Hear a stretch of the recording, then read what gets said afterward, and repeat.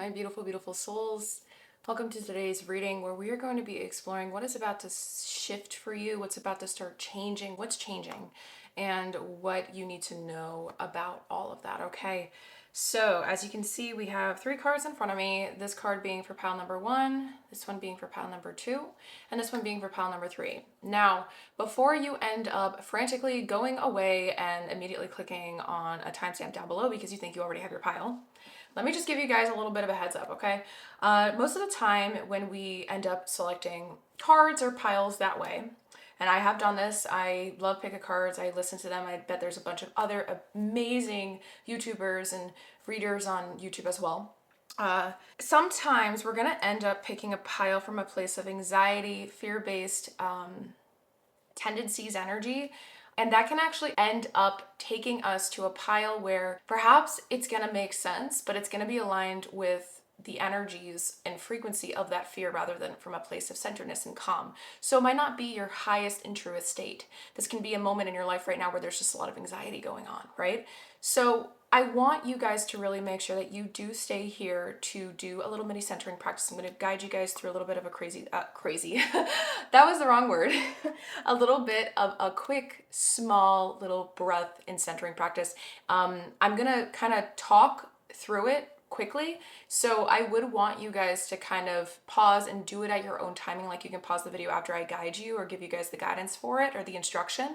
And then I invite you guys to do it at your own pace that feels most comfortable for you, okay? Because I really do believe, personally, I do that for myself whenever I'm about to pick a pile and I've noticed, or I haven't noticed recently, I've been doing this for a while now, like listening to pick a cards. But I do notice when I do that, it feels so much more divinely led and guided and aligned with really what is meant for me. Okay, so just give it a shot, and see how it feels, especially if you've never done it before. Okay, but with that being said, before we dive into that little practice thing I have for you guys, I just wanted to give you guys the game plan and the rundown on how we're going to be diving into today's reading topic.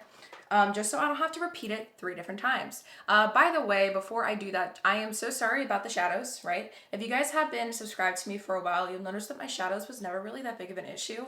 I think that I moved like one of my big lights in the wrong direction, and I am just too lazy to figure out how to get rid of it, okay? So let me know in the comments down below if the shadows are like actually driving you insane, and then I will try to do something about it. But I don't have a lot of time in my day. There's been a lot of things going on with work and clients. So, I will do it though if it is a concern. Like if it is driving enough people insane, I will take care of it, okay? All right, now my loves, for the game plan. The way that we're going to be diving into your reading today, we're going to dive into it in a couple of different ways. There's going to be 6 questions in total. I know, right? 6. Crazy. With 4 sections in total. With the first section, we're going to be exploring 2 questions, which is the first one being what is starting to shift, right? We need to identify what that is. We're going to look at the internal, external, or both versions of your world, right? It could be your inner or outer world. It really depends on what is starting to shift. And then secondly, why it's happening now, okay? For the second section, we're going to be looking at, again, 2 different questions. What the shift is disrupting in your life, and then where you might resist it, where you might resist this shift. In the third section, we're going to look at, again, 2 questions, where this shift is taking you and what aligns you with it. We're also going to be getting some practical application exercises, things that might additionally support you on this journey to align with this energy further, to support this energy further. I have a lot of decks. This is the most decks I've ever used in any reading before. I don't intend or expect or think that we're going to be getting a card from every deck. It's just, I don't know why, Source really wanted me to go ham on this reading today. So we're gonna shuffle, if you guys are there for the preparation portion of your readings, that's the raw and organic, fully unedited section where you're gonna get to see how that whole process is made. So you're gonna get to see what I mean by that in that. But if not, you can always just skip straight to your reading where we just dive into it all. And then the 4th section, again, you always know at the end, we're always gonna look at final messages from your higher self as well as Source, whatever really wants to come through in that moment, okay, my loves? So, now that I got it all out of the way, okay, little disclaimer, okay, I am not a doctor, okay? I am not here to tell you how to live your life. I am just a channel, I am the anchor in this moment to allow the messages to come through. I'm the vessel. I really just allow Source to come through me and channel whatever is meant to come out. Yes, I am a trauma-informed facilitator for deep healing and soul remembrance. Yes, I work with clients one-on-one to release self-sabotaging tendencies, right? But when I do these readings, I have found that it is not in your guys' best interest if I try to come through it at a lens of trauma informed 24/7. And the reason for that, regardless of the filter, even if it has good intentions, sometimes the way that a message is meant to come through, the tone, the energy of it, it can get messed up, sifted. I guess, like, I'm very metaphorical. Fun fact, if you guys didn't know that. It can get sifted a little bit through my own personal filter to the point where it becomes an ego paranoia of making it as trauma informed of a message as possible, and it loses its truth. It loses its integrity of true channeling, you know? So while I am a trauma informed person, I am a very, very blunt and straight to the point reader, okay? You know, I do shadow work reading for a living. That's part of what I do for a living, right? So, you know, just keep that in mind. Trigger warnings for anyone that is sensitive to these things. You know, I have no clue what's going to come up today, but the fact that we got the Issa rune, you know, we have Manifest, Sabbat, there's intensity here for sure, right? Not to mention with the collective back of the deck energy for anyone, regardless of the pile that you're going to go to, you guys all received initiation with Amanita. And Amanita is known as this mushroom. Have you guys ever seen or played Super Mario Bros? You know the mushroom toad with the polka dots on its head? Yes, it's a real mushroom. I've seen it in Canada. It is so cool. Don't eat it though, unless you want to trip your booty off, okay? Yes, so I did read into it. And it did show to me that everyone here, with the keywords being enlightenment, rebirth, ceremony, induction, or induction, I don't really know what that word is, acceptance, welcoming, awakening, ascension, honor, achievement, and advancement, there is an energy here of piercing the veil, getting rid of the illusion, getting rid of a facade of some kind. And it's going to really be showing you the truth that lies beneath the surface of everything in reference to what is shifting in your life. So whatever is about to shift in your life, my beautiful souls, it doesn't matter which pile you go to. There is a judgment major arcana card energy going on here, where whichever way it takes you, it's taking you there in a way where a lot of choice is going to be put into it. Like, I'm not a firm believer in fate. I don't think that we're fated for things. I think we choose our destiny. I think we choose our realities. I think we choose what we want, right? And I feel like there's going to be a lot of that realization happening throughout this reading, because with the contemplation, my goodness, my words, with the contemplation question that comes through, it's a little prompt for the back of the deck energy that you guys got. It says, what feelings arise when I reflect on the inherent limitations of humanity and our understanding of reality? And that is an intense energy, right? So there is a pierce the veil, not the band, just a statement, a pierce the veil energy going on here, regardless of the pile you end up going to. So, you know, that's why I really felt called to put a trigger warning in this reading. All right, now before we go here and you guys go to your pile, let's do the little centering and grounding practice I have for you guys, okay? And I'm gonna just rush through it like I'm being honest, you know, because I don't want this intro to be too long for you guys. Take your time doing this, okay? Doesn't matter the pace that I'm talking. I want you guys to pause it once you guys got the directions down, right? And I lovingly invite you guys to do it at your own pace, okay? Don't try to force your nervous system to move at a pace that it's not comfortable with right now, because it's not going to allow centeredness to come through, all right? So just take a nice inhalation through the nose if you feel safe to do so. And maybe even closing the eyes for a moment, holding your breath at the top for a count of 3, 2, and 1, with an HA exhalation sound coming out the mouth, allowing the shoulders to wash down a little bit closer to earth. Take another inhalation through that nose. Noticing what is touching any areas of Mother Earth, whether it is your sit bones on a chair, you know, holding it at the top for 3, 2, and 1. Exhalation, HA sound out the mouth. Again, allowing those shoulders to wash down the body. Feeling those areas of your body that are in connection to Mother Earth, whether it is a chair, whether it is the ground. Just notice. And continue breathing at your own pace. Continuing to send awareness, loving awareness to those areas of the body that are in contact with anything that Mother Earth has provided us. And really sit on the question here. If your eyes aren't closed, I do invite you to close them now if you feel safe to do so. If not, that is absolutely fine. You can keep a nice soft gaze a couple of inches or feet in front of you. As you reflect on the question within in your inner eye, ask yourself within or out loud, whatever you feel called to do, what is starting to shift for me right now? And what do I need to know? What is shifting for me right now? And what do I need to know? Ask that question as many times as you feel called to, until you kind of feel a nice silence, a nice little inner silence moment, a ping of some kind, of some sort. And if you don't feel anything, that's absolutely okay as well. Just trying to send air to whatever you call your center today, really meditating and sitting, allowing that question to just simmer within there, and breathe and stay in this position, in this area of yourself for as long as you feel called to, until you feel ready to softly open your eyes at your own timing. Look at the cards in front of you and just see where your energy is luring or guiding you today. There could be one or two cards, that's absolutely fine.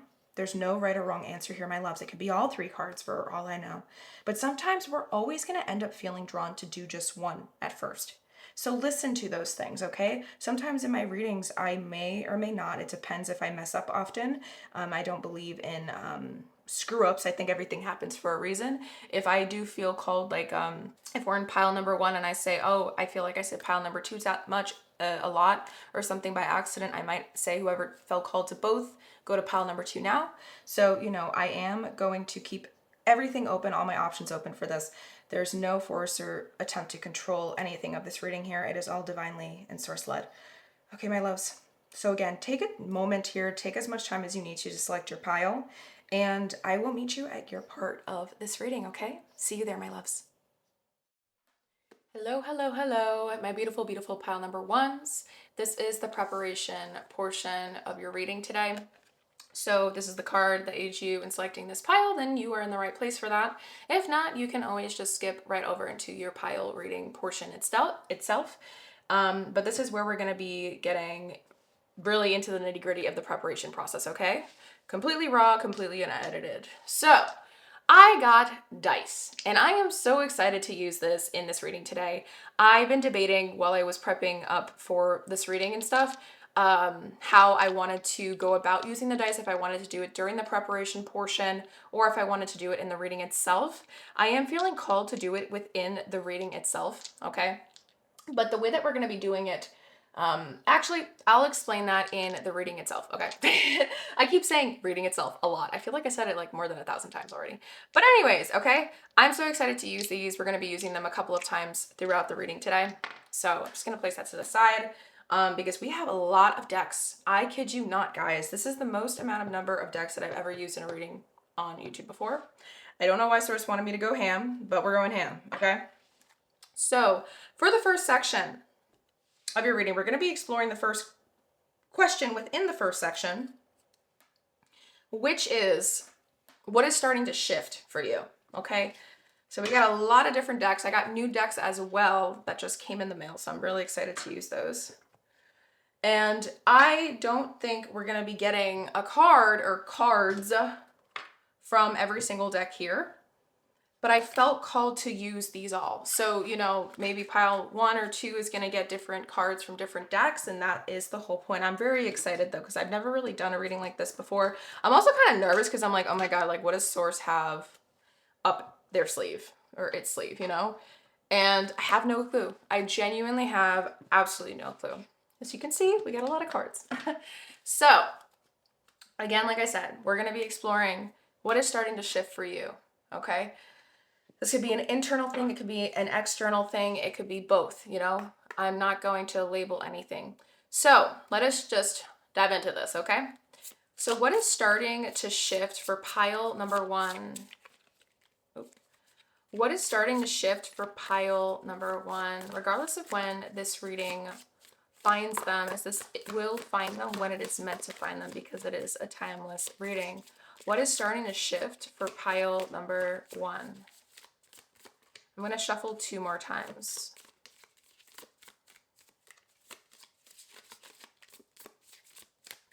Okay, so we didn't get any cards coming out of my telepathy deck. Let's continue going down the line. What is starting to shift for pile number 1, regardless of when this reading finds them? What is starting to shift for pile number 1? All right, so we did get one card coming out. Back of the deck does want to come through. We have the term rejection. Okay, interesting. Wonder how many, I really have no clue how many back of the deck energies we're going to have either. I just feel a ping, you know, I don't know how to explain it. Okay, so what is starting to shift for pile number 1? Regardless of when this reading finds them, what is starting to shift for pile number 1?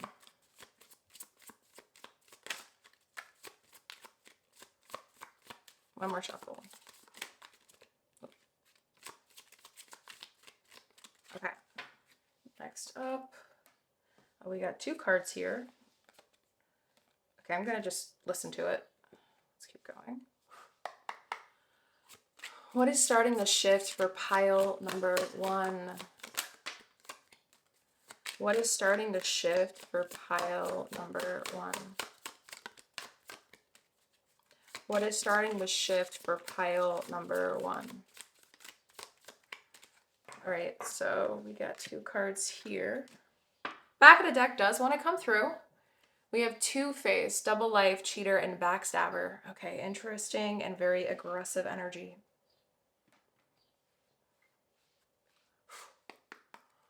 What is starting to shift for pile number 1, regardless of when this reading finds them, as it will find them when it is meant to find them? What is starting to shift for pile number 1?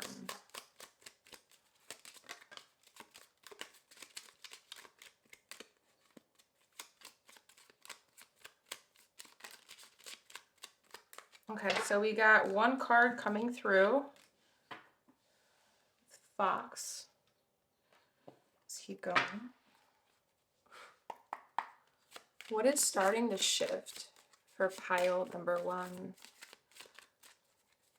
What's starting to shift for pile number 1? Inner and outer world. What is starting to shift for pile number 1? One more shuffle. Okay. So I think we got a card that fell on the floor. All right, let me grab it. Beautiful.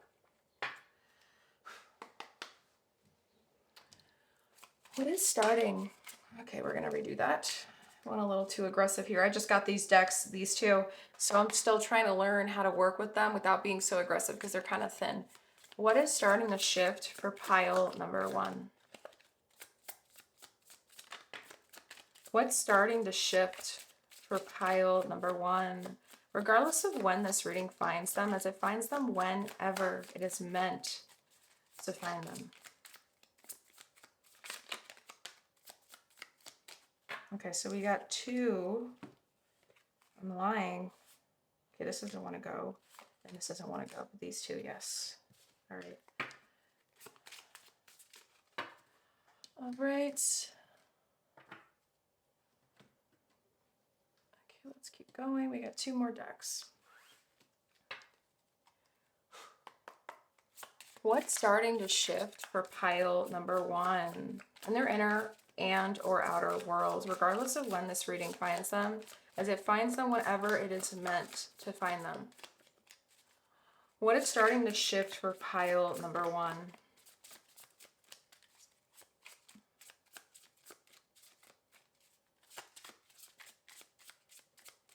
Okay, nothing here. Final deck. What is starting to shift for pile number 1, regardless of when this reading finds them? What is starting to shift for pile number 1, regardless of when this reading finds them?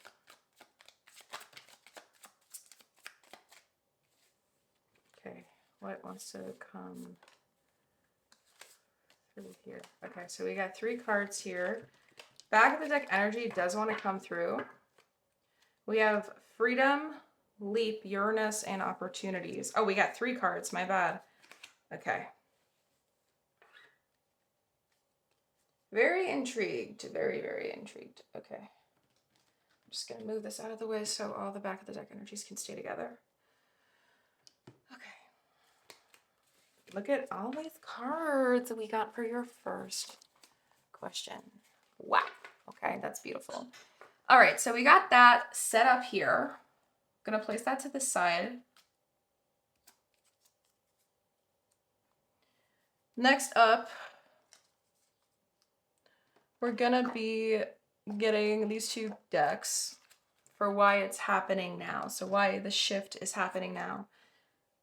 Or shifts. Okay. Oh, this is my golden tarot deck. I felt called to use my traditional, but I have my gold foiled one and I just felt super called for it because I feel like this reading is like extremely important for you guys. I don't know why. That's what I was feeling when I was gathering and selecting my pile decks to use yesterday when I was mentally and energetically preparing for this reading. Okay, so why is this shift happening now for pile number one? Why is this shift happening now for pile number one, regardless of when this reading finds them? Why is it happening now for pile number one? Why is it happening now for pile number one? Okay, no cards wanted to come through, but back of the deck does. And it says, because you're ready for a new chapter. Ooh, okay. This is my Whispers of Why deck, and I love it because it answers the whys. All right, so let's place that there. Let's shuffle. This is the tarot. Why is this shift happening now for pile number one, regardless of when this reading finds them? Why is this shift happening now for pile number one? Why is this shift happening now?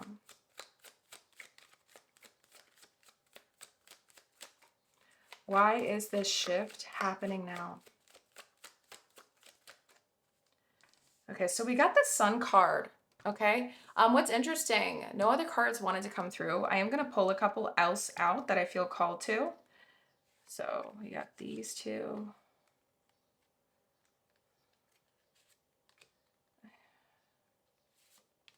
Why is it happening now for pile number one? Okay, no clue how many cards I got. Back of the deck energy here is the Page of Swords.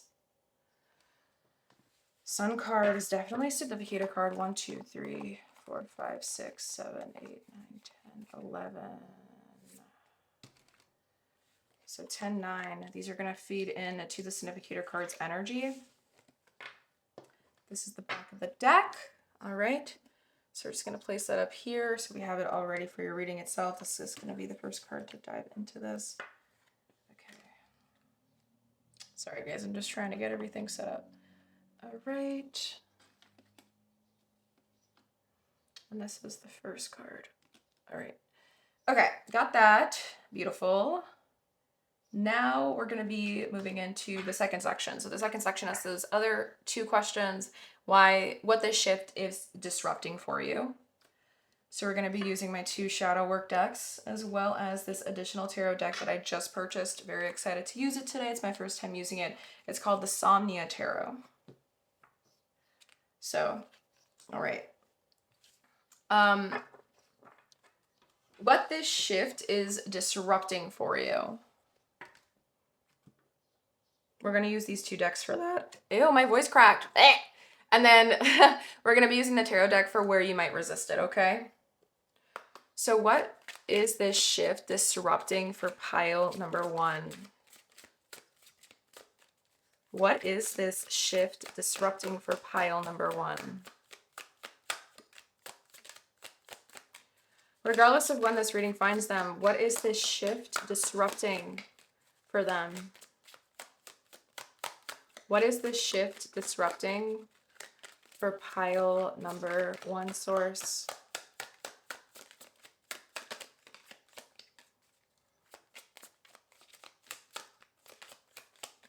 Okay, back of the deck energy does want to come through here. We have a card that just shot out. It says, thank the wounds, gratitude, transmutation, and soul wisdom. Okay, so yeah, sorry. I was just about to start diving into this reading, but We're waiting for it. Okay, loves? This is some heavy, heavy, heavy energy though, considering the fact that it just shot out like that. And I can't stop. Like, this is, I also just bought this deck, my rune and herb deck. And it's a mix of runes with some goddesses, Norse goddesses. So there's a lot of Sabbat. I think I've heard of that. I forgot what the festival is about, but I know that they burn things to celebrate. So there's some intense, like, burning energy here. The fact that unprocessed grief came through, like, shot out like that, it says a lot. So that's just something to keep in mind. You know, I don't want to dive into it too hard in this preparation portion. It's for the reading section of the video for you guys. So what is this shift disrupting for pile number 1? What is this shift disrupting for pile number 1?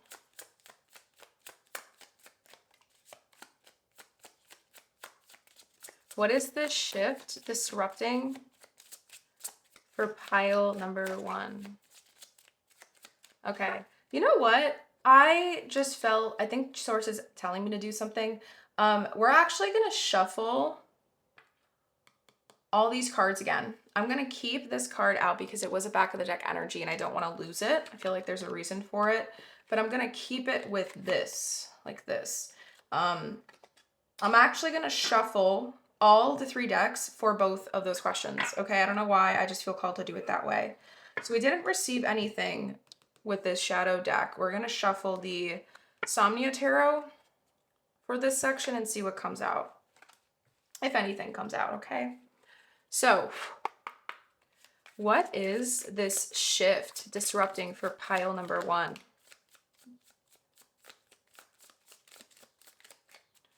What is this shift disrupting for pile number 1?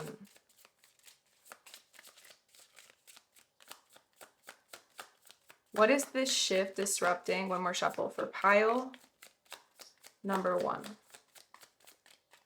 Okay, interesting. Back of the deck here is the 9 of coins, the 9 of pentacles. Huh, what's under this? The Queen of Cups with the 2 of Cups. This could be a love life reading. We get the King of Cups coming up here. Yeah. Okay. Let me just make sure this is upright or reversed for us. 1, 2, 3, 4. I have my eyes closed, sorry. 5. Okay. Upright. All right. So we'll keep that here. Yeah. This could be a love-based reading. You think it's a loss, but it's actually a gain. Okay, I want to make that clear. All right, so let's reset the energy of this deck because we're going to now ask the second question in the second section. Okay.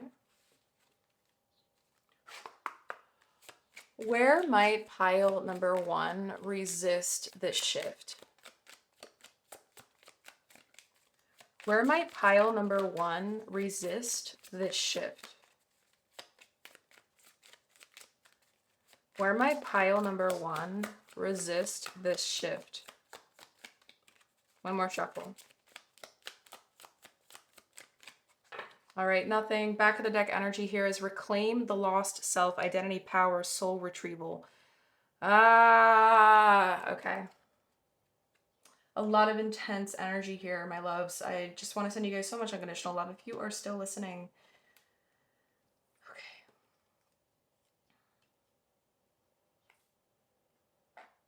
So where you might resist it. Where might pile number 1 resist this shift? Where might pile number 1 resist this shift?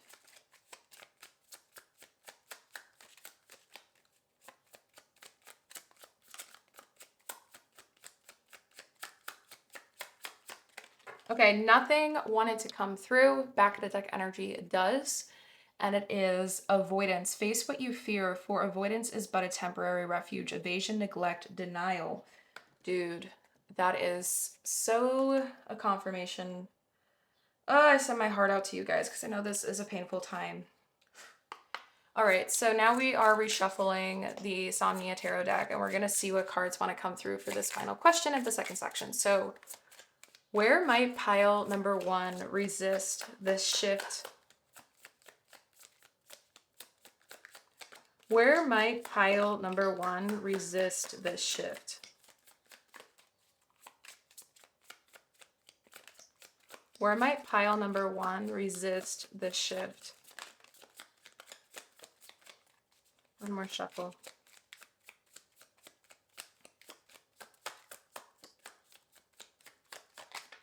Okay. These two are upright. Back of the deck here is the Queen of Wands with the Ten of Pentacles. You're stubborn. You're very, very stubborn, pile number 1. Okay. Let me just make sure that this is, does it want to go like this? I feel like this is definitely meant to be in reverse for some reason, but I'm gonna do it anyways just to make sure. So 1, I have my eyes closed, sorry. 2, well, eyes kind of open and closed to make sure that I don't break something. 3, 4, 5. Okay. Oh, upright. Interesting. There we go. Thank you, Source, for that. I think these two cards are meant to be like this. So the energy of this card sideways is going to be influencing the energy of this card. Okay. There we go. So interesting. All right, my loves. So we're doing, the third section now. We're looking at where this shift is taking you first, okay? So we're going to be using my Mindscapes Tarot deck, another deck that I just received in the mail. Very excited to use it. Look how cool this is. It's definitely going to give us a lot of insight in a different way, which I'm so freaking ecstatic about. We're also going to be using my other Oracle deck. I got my Mystic Moon deck. And then my Tea Leaves. Okay. So, where is this shift taking pile number 1? What path is this shift taking pile number 1?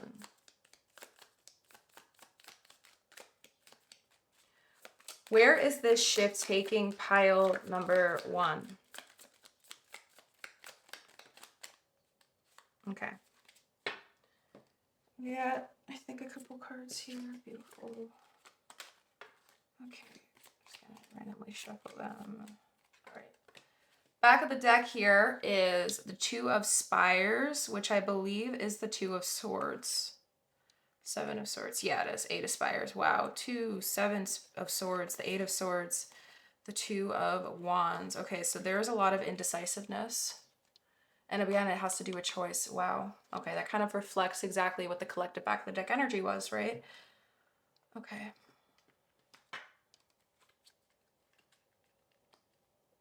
Let me just move this box over here. Okay. Let's keep shuffling. Where is this shift taking pile number 1?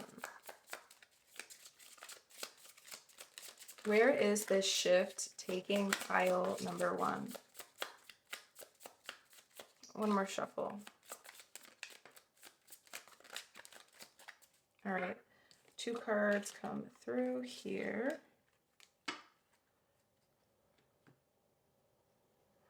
Tea Leaves. Where is this shift taking pile number 1?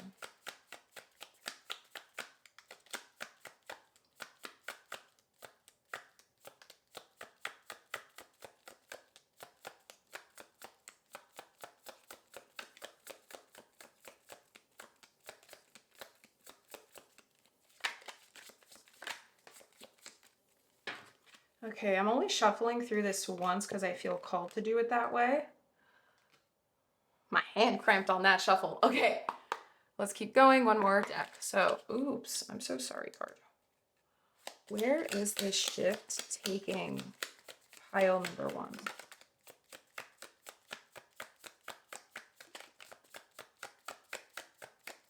Where is this shift taking pile number 1? Oops. Let me read that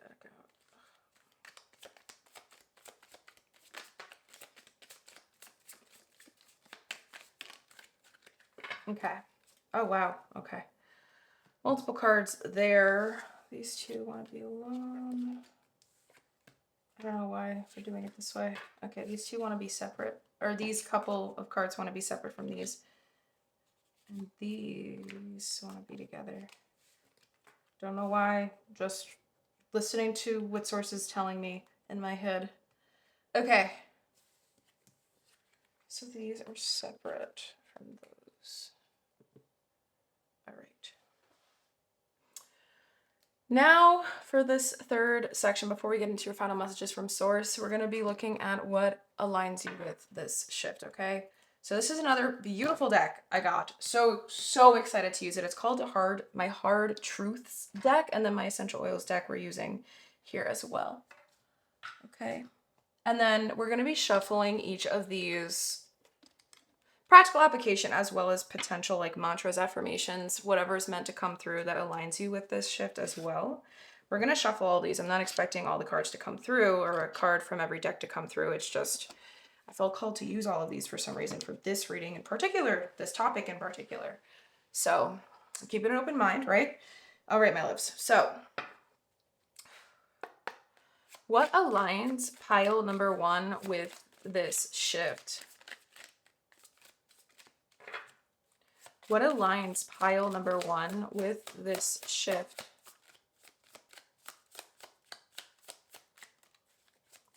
What aligns pile number 1 with this shift?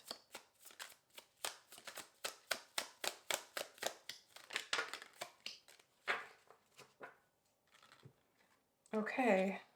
Honestly, I am going to keep all of these, but this one I don't feel like is meant for them. I don't know why. We're going to replace it with this one. Okay, there's 3. There's no set way on how I do this, guys, okay? I know it might feel like you're trying to figure it out, but it's not. I don't know how I do it either. All right, back of the deck energy does want to come through. It says, unspoken truth. There are truths that need to be addressed and can no longer be avoided. Bring these to light to clear the path forward. Wow. Okay, so we got 3 of those. Let's see if you guys get any essential oil cards. What aligns pile number 1 with this shift that's taking place? The path of this shift, where it takes them. What aligns pile number 1 with it?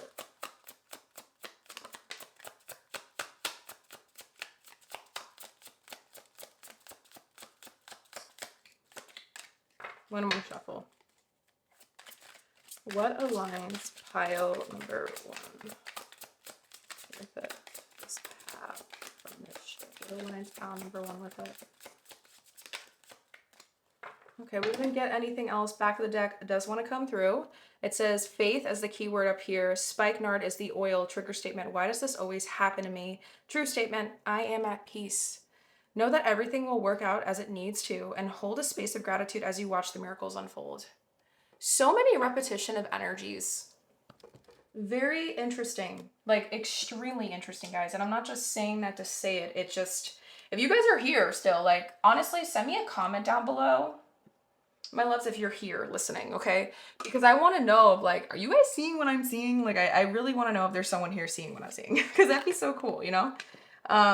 It's just so beautiful to be like a part of these experiences, and like, you guys are here. Like, I'm so grateful for, I don't even remember who the beautiful subscriber was that suggested I start doing stuff like this, the pile preparation portion. And I just feel so happy that like I get to literally talk through a camera, and like I know that it's going to get sent and uploaded one day, and you guys are going to get to experience the magic that's literally happening in front of me in real time for me. You know what I mean? And that's so cool. And time is an illusion. So that's why timeless readings work. It doesn't matter when you see it or when I upload it. What matters is that it found its way to you and you feel called and drawn to listen to it. You know what I mean? So beautiful. Okay. So we're going to shuffle again, all these decks that I have on the side.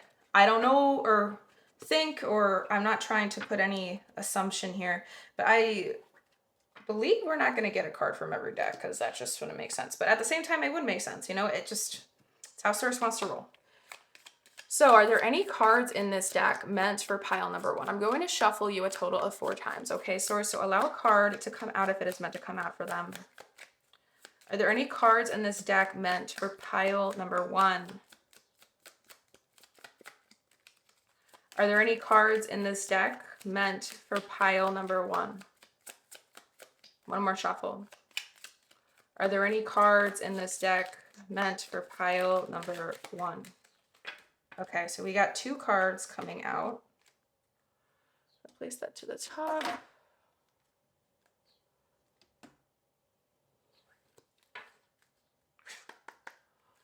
Are there any cards in this deck meant for pile number one?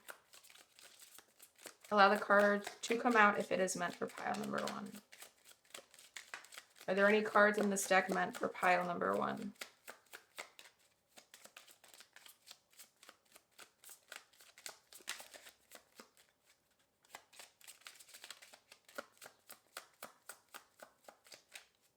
Okay, we got 1.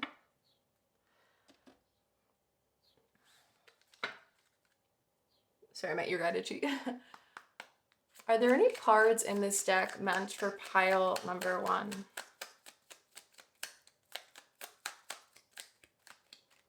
Are there any cards in this deck meant for pile number one?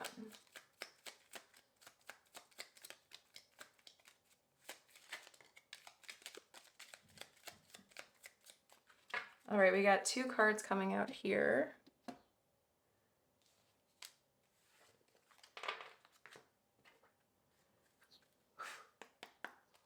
Are there any cards in this deck meant for pile number one?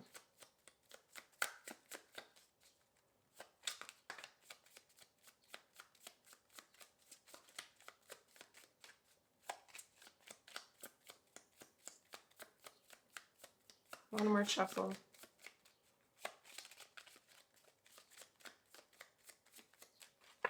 Okay, we got 1. Okay. 2 more decks. Are there any cards in this deck meant for pile number one?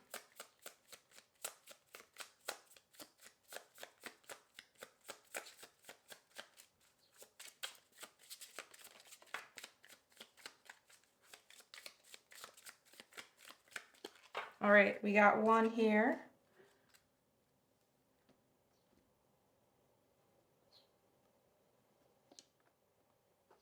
Last one.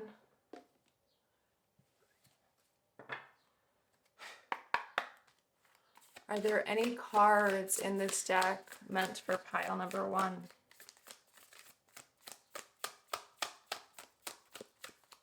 Are there any cards in this deck meant for pile number one?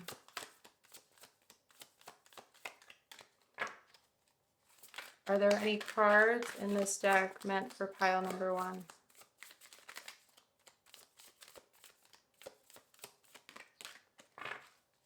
Are there any cards in this deck meant for pile number one? One more shuffle.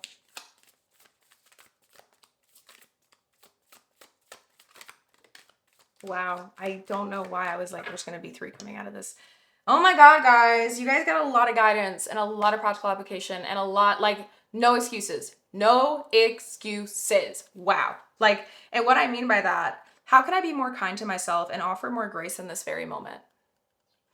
That is a magical message. Magical, magical, magical. You guys got so many cards. Jeez Louise. And in the best way, you know what I mean? Like I said, I felt called to use all of these, and I'm not going to doubt it one bit, because I believe that there's a reason why this is going to be a hard process, and I believe there's a reason why there had to be this many cards to hold space for you, you know, and not maybe all the cards aren't going to resonate with you, and maybe all of them will. We're gonna explore those in that part of the reading, okay? All right, so we got that set up. Now for your final messages from Source. We're using my Journey to the Self deck. I just purchased it again also. If no card comes out, we're also going to be pulling out any channel messages from Source in my little jar. I gotta make more though, because I am feeling called to channel some more messages for you guys. I'm thinking about like considering like doing it once a year. because I don't know why, I just makes sense. I don't know why. All right, so all right. Final messages for pile number 1. Final messages for pile number 1.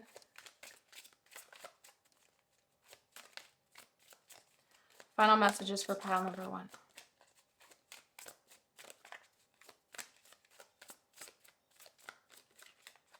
Okay, so nothing came through. Back of the deck energy does. Too loud to listen, pressure, exhaustion, awareness, even silence has something to say. Too loud to listen. These are going to be your final messages from Source.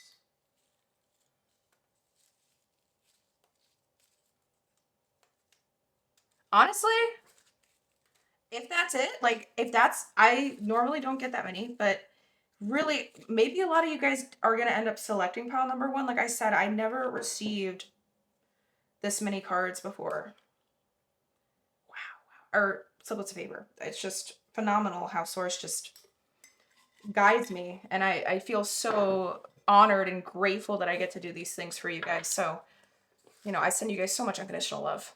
Okay, beautiful. So we got your final messages from Source here as well. So we are all ready to do this reading, my loves.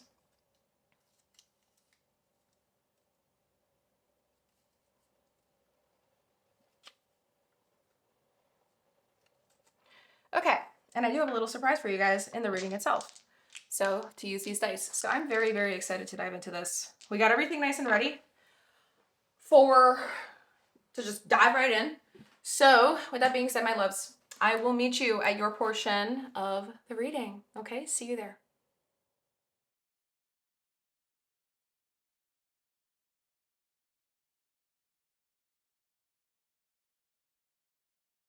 Hello, hello, hello, my beautiful, beautiful pile number 1s. If this is the card that aided you in selecting this pile, this is Sabbat with Mullein Herb. Then you already know that this reading is 100% meant for you in reference to what is about to shift for you in your life and what you need to know. I just got this deck. Really haven't really, like, I never had the time. I literally just got it like 2 days ago. I didn't have the time to read the booklet yet on it because I like to learn like the stories of like who created it and why and things like that. But we're going to be using the booklet to see the meaning of this card because I know Sabbath is a holiday, right? Witchy holiday, Druid, Celtic holiday. And I know it has to do with burning. I know it has to do with celebration of some kind, a harvest. Maybe it's a time of harvest. I don't remember. I don't want to quote anything that I can't be confident in. You know what I mean? So we're going to be looking at that now. By the way, just a little bit of a heads up. I do have a surprise for you guys, and I just wanted to share it with you guys before we dive into your reading. And the reason why I say this is because I don't want to have to explain it 1,000 times because we're going to be doing this a couple of times throughout the reading itself.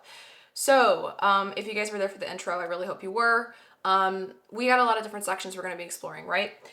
In those sections, in each of those sections, there's going to be like 2 questions aside from the final section, which is just your final messages from Source as well as your higher self, whichever chooses to come through. I got dice. I just got dice and I'm so excited to use it. My astrology dice, okay? This is the first time I'm going to be using it. I'm so freaking excited. You have no clue. I decided that I didn't want to do this during the preparation portion of your reading, and I wanted to do it in the reading part itself.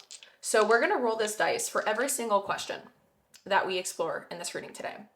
And then we're going to write down what comes through, the placement that does come through on this paper. So for the first section, for example, we're going to be looking at what is starting to shift. That's what it says. We're going to write that down. And then for the second question, third question, fourth question, and so on. Okay, loves? We're going to be doing that after we look at all the cards, and then we're going to put everything together. Okay, does that make sense? But yeah, this reading might take a while. This one's going to take longer than most. I don't know why, I just felt like this is going to be a really significantly important reading. That's why maybe Source wanted to bring so many decks through. But let us do this, okay? So for Sabbat, let us find the page for it together now. It's page 106. All right, let's get there. Okay, so the keywords is celebrate, ceremony, gathering, coven, spirituality, magic, power, sacred alchemy, belief. Under the velvety cloak of night, witches gather joyfully, encircled by the flickering flames of mullein torches. The wafting smoke of burning leaves fills the air, fostering a space where wickedness cannot thrive. With wild abandon, the witches dance and sing, breathing spells into the darkness with each rhythmic movement and joyful melody. Mullen asks you to remember that your magic is worth celebrating. Never let it slip away. Awaken your inner witch, embrace your untamed spirit, and let the Sabbat fire illuminate the source of your power. So the blind runes that are included in this card is Wunyo, the Wunyo rune for joyful celebration, the Manaz rune for camaraderie, and the Perthro rune for magic as well as its associations to games and fun. The mullein herb. The witch holds mullein in high regard, valuing its versatility and diverse uses. A particular interest is its smoke, which possesses the ability to banish evil and ward off misfortune. Packed with the energies of Mars and Saturn, this bewitching plant provides courage, confidence, protection, and the power of manifestation. Its tall stalks, velvety leaves, and yellow flowers channel lunar energies, opening pathways to intuition and insight. The contemplation question associated with this card is what aspects of my life are deserving of celebration? Huh. Okay. So, what's actually super interesting here, while I was preparing your pile for this reading, my loves, it felt like the complete flipping opposite of this, but it felt like this energy really wanted to come through, but you're the one that's struggling to embody it. Okay. That's what I channeled. Like I kept feeling that fighting, like the resisting energy, like crazy throughout your reading. It kind of feels like, okay, I used to play with, like, I forgot what they were called. If you guys are 2000 kids, you'll understand what I mean because I was born in 2000. Metal Dragon here. I don't know if you guys know what I'm talking about. Like there was like those little tiny magnets and there was like a bunch of them and they would make like a big stick and then you could buy them. So I used to like play with them all the time and I thought they were so interesting. But when like you would turn them the other way and they would be the same energy or whatever, I forgot what it's called, they wouldn't stick. So I would try to force them like as crazy as possible to make them touch, but then they'd pull back and they wouldn't glue the magnet ties or whatever. That's the energy I kept feeling while I was preparing your reading. So this is so interesting. It's sort of as if there is a celebration in your honor happening and you have no clue. Like your counsel, your spiritual counsel, whatever you believe in, my loves, angels, all of those things. Like apply this into your beliefs as you see fit and that makes sense to you, my loves. Like it just feels like there is a celebration of renewal, rebirth, harvest. Like finally, like something has been, like all the energy that we put into this has paid off. I don't know if that makes sense, but that is what I'm channeling. I also felt like a lot of people did select this pile. So, I need you to plug this energy into your situation as you see fit, okay, my loves? I cannot do that for you.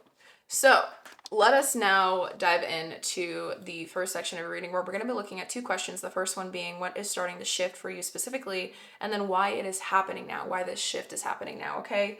So if you guys take a moment, look at this, because you guys got a lot of cards. Look at this. Whoa. Look at all these flipping cards. This is for the first question. I kid you not. There might be multiple things that are starting to shift for you. We're going to find that out and get to the bottom of it together.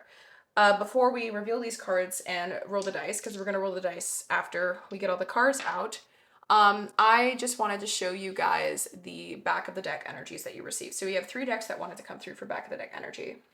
First one that came through is rejection. What's underneath this? Anxiety. Rejection with anxiety. Okay. That's what I'm saying. This is just my garnet stone I feel called to bring here for your reading today. Okay. Next up, we have Two-Faced with Double Life Cheater and Backstabber. And then now this card kind of slipped out and I feel called to show it. Running, Escape, Denial, Excuses. But I feel like this is you. Like you're kind of like in denial of something. I'm also hearing like, so this energy now is coming through in a different way, and it might resonate different. Like it's gonna resonate differently for everyone. The Significator card energy, but what I'm like channeling now is like this idea like you're supposed to be celebrating something, but you can't. It just feels like you can't anymore. Now for the final back of the deck energy, we have freedom, leap, Uranus, and opportunities. So Uranus is about change. Change in like the snap of your fingers, basically. Quick. It's innovative. It thinks on its feet, sort of thing. It's Uranus has to do with like Aquarian energy, but Aquarian energy is also linked to Saturn as well. So there's like this energy here of something that felt steady, stable, something that felt grounding at one point now feels like a massive shift of energy. And in a way, though, it feels like you can finally breathe, but it also feels like you can't breathe at the same time. And that's why this energy is kind of controversial in itself, and it's a little bit confusing. I do feel like a lot of people selected this pile. I really do. I don't know why, that keeps coming through. Let me know if you guys selected pile number 1, okay? Because I would love to know how many people did. Honestly, very curious. Okay. So to look at the cards, we got a lot of them. We got to dive into this before we do the dice. First up, you guys received poverty, but it came in the reverse position with the number 37, 3 and 7 adding to 10. Next up, we've got sit, just rest, ponder, thinking, sad, looking back, reminisce, sitting in stubbornness. Oh, that's so funny. It just reminded me in the pile preparation portion, I kept saying, you guys are so flipping stubborn. So flipping stubborn. Okay. Next up, we have burned bridges, lack of trust, disloyal, turned back on. And what's interesting is I'm noticing like in these matches, there's like these little like wooden things sticking out so you can get a splinter if you're not careful. The symbolism of it is like crazy. Next up, we have Leo, Aries, and Sagittarius with fire and ace. Action, fire, movement, something spread before you even had a chance to like sit with it of some kind. Next up, we have fed up, over it, not having it, frustrated.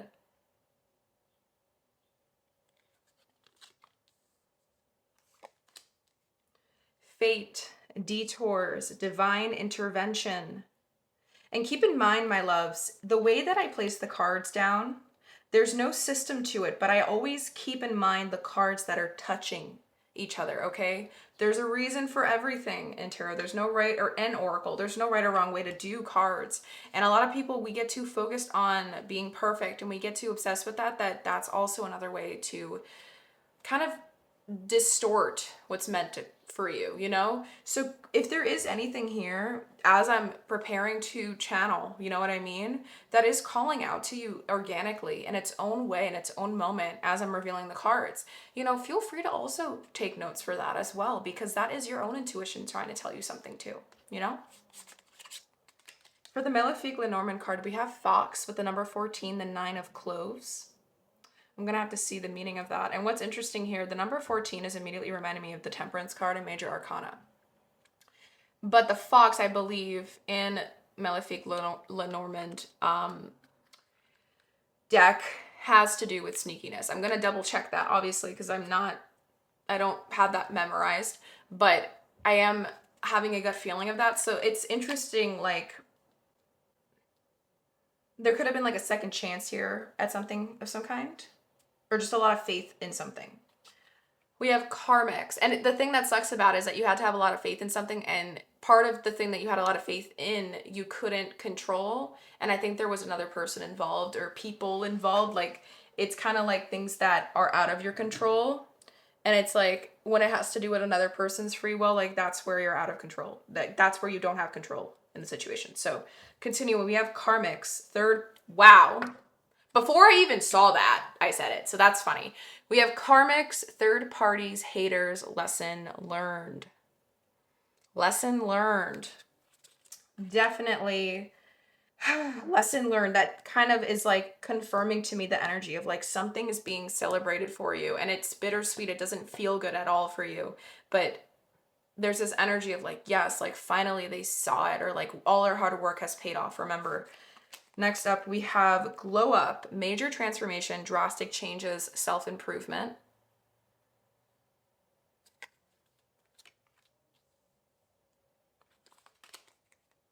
Nurture, compassion. See how like the softer cards are now towards the end here. And then we have message with the number 7. I might zoom out a little bit so you guys can see. We have more space. Sorry if my camera's now shaking like crazy. Okay. We have message. And then lastly, we have balance. All right. Now for the dice, before we just dive right into all of this.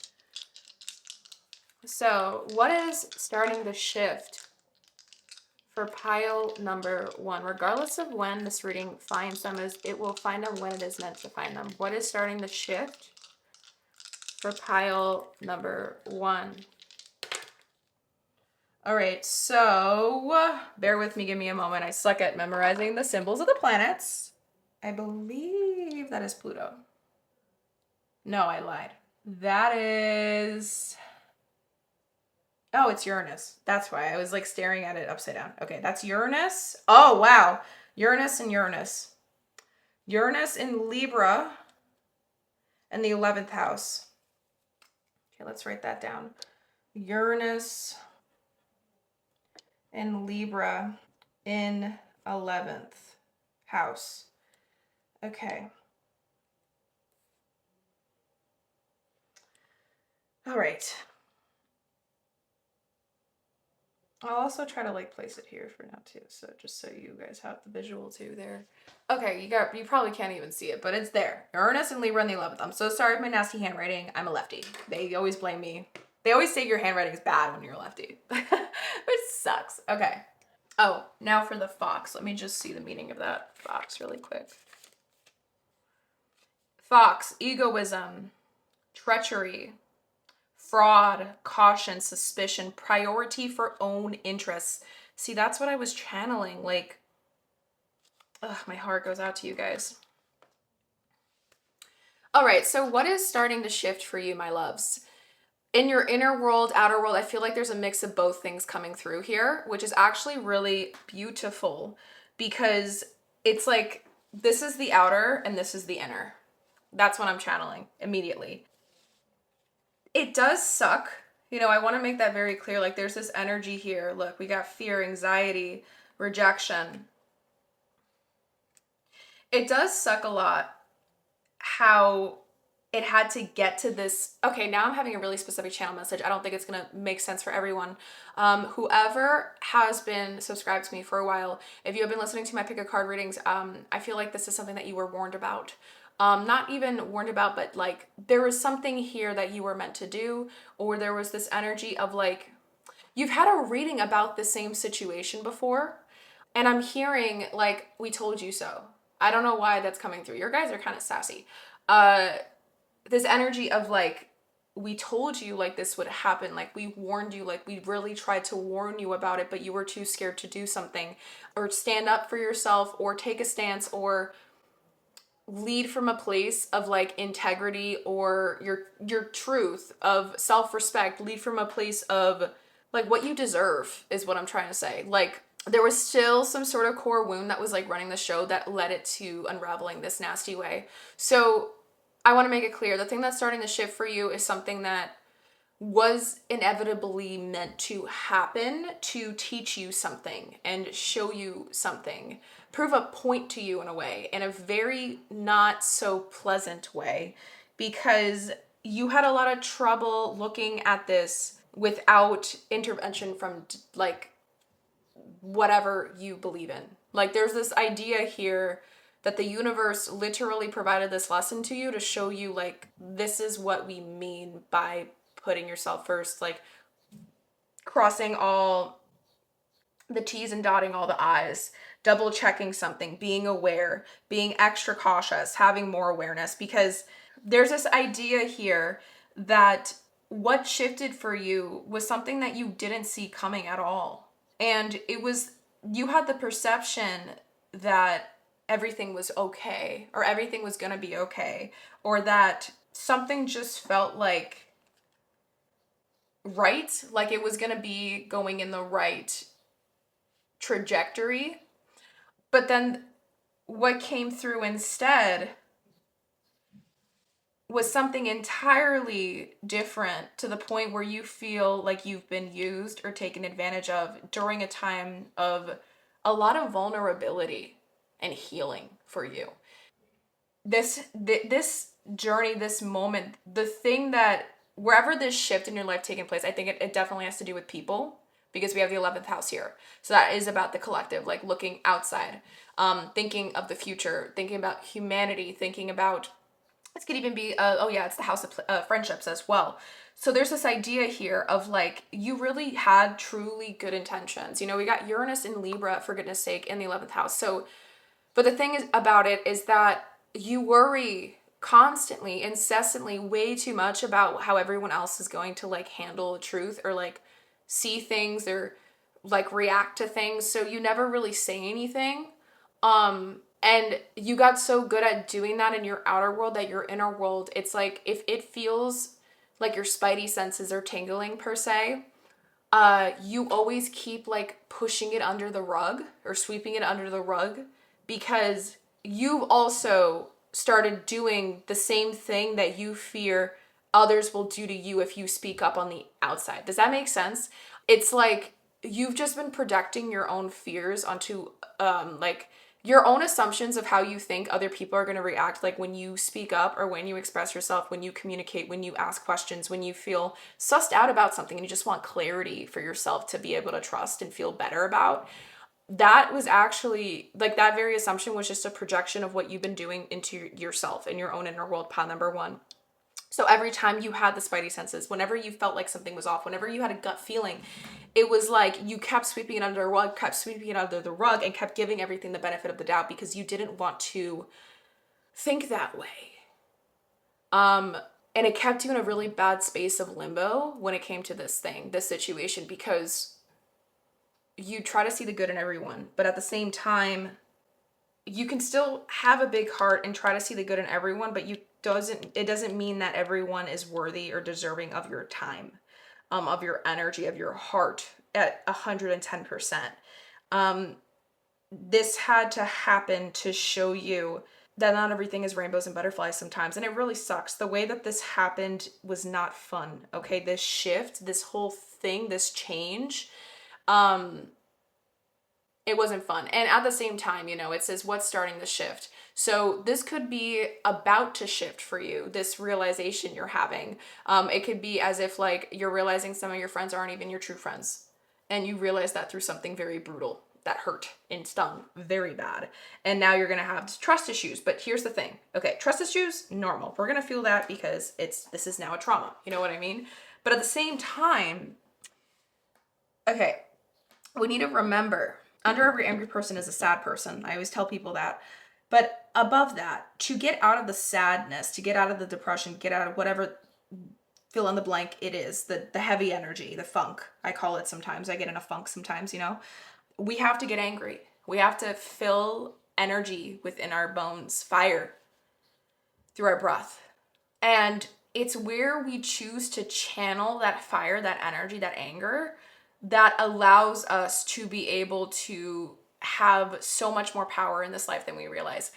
But sometimes people don't know how to channel it, and so it becomes chaotic, or it eventually dies back down and the funk just comes all back, the depression, the heaviness, all of that comes all back up again. So interestingly enough, there's this idea here that this had to happen as bad as it did, because this is where the why it's happening now. I understand now. Okay, interesting. Because you wouldn't have gotten mad enough about it gotten disappointed enough about it to make sure that this never happens to you again. Because you have been burned many times before, pile number one. But every time you were able to find an excuse. And I know that you think, oh, like, this is the way. No, love. Like, you have such a big heart. But you can still have a big heart, understand that people have their own traumas and that's why they act the way they do or do the actions that they do. But it doesn't mean that you need to stick around to watch it happen just because it feels familiar. Because that's the biggest thing here. You feel very safe or comfortable in being in these types of situations because you know what to expect.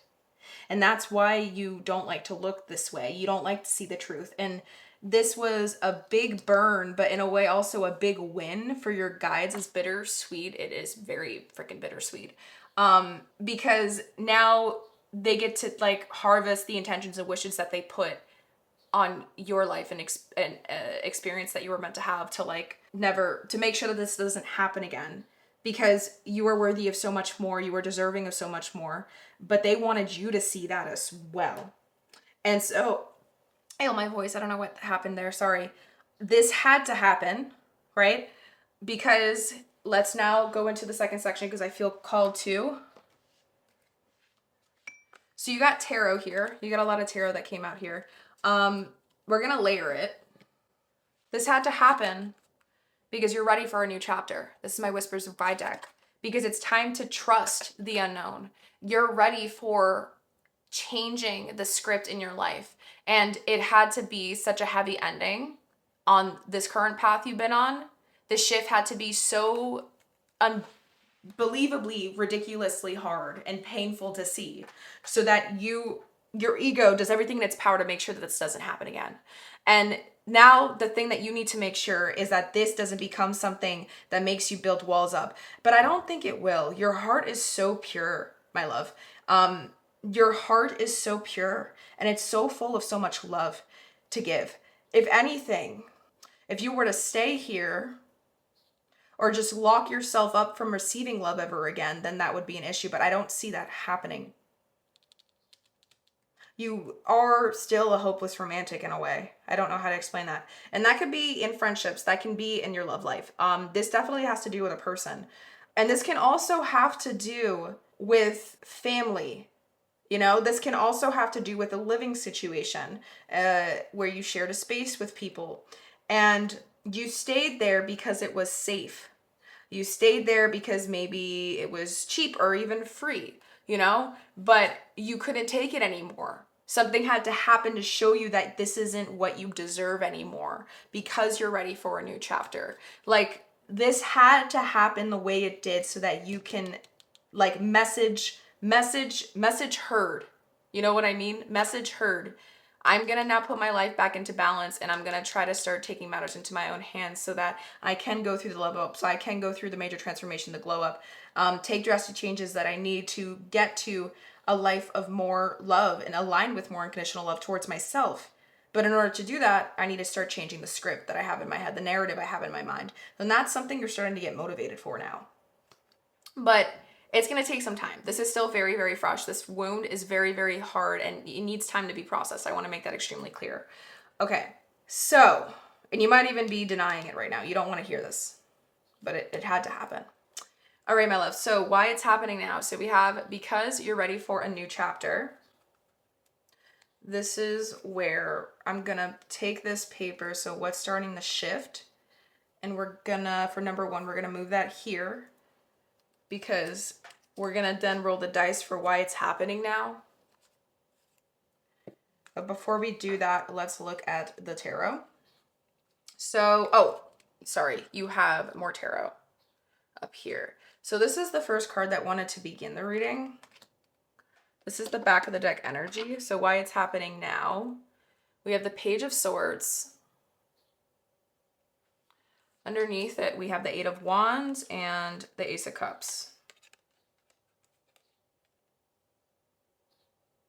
I don't know why this is coming through, but there's this idea here that's coming through of like, it happened now because you were never okay, I don't know why I'm hearing this. Like some of you guys are going to resonate. Not everyone will, but there's this idea here where you gave this thing a lot of chances, a lot of opportunities, okay, to be different, choose differently, or something like that. And it happened now because while you're listening to this, this is a point in your life where like you've learned enough lessons, like you've gathered enough information and wisdom through these experiences where your soul was just ready for the next step. The next step towards more self compassion, the next step towards finding a true home and lover inside your own self, towards yourself, to yourself. There's this idea here of like graduating, you know, like you were ready for the next step. Like that's one of the biggest things that came through here. And you were ready to hear the truth of it, but it had to come through very aggressively and quickly and sporadically in the way it did so that you can take that new beginning and risk. So that's one. Okay, now we also got significator cards. We have a lot of tarot, sorry guys. So I'm trying to like make sure I have space and I can prepare for it and figure out how I'm going to do this. So for the first card that did come up, right, we got the Sun for your significator card. And then these other two cards are going to add into the meaning. So we have the Emperor and the Queen of Wands. Oh, how powerful is this? And I'm going to give you guys a little bit of a hint and a spoiler alert, but when I prepared your piles, we used another tarot deck, two tarot decks. In the other tarot deck, you receive the Queen of Wands again, and you also receive the Emperor. So that is super cool to see. Like, the idea here, well, the significator cards are the energy that's going to be overlying or influencing the rest of the cards that I'm going to lie down right now. This had to happen now because there was no more turning back at this point. I know that you thought that maybe you could have kept seeing it, but the way that this ended, it was so brutal that it really kind of woke you back up to the idea of like what your morals were, what your ethics were, what your values are. And it made you be like, okay, like I can't, this isn't something I can let go of. Like this isn't something I can be okay with. And you chose you. And that's the beauty of it. This was an illuminating time, even though like the fire felt so bright to help you see in the dark this time around that it burnt. It was a burn that was essential and very, very, now I get why the fire is here, very, very necessary. Because now you're understanding the loop took this long because you were in a state of fear projection. Like maybe a fear of being alone, maybe a fear of you being the bad person. There's this idea of like guilt coming through. Why are you feeling guilty? I don't know why you're feeling guilty. Okay, but that's also here. Okay, so for the first card that wanted to come through when we start diving into this, I think we have 11 cards in total. We got the Nine of Wands. So this is a card that's going to be on its own.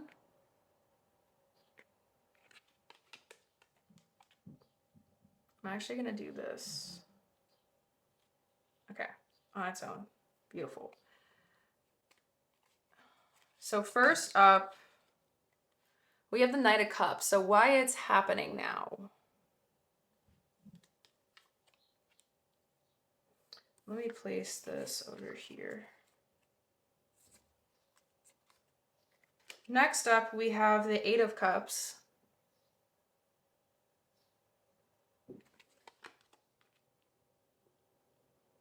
Thirdly, the Hermit.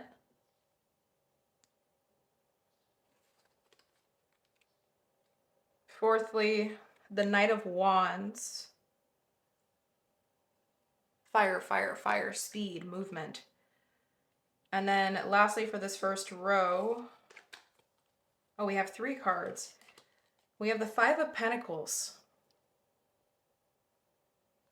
Okay, let me just make sure. We got 1, 2, 3, 4. 1, 2, 3, 4. Oh, I lied. Okay, so the Five of Pentacles is here. It's clarifying the Knight of Cups. Because that's how I want to do it. Clarifying the Eight of Cups, we have the Ten of Cups. Wow, okay. See, the stubbornness is so... Again, this is like... This was repeated in another deck when I was preparing your pile. This message, this energy. Clarifying the Hermit, we have the Two of Pentacles. Yeah, you were doing a really aggressive balancing act between like feeling guilty, like trying to like take care of something, other people, other parties involved, or the other thing involved, versus like, what about you? And then lastly, clarifying the Knight of Wands is the Knight of Pentacles.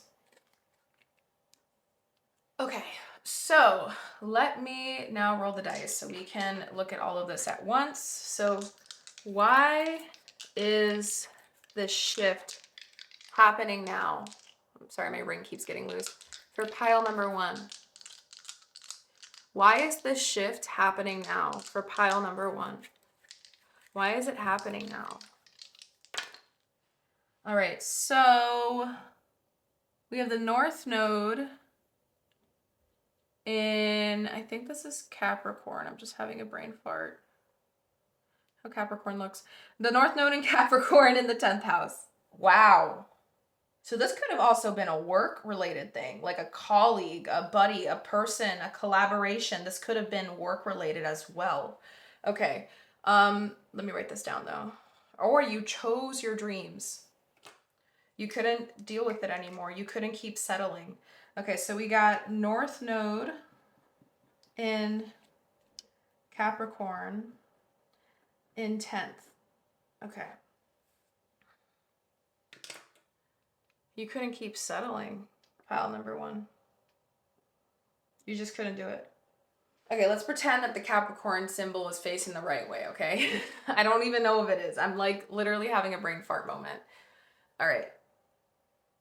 Wow. Sorry, I'm just trying to sit with this energy because this is some, I can relate to this. I can relate to this in the healing community. There's a lot of this type of energy. Jesus. Okay. Whew. So there's this crazy aggressive energy of why it had to happen now, like shooting through me. Pile number one, it had to happen now because you couldn't take it anymore. Like, you would be lying to yourself still, my love. And this, I say this with so much unconditional love and respect and honor towards you, okay? I am not above you when I do these readings. I have been in the same place. We are all human. We are all at the same level, okay? No one's better than the other in this space. I want to make that very clear in case anyone feels triggered, because sometimes it's the ego that puts itself on defense and it's going to be hard to hear these truths. And I really want you guys to feel soft, open, ready to hear these things, okay? You were too tired. You've had enough. You have already gone through enough battling of some kind internally. Like, you don't show it on the surface, but you like the way that you absorb things or take in certain situations, people kind of, I feel like, because you look like on the outside like you handle it so well, they don't see it as such a big deal, or they don't like consider you enough, or they're not considerate enough about how it affects you, even though you don't really fully show it, um to the point where you're able to kind of just get back up and keep wiping the dirt off. Like, you fall, you get back up, wipe off the dirt. And it's become so much of a norm for you, a routine in a way. It's normal that other people, they just see you wear your armor, but they keep mistaking it as your skin. And so it's like they don't even think twice before they do something, because they're like, oh, pile number one can handle it. Does that make sense? Um, and in a way, you have to come off this way. Like, there's this energy here where it's like important for you not to, because you're afraid of what'll happen if you take that armor off. Like, maybe you used to have anger issues. Maybe there used to be, maybe that is why I kept talking about like fire earlier in the beginning of your reading. Like, you're trying to put your energy into the right things. Like, you're trying to focus on the right things, and that's been like a journey, an ongoing journey for you. So when these moments happen now, you don't allow it to lead you to exploding or doing like not the most rational things, because you now understand the repercussions of it, and like, you're trying to grow. You're not trying to be who you used to be. You want to be a version of you that's better and more, or like you're exactly where you're meant to be. Okay, I want to make that clear. I'm not trying to make it sound like, oh, like who I am isn't good enough. No, and a lot of people in the self-improvement community, they focus too much on that.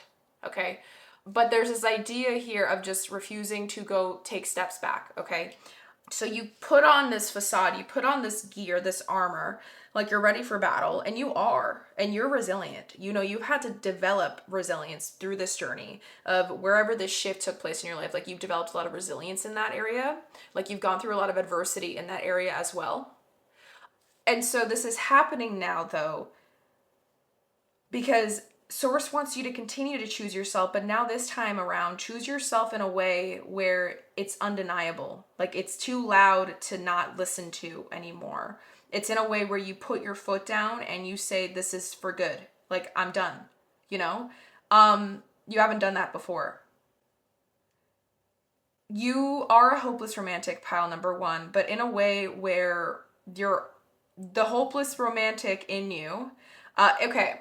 And what I mean by hopeless romantic, my loves, I want to make it very clear. When I say that, it's just the word that I can think of on the spot to describe this energy I'm channeling, but it doesn't have to do with, like, it doesn't have to do with romance or romantic love or romantic partners or love life. It can, but this can also be like colleague, work related, but you are a hopeless romantic or dreamer.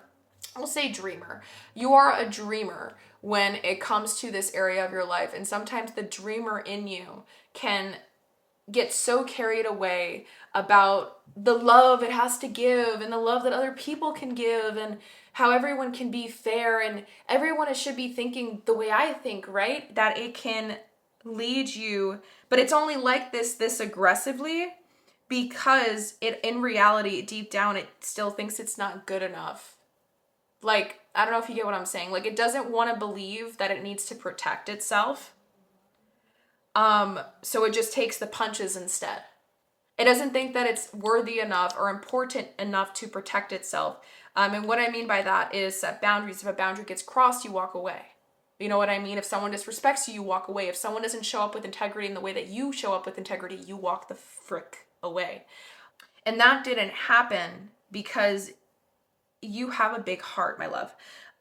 You have a big heart to the point where you want to believe that there is fairy tales, rainbows, and butterflies in this thing because of how soul aligned, heart aligned, whatever this is, this journey area of your life has been for you personally. And I think with North Node and Capricorn in the 10th house, it really felt like it had to do with purpose, energy. It had to do with maybe career. You know, this could have had to do with career. This could have had to do with what people know you for, you know? Like when people say, oh, what do? You know, you say this is what you do. Like it could have been in that area of your life too. But it had to happen now because Source is trying to show you like you can still have the dreamer in you, but the dreamer needs to be grounded. It needs to be, and it needs to still have its head on straight. It still needs to be logical. You need to marry the head and the heart, not deny one or the other, and then just go fully in, all in with one. You're finding balance and you're learning that. This had to happen now because you're ready for that next step. This next step in your life of, I guess this, I'm hearing mission, but it's not a mission, okay? I want to make it clear. Like you're not, you might feel like you are like meant to do something in this life, okay? North Node did come through. We do have Hermit, you know, the Knights. We have 3 Knights coming through. There's this idea here where you do feel like you're on a mission, like there's something that you're meant for in this life. Because of that, I want to make it clear you put so much energy and focus on this area where the shift has taken place that it's happening. This shift has happened now because in order to keep going to the next place and progress and grow on this journey, you're ready to start marrying the mind and the heart. You're ready to start being able to keep yourself open and expansion and a mode of expansion and receiving basically, but also kind of fine tuning what you allow in or what you give to others. Does that make sense? Like you're being more picky or selective of it now. And like this was the next step. Like you had to do this. That's where the balance keeps coming through. It involved you going within more instead of just saying yes out of a fear of someone like changing their mind about you. There was this idea, there's also this idea here of like you were scared of like sitting with things or taking your time to answer yes or no to things. Like maybe you used to feel really pressured because you were just afraid of what people would think if like you said, can I take my time to sit with this? So you used to always fight between like taking your time and do this in a really smart, soul aligned, heart aligned way where it focused more on like making decisions from your level of capacity that you have in that moment, you know, your nervous system's levels and stuff like that, versus just saying yes in the moment because it's in the moment. You know what I mean? And momentum, and you're afraid of losing the momentum if you take a pause or take your time. When in reality, that was pressure. In reality, that was you in a way abandoning your truth. And so this had to happen to show you how to be a real leader, how to actually show up in this area and do it in a way where every step and every choice you do and way you lead in this area of your life has to feel like it gets to feel more confident and it feels more aligned, and you can still be your generous and big-hearted self without feeling like that's getting taken advantage of anymore. And this had to happen to show you that you can have that world, that reality, that energy, but you don't need to keep giving it out and out to people without making sure that you check in with yourself too. You know? Does that make sense? I really hope that makes sense, my loves. But with that now, we are now going to move into the second section of your reading where we're going to be looking at the next two questions, which is what this shift is disrupting in your life, and then also where you might resist this shift in your life, okay? So with that, I'm debating, do I want to move these cards? I don't know if I do. I probably will. Okay, guys, give me one moment. I'm just gonna move these cards and get everything nice and cleared. So then we can move into the next part of your reading. Okay, my loves, so I will meet you there. Okay, my loves, we are here. The table's cleared. I just moved all the cards to the side so I can still see them. You guys just can't from the camera shot. But we're gonna be diving into the second section. So we're gonna be first looking at what this shift is disrupting. Again, we're gonna roll the dice when we're ready after we look at all the cards for this section. So for the cards that we did get, you guys did get a back of the deck energy for it, and I wanted to keep it, so I kept it to the side. So we just got a couple of cards here for this first question, and we're looking at, again, what this shift is disrupting in your life. So for the back of the deck energy, you guys did receive Thank the Wounds, Gratitude, Transmutation, and Soul Wisdom. So there's this idea here, right? And we got to keep keeping it in mind because it is here. Like this had to happen to show you something. It was giving you a lesson of some kind. It was really teaching you. I'm also hearing a channeled message that if this did have to do with career in any way, shape, or form, or a dream of yours, a project, an endeavor, this was a wound that followed you into this area of your life.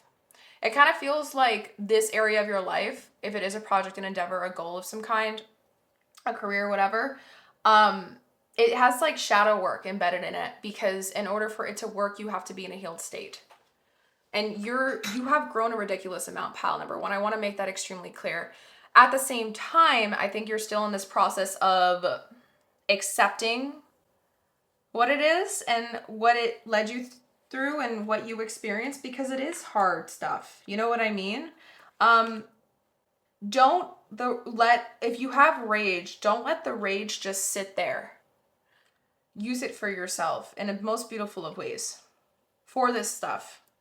Use it as motivation. You know, you don't have to send anger. And I hate this. I hate the word hate because that word is such a strong word. You don't need to have those feelings, my love. The only thing that those feelings give you is suffocation, and it entraps every action you do moving forward into those things. So just keep that in mind. So we did get 2 tarot cards for this area, and we got 1 more shadow work card. So what this shift is disrupting: unprocessed grief with loss, sorrow, and emotional stagnation. And I think the anchor's kind of hiding that, right? The next up we have the King of Swords and the King of Cups. Logic and emotion. What this shift is disrupting. This definitely had to do with people. It's disrupting the relationship that your mind and heart had with each other originally. It's disrupting the relationship of how you channel energy moving forward, because you dealt with something like this before, but it wasn't this, like, it didn't get this ugly, or it didn't feel this burdensome, or it didn't feel this heavy. Because like this time I'm hearing like this was just ridiculous. You know what I mean? Like this was not, I don't think anyone would have wanted to go through something like this. And it just feels like it was in a soap opera, if that makes sense. Okay, let's roll the dice, add even more here. So what is this shift disrupting for pile number one? What is this shift disrupting for pile number one? Okay, this is this Uranus again? Yes, sorry, I was checking my little paper I made. So we got Uranus again in Sagittarius in the fourth house. I'm gonna write that down. So we got Uranus in Sagittarius, and this is interesting because this is actually my natal placement. I have a lot of fourth house. I got Chiron in my fourth house. I got Pluto in the fourth house. I'm lying. I don't have Uranus in the fourth house. My bad. Did not mean to share that. Well, fun fact, I guess now you guys got to learn. I got Chiron and Pluto and Sagittarius in the fourth house. Trauma! If anyone can relate, if you got Chiron in the fourth house, let's be friends. I'm joking. I love everyone. Let's all be friends. Okay. So Uranus and Sagittarius in the fourth. What this shift is disrupting, I'm actually going to move this over here. Let me look. This was a way of being that you've known for a while, right? The fourth house here is ruled by your roots. It has to do with home, family. It also has to do with the energy of the mother, maternal energy. This could be divine feminine energy as well. I'm also hearing like if this was people of the same sex or gender or whatever you identify as, my love, like of the same gender that you identify as, there's this energy here of like learning how to move forward in those types of energy connections, because you love to learn.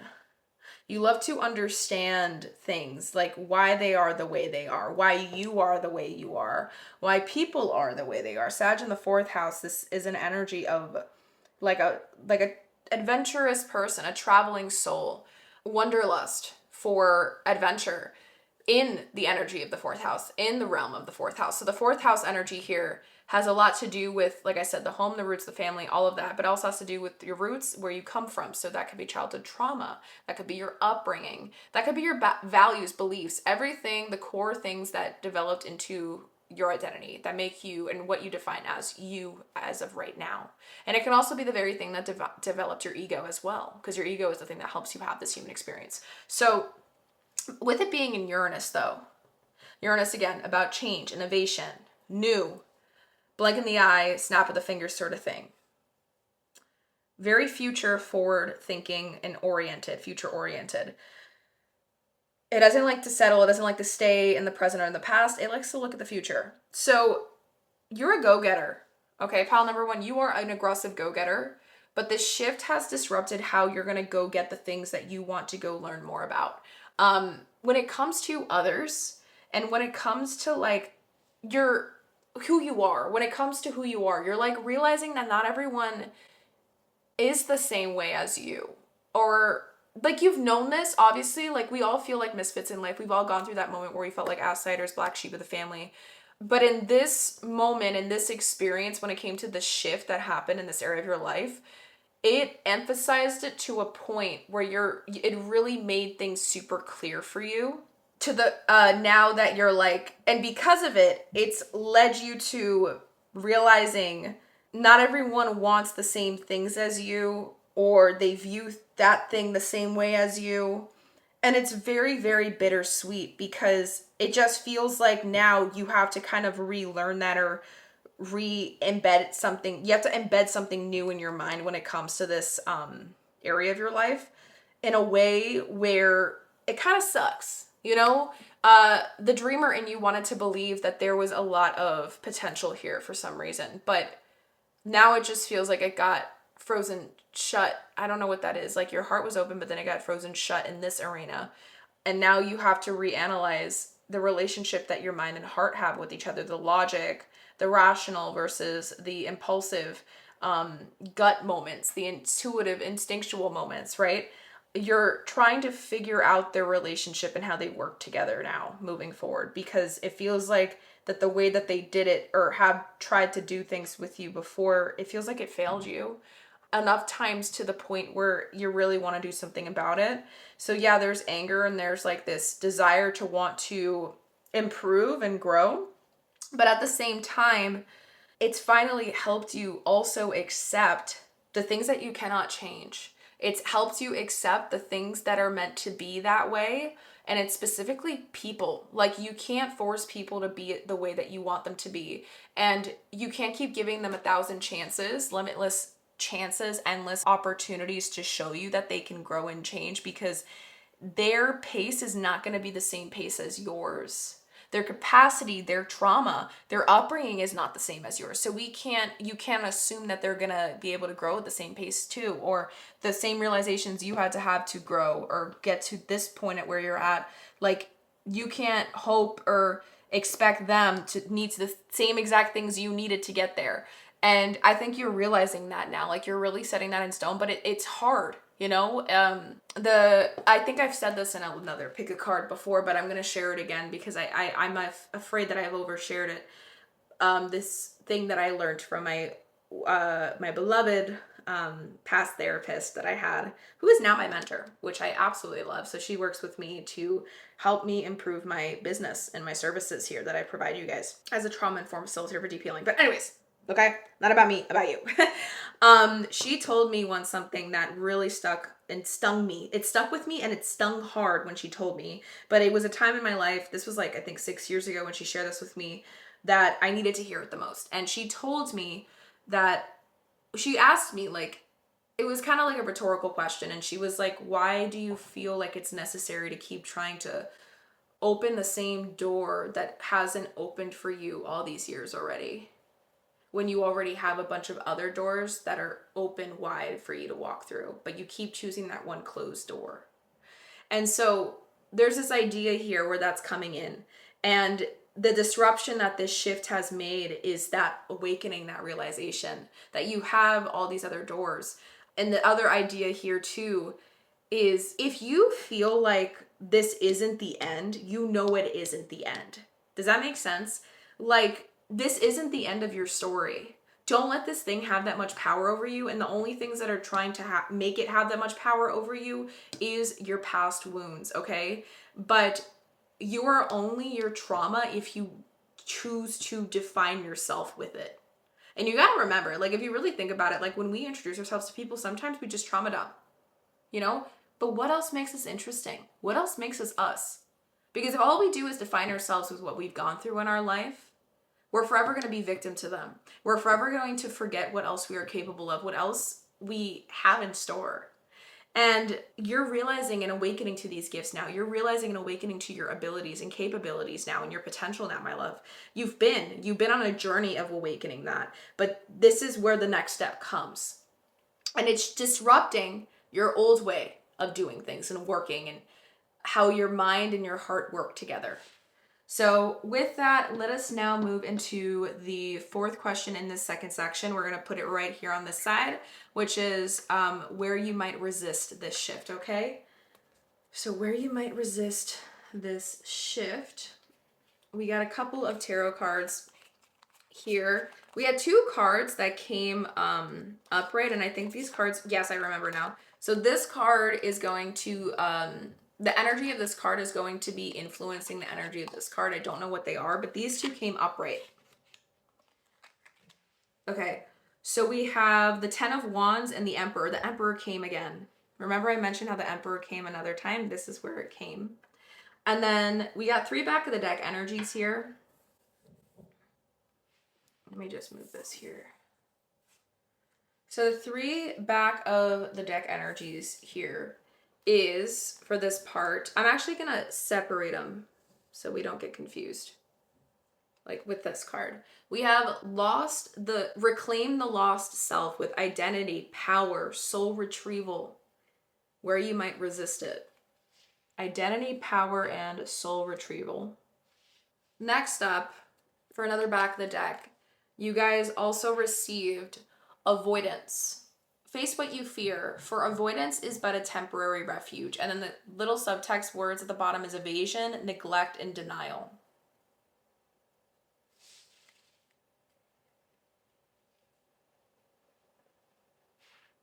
Okay. And then for the final back of the deck energy you guys received, we have her again, the Queen of Wands. And underneath, the Queen of Wands is the Ten of Pentacles. But this is where the stubbornness energy came through. And we have the Seven of Wands. Like, okay, so you have a lot of stubbornness, pile number one. I can't stop saying that. I really want to make it clear. Like, you have aggressive stubbornness. You have stubbornness in both ends of the spectrum.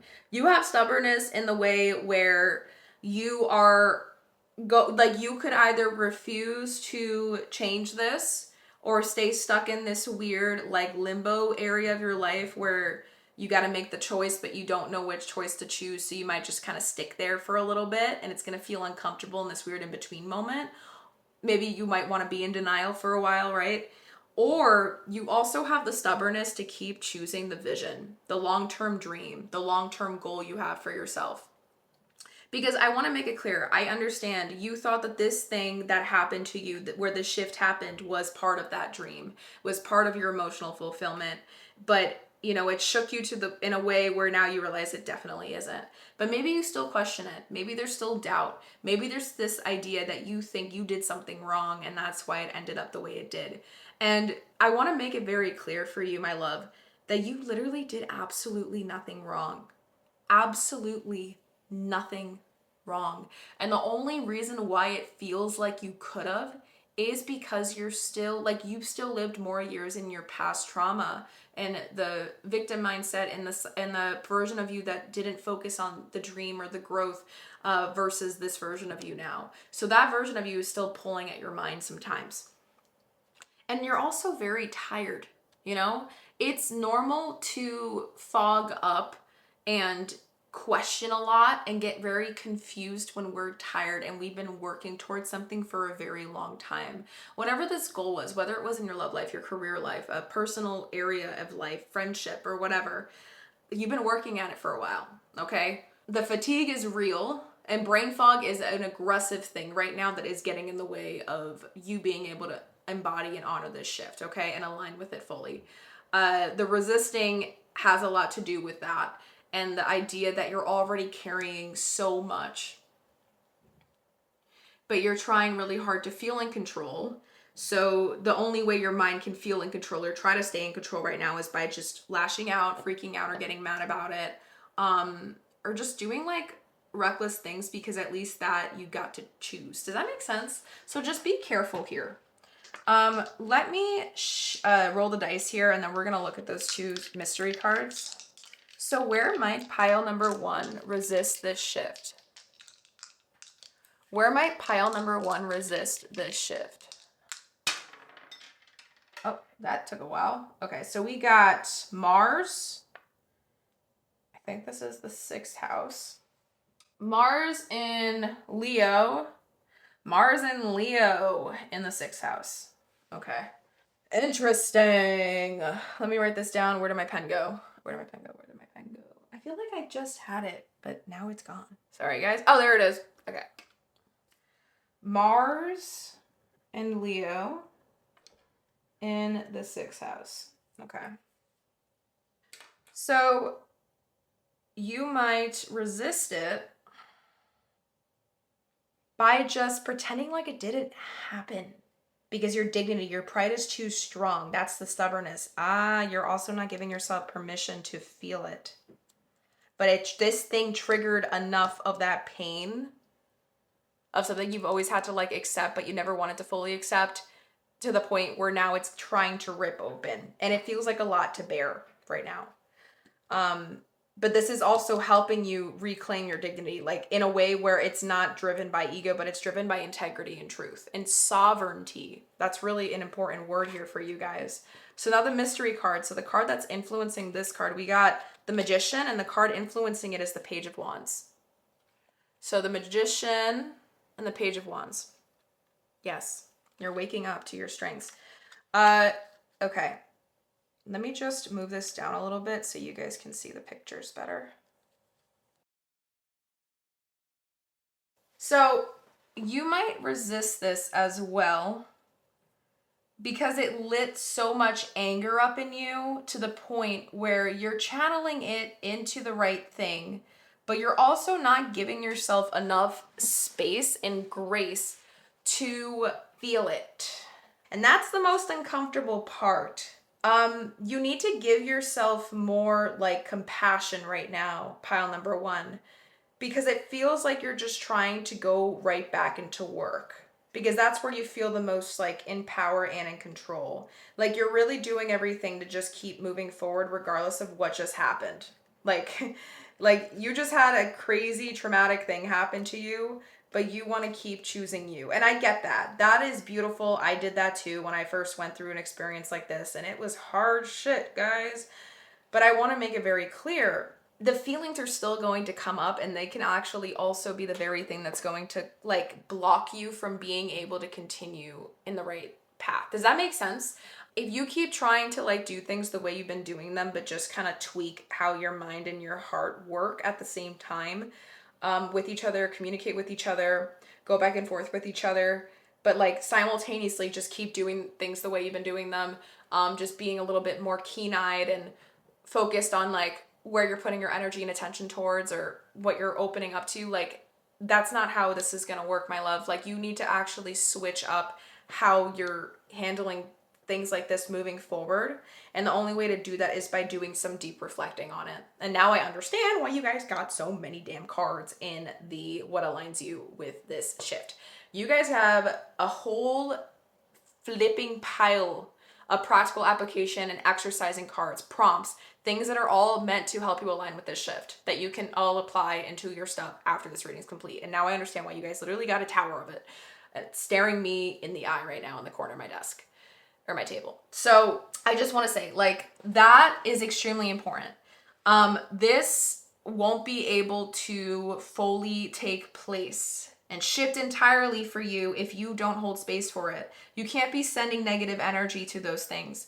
From my heart to your heart, I wish you well. Send that out. Keep sending it out. Have the sympathy, and you have a big heart, but don't let it, like, people, just because people went through shitty things doesn't mean that they can continue to walk all over you or disrespect you. Like, you tried to show up in this in a way that had a lot of integrity and love to give, and you were your true self. There was a lot of vulnerability here. Now you're just learning that sometimes that's also part of the game. Like, this is part of the game. It's part of the game to show your truth and then get rejected every once in a while, you know? And then just like karma do its thing. But that doesn't mean that you have to let it like rock you, but you also need to give yourself space to be able to process those things, because Leos, remember, just because they're the king of the jungle per se, you know, the sun rules the Leo and whatnot, and Mars, you know, there's a lot of pride here, but they are little baby kittens. I am a Leo, so I get to say that, okay? Like, we literally lick our wounds behind the scenes. We don't show it to everyone. We only show it to our closest friends, or lovers at that. And even then, it can be hard because we don't want to show that we have softness, because we used to see it as weak. But there is beauty and power in your softness, my love. And I'm telling you right now that wherever this is in your life where this shift took place, it's going to benefit so greatly if you're not afraid to continue being in your power and your truth, moving with integrity and showing up with integrity, but also making sure that you do it in a way where there is strategy, and in a way where you don't have to show all your cards right at the forefront to get the reward sort of thing. Does that make sense? I don't know why that's coming through. You don't have to do this in a way where you have to be super, super closed off or super, super open, but you can be an energy of both, because that means that your time is valuable, that you are valuable, that not everyone has access to you, and also you are more letting your intuition guide you on where it feels right to go. Once you start allowing that frequency to really settle in itself, that's what's going to really, really, really help you start feeling like you're aligning or attracting the right people this time, the right energies, right opportunities. But you have to let it settle. You can't be filled with this rage and let it just consume you as you continue moving forward, because then that's just blind momentum that has nowhere to go. Does that make sense? Okay, so my love, now we're in the third section. In the third section, we are lastly going to look at the final 2 questions for this topic, and then we're going to get into your final messages from source as well as your higher self. Here we're going to be looking at where this shift is taking you, and lastly, what aligns you with it, okay? So with that, I'm going to just move everything out of the way. I'm going to keep these cards here, though, as a reminder, because I feel like that's really important for you guys. All right. All right. So let us now get into this third section. So where this shift is taking you, this is my last deck of tarot we're going to be using here. So where this shift is taking you, we're going to shuffle the dice. Shuffle. I keep saying shuffle. Roll. And then where this shift is taking you, we got a couple of interesting messages. So we got Tea Leaves, my Mystic Moon deck, and my Mindscapes tarot deck. So we got 3 tarot. Back of the deck energy for the tarot is the 2 of Spires, which is known as the 2 of Swords. Underneath it, we have the 7 of Swords along with the 8 of Swords. So there's this energy here. You see the mountains everywhere. Like, there's this idea here of you're really scared. Right now, you are afraid of making the wrong step, making the wrong move, screwing up. Maybe you felt like this was a waste of your time, like this was a dead end in a way. So now you don't really know how you want to move forward. But it's like the reason why you're feeling kind of like flabbergasted is because you're meant to rest and integrate this experience right now. There is more ahead with the 2 of Branches, but like you have to sit in this space for a little bit and let it settle. I do think that the practical, all these, look, I'm just going to show you guys. Look at the freaking cards, you guys. Look how many cards. This is what aligns you with the shift. So we're going to do this. This is the last section before we go into your final messages. We're going to look at it, but I just want to keep, like, I wanted to show you guys, like, look how much exercises, how much love, how much support you have. Like, you're going to be able to do this, okay? And I think Source has really, like, wanted me to get all these decks out because, like, you had a lot of guidance. They had a lot of guidance to give. They had a lot of guidance to help you with in moving forward. Okay. So with that, we did get tea leaves that also wanted to be separate from these piles. They wanted to be paired together. And these both have months of the year, which I thought was interesting. So before we go into the tarot, let's do this, and the dice. Let's look at everything first. So first up, you have 2 Mystic Moon cards. First up, for where this shift is taking you in terms of a path and direction, we have the penumbral lunar eclipse. I never said that word before. Illuminating shadows with the number 16. 16 is the star card in Major Arcana, which is really cool to see here. Just as the moon illuminates the night sky, this eclipse illuminates the shadows within us, highlighting aspects of ourselves that we may have overlooked or suppressed. Embrace the power of introspection and to trust in the wisdom of your inner self. See, like, there is some form of integration that's meant to happen right now. Lastly, for the Mystic Moon, you also have new moon in Virgo with the Earth's practicality. This is a time for practicality. And then 2 and 7 also add to 9, which is the Hermit. Going within. This is a time for practicality, organization, and attention to detail. Use Virgo's energy to focus on your goals and plan for success. And this is exactly where I think the practical application stuff is going to come in. All right, for the tea leaves here, we have broken ring, parting of the ways in either romance or business. Pairing with it, we have fire, strong emotion, passionate love or hate. Oh my God, that's what I'm saying. I kept channeling that. And then lastly, pairing with it is clouds, temporary problems.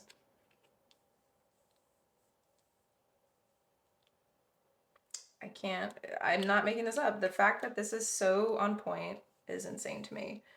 Okay, sorry guys, I'm trying to make space for the tarot. Now for the tarot cards, before we look at these other two, we have, for where this shift is taking you, we have the Ace of Branches, which is the Ace of Wands.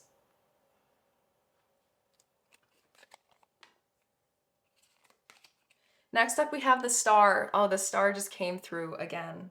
And I just realized I messed this up. This is the Tower card, the number 16. I always get 16 and 17 mixed up. But we have the Star, so there's a reason why I said Star, right? It just feels like it's a catalyst for the Star moment. And then lastly, we have the Three of Wands.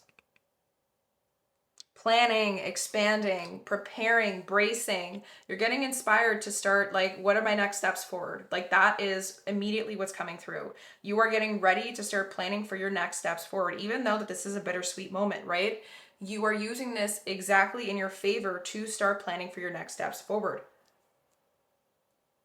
Before we look here, let's get the dice rolled. So where is this shift taking pile number 1?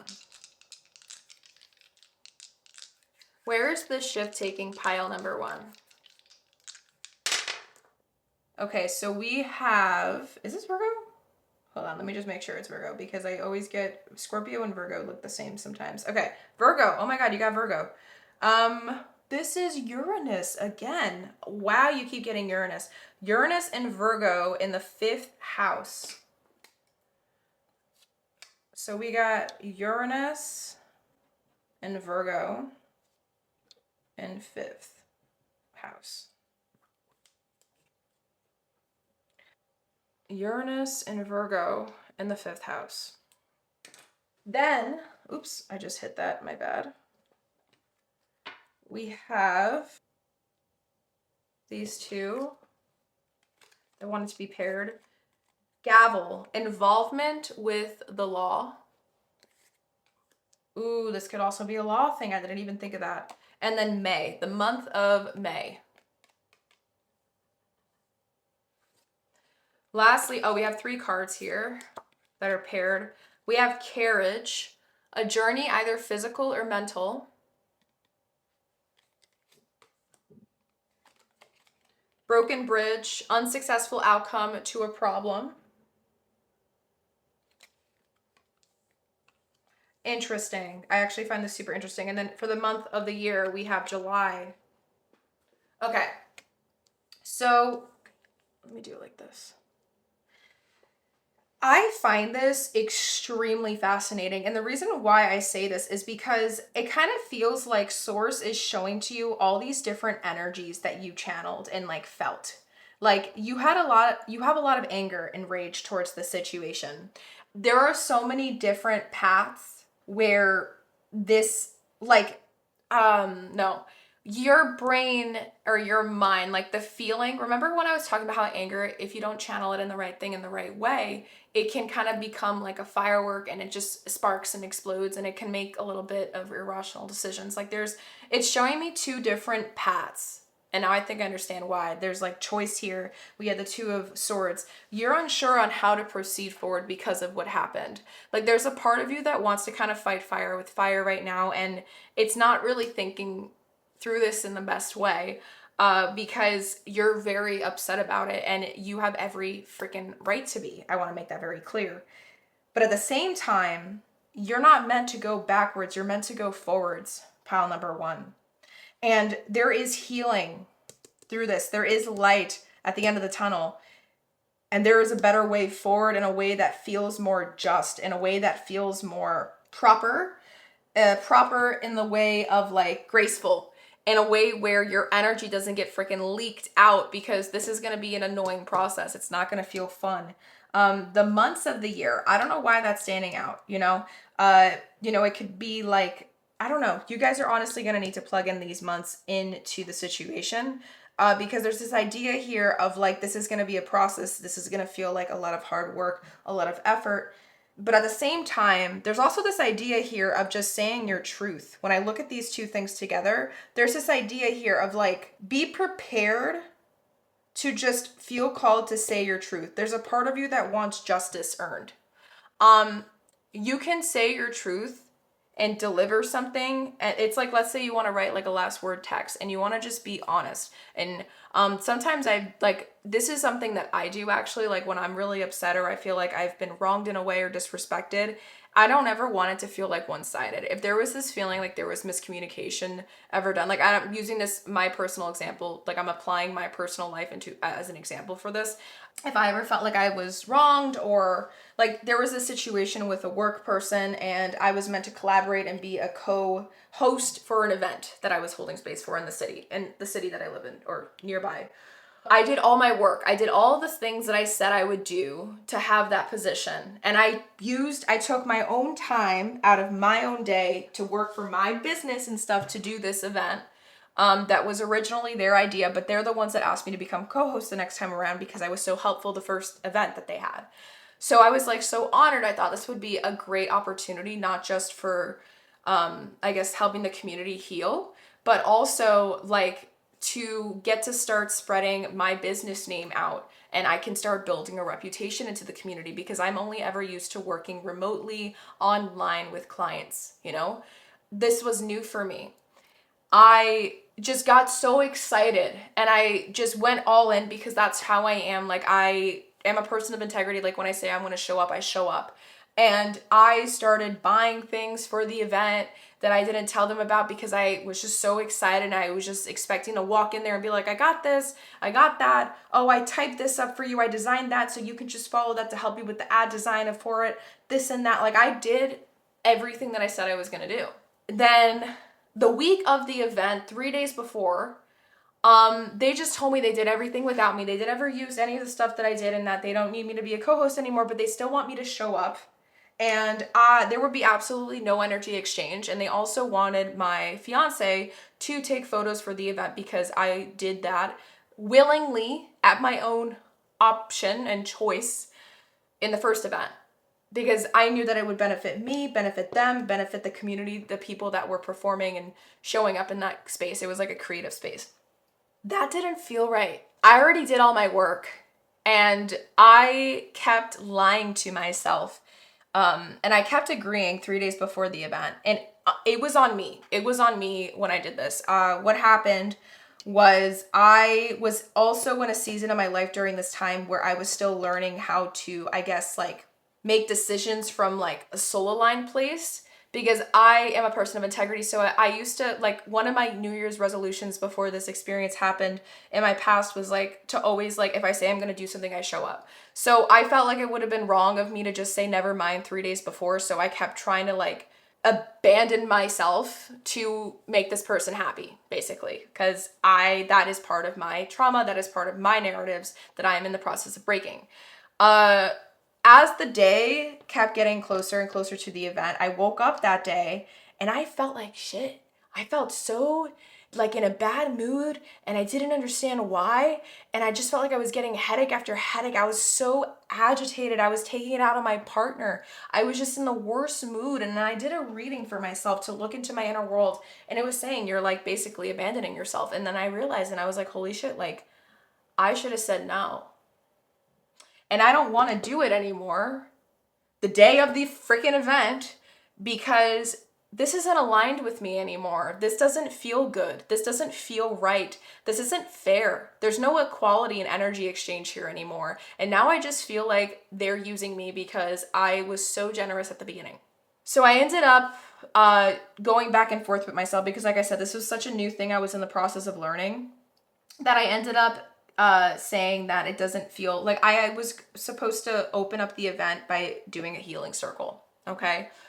I didn't feel comfortable doing it that day because I felt like shit and I felt like that wouldn't have been ethical of me to show up in a space to do that type of work for a bunch of people. And there was also a blizzard and a snowstorm that same day. So I was torn going back and forth doing readings for myself, trying to like figure out, and I journaled, I did a lot. I was talking to ChatGPT, like my buddy, we're buddies now. And basically I realized I would rather get someone pissed at me than to abandon myself ever again, because I don't want to be that way anymore. I don't want to keep doing that to myself, and I also don't want to be somewhere that I don't want to be. You know, I don't want to feel like I have to force myself to do healing work, because that just feels disgusting. It doesn't feel right. A lot of people in the healing community, I feel like they have a tendency of doing that. Like they still they still use their wounds, or they still work from a baseline of their wounds. And I don't do that. Like I always try to like heal and grow. And I'm not saying that everyone's like that, but I noticed that like with the people that I've met in the healing community, in my own personal experience since I've moved in Grand Rapids, Michigan. So there's like this whole idea here of just like, for you guys, the reason why I shared that, yeah, the person was really pissed at me. And I also that day didn't want to say the reasons why I didn't feel comfortable showing up. I just said that it didn't, like, my energy doesn't feel like comfortable showing up today, and I'm sorry. And I didn't sign a contract. This was just a friend doing a favor. And all in all, like, everything still worked out for her, and I'm so grateful for it. Like, I still wanted to succeed in her things. But I just remember for like 3 months straight, that girl was so mad at me. She didn't want to talk to me. And I kept trying to send her love. Like I would wish her Merry Christmas or Happy Holidays and things like that. I knew when her birthday was coming up. I knew it was during Aquarius season. So I reached out to her, sent her love, and I just kept getting no responses. And I don't like to have evil eyes thrown at me. Okay. And I also am a person that doesn't want people to like assume things. And I want to make sure that I did everything in my power to set things straight. So basically, fast forwarding forward, because I know I'm talking too much about this, but I really thought it would be helpful to this situation, is I ended up sending like a gift. I didn't know that they were still holding the events for the thing that I ended up like not doing anymore because it didn't feel aligned. And I found out that one of my friends was filling in and doing the thing that I was doing for the event then instead. So I dropped them off there and I was like, here, like this is something I've been trying to give to this person for a while now, but I've been afraid to go into that store where the event was taking place because, you know, I'm not trying to cause a scene. And that also makes me anxious. So I've been waiting for her to go to this other store where she also worked at to see her, but she would never come around. So they gave the peace offering basically, because I wanted her to know like there's no ill will towards her. I did that all for myself. And then she texted me 2 days later, was not expecting a response at all. I just sent that to have like peace, basically. And she was just so focused on her side of the story, which is acceptable, which is understandable, right? She just is a psychic. She just does readings, okay? She doesn't, and she's a songwriter in a band, that's cool. But I do trauma-informed shadow work. I do facilitating for healing and things like that. So different worlds. I used to think that psychics, they are healing oriented, but not all of them are. And basically, she completely dismissed everything that I did. And I wasn't looking for it, but I wanted to say my truth and make it that. She read it, she never responded, basically, is what I'm trying to say. But I felt so much better about it, and I want to leave it at that, and I'm not going to reach out to her ever again, because what I try to do is I try to show people, like, here, I accept my fuck ups, and I apologized, and I did my thing, but she didn't do hers. So if she's trying to become a leader and, like, do these things for her life to grow, to be a leader, you have to show up a certain way and not just be focused on your own world. You know what I mean? So, you know, that was my situation. But the reason why I felt called to share that with you guys, and I know it was so long, I'm sorry if I took up too much of your time, is because there doesn't need to be malintentions here. Like, this shift is trying to take you with Uranus and Virgo in a place where it makes logical sense the way that you're trying to like show up, but do it in a way where there's no like it's lighthearted. Does that make sense? There doesn't need to be so much seriousness here to the point that you think there needs to be, because if you were, there wouldn't be a successful outcome to this problem. The way that the anger wants to take it out, it's not the smartest way. So you need to remember, like, this feeling that you're having, it will pass. Give yourself some time to process it, because you need to give yourself space for that. This is the path that it's trying to take you down, but it's also going to be a path that has to do with like choosing this way. Does that make sense? Like, this is where you're taking leadership and charge back over your life by choosing to lead moving forward in this way, the way kind of that I shared, like saying the things that will feel like good and better in your heart and soul to close that chapter, and then you don't expect anything back, you know, because at least that way you're taking your energy back from the situation. You're not thinking about it anymore, and you did everything, you know, you did everything you could to what feels right for you, I guess, morally, and that will help you retrieve the soul. That will help you reclaim that lost sense of self that got leaked into this situation. With that, now, my loves, we are now going to see what aligns you with this path, with the path that this shift is taking you down. Be warned, there is a lot of stuff here, okay? You also got 2 back of the deck energies as well. And again, we're going to also be rolling the dice one more time here. But this is the final section before we go into your final messages. So for the 2 back of the deck energies, for what aligns you with this path that the shift is trying to take you down, we have spikenard essential oil with the word faith. Trigger statement: why does this always happen to me? That's how I felt, but I don't anymore. True statement: I am at peace. Know that everything will work out as it needs to, and hold a space of gratitude as you watch the miracles unfold. Yes, my love. Let me just move this here and this over here. We're going to put everything on top. So we have that. And then for the final back of the deck energy, we have unspoken truth. There are truths that need to be addressed and can no longer be avoided. Bring these to light to clear the path forward. Literally the story. Wow. I'm so sorry if I spoke way too much, guys. I normally don't share like very, very lengthy stories. This was the first time I ever felt called to do that. That scared me. There was like a little thump. Oh my God. I think someone dropped something upstairs. But basically, like, yeah, I just wanted to apologize if I was talking too much. But let me know, like, if that was something that wasn't annoying. Because I'm a little bit insecure about that. I guess I just want a little bit of reassurance that it wasn't annoying. Let me know, please. Okay, that would mean a lot. But, okay, with that, let us actually look at the dice first before this, because look at the freaking cards. You guys got a lot of stuff. Not everything will resonate. Before I actually roll the dice, I just want to let you know, I am going to bring this up to the camera. I'm going to read the card once. If this is something, or there is something that I shared that resonates, pause the video, screenshot it, write down what shows up, because maybe everything or not everything will resonate, but the things that are meant for you, you will know are meant for you. You're going to feel it, okay? There's going to be prompts here for you to journal and reflect on in your own time. There's going to be exercises to release stress, reduce stress. There's going to be exercises to build resilience and overall well-being in life. There might be a mantra and affirmations, okay? There's a lot of different things that might show up here. We got a big bundle of stuff, okay? So Source really came packing, okay, for you guys. All right, so let's just roll the dice before we do that though. So what aligns pile number 1 with this path that this shift takes them to? Okay, we dropped 1 already. Let me try to find it because it's under the table. Oh, there it is. Okay, we got Taurus here. So we have Mars and Taurus in the first house. Okay, be selfish with yourself right now. Take action to be selfish with yourself and your values right now, and to feel secure, to feel safe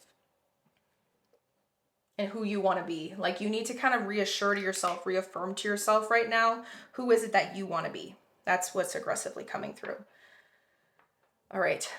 All right. So for the prompts and everything that in between, first up, we have, am I afraid to be seen? Okay, remember, I'm only showing it once. I'm going to flip it over. We're going to read. And then if it resonates, you pause, you write it down, okay? As we have a lot of stuff, I'm going to try to zoom through. The world doesn't want you to hold back any longer. Time to shine your unique light on the world. You were made from love, and from love you are whole. There was no more hiding. There was no more shame. There was only truth. Live naked and free. Today's soul action. What parts of me do I hide so I can be socially accepted and fit in? Am I being authentic? Do I allow myself to be all of me? What do I need to feel so I can be safe to be seen? Journal your answers. Okay. Next up, we have a prompt here. In the life category, how does decision making affect your happiness?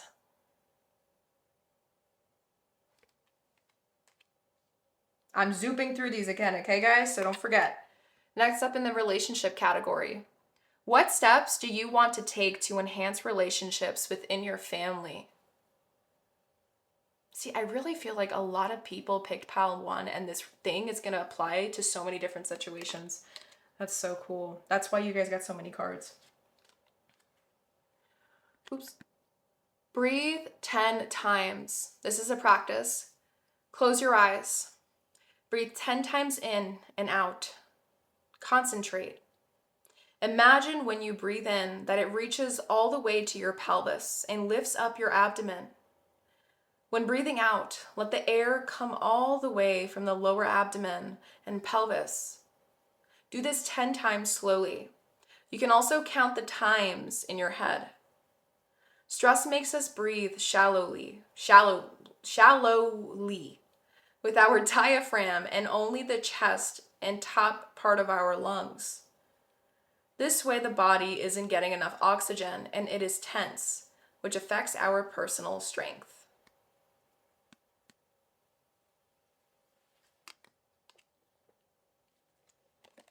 Emotional intelligence category.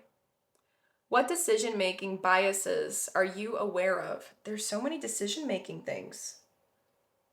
What decision-making biases are you aware of?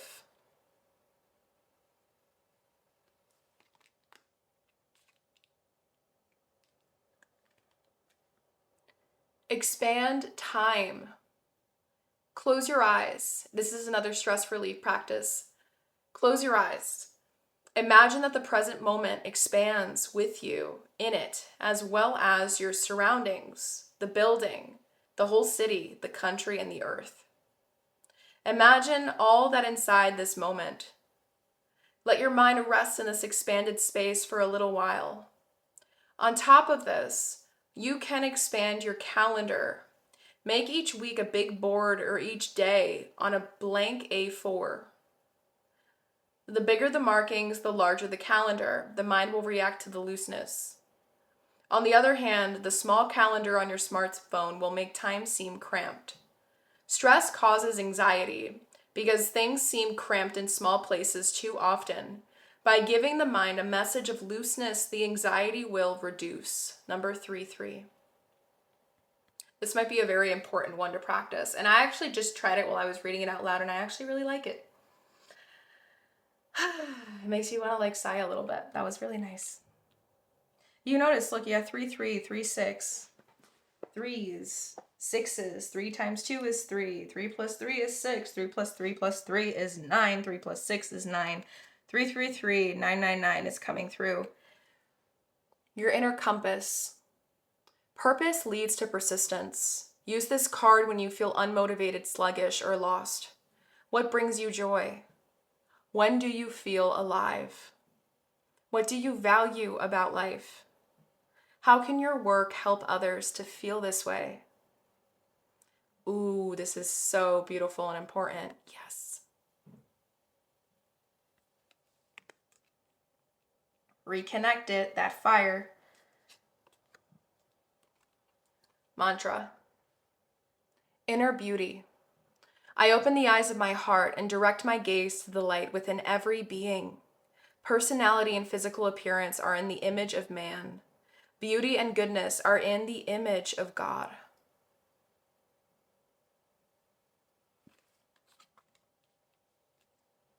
An essential oil, you got blue tansy with the keyword ignite. Trigger statement, where do I go from here? True statement, I allow life to flow through me. Inspiration has arrived and will work through you as you move forward. Yes. Woo! Loving this. Now, this is where we're going to start layering, guys. Like I said, I really hope you were pausing the video for the things that align because we're going to start layering it up, okay? Because we don't have space to show them all individually. For the hard truths, you got entitlement. You believe the world owes you something, and it's blinding you to the growth that comes from earning it. Figuring it out on your own will always be worthwhile.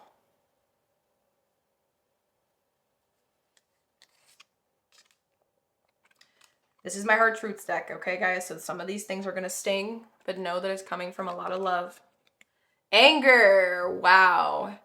Fury has consumed your energy and clouded your judgment. Reclaim control by directing your energy towards happiness instead of clinging to past wounds.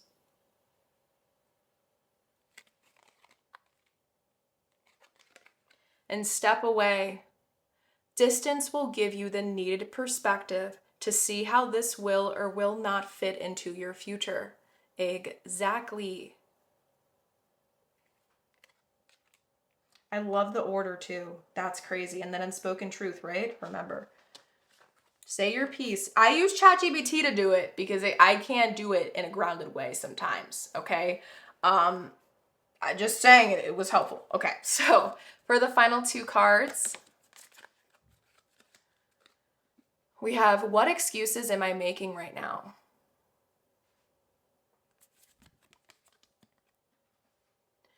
No more waiting. There will never be a good enough time. The time is now. If it's important enough to you, you will find a way. Today, make a decision and do it even if you don't feel ready. Listen to your heart. You will be led.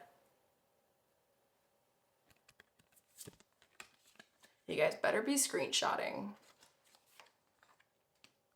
Lastly, do I know all my strengths and am I using them?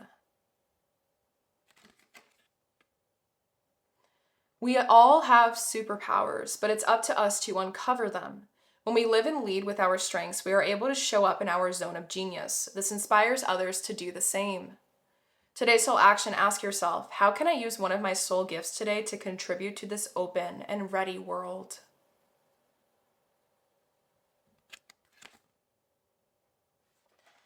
There you have it, my loves. That was for what aligns you with this path.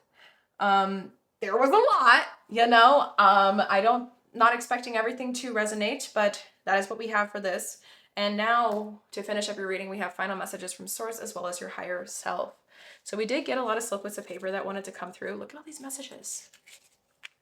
And then we also have, for my journey to the self deck, you got too loud to listen. So pressure, exhaustion, awareness, even silence has something to say. So I know, and I want to make it very clear, like I know that there is a lot of things coming through and going through your mind. Pile number one, after everything that we just looked at and explored and all the things that you can use to your advantage moving forward after this reading is complete, right? We just dived into them. There's a lot of things, okay? Give yourself time to process and integrate those things. Maybe it involves not thinking at all for a little bit. Maybe it involves just watching some TV and just taking a pause on all of this because it was a lot to absorb and, download, process. Hold that space, do some stretching, do some things that doesn't involve you thinking right now. Play some frequency music. On my link tree, I know I have like a playlist on my Spotify that you guys can check out. Maybe I'll link it in the description box below for you guys. I just can't forget it. If you guys saw that I forgot, just remind me and I will put it in the comment section, okay? The playlist that you guys, I'll share it with you. There's like a playlist I use and it's called Ground Yourself, and I play that playlist every time I'm prepping to do a pick a card to ground my energy, ground my heart, ground my soul, ground my mind, my intentions and everything. I really feel like that would be a nice playlist to listen to while you do some breathing, some stretching, just like do some movement that your body's asking for.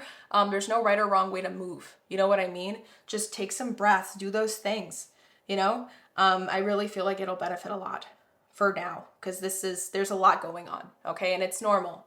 Give yourself this space to pause a little bit. Now for the final messages, my loves. First up, we have, your higher self keeps trying to speak through boredom. Listen there. Oops.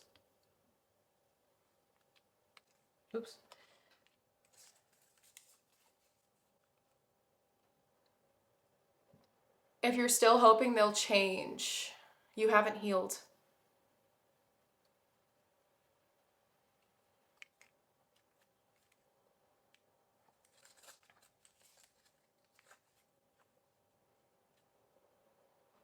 just make that focus. I think I focus now.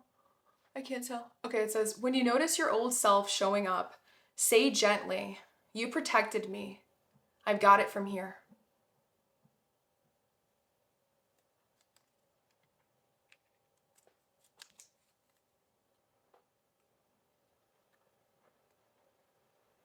This isn't the universe testing you. It's giving you a chance to stop repeating yourself. Recognize the loop. Choose the exit.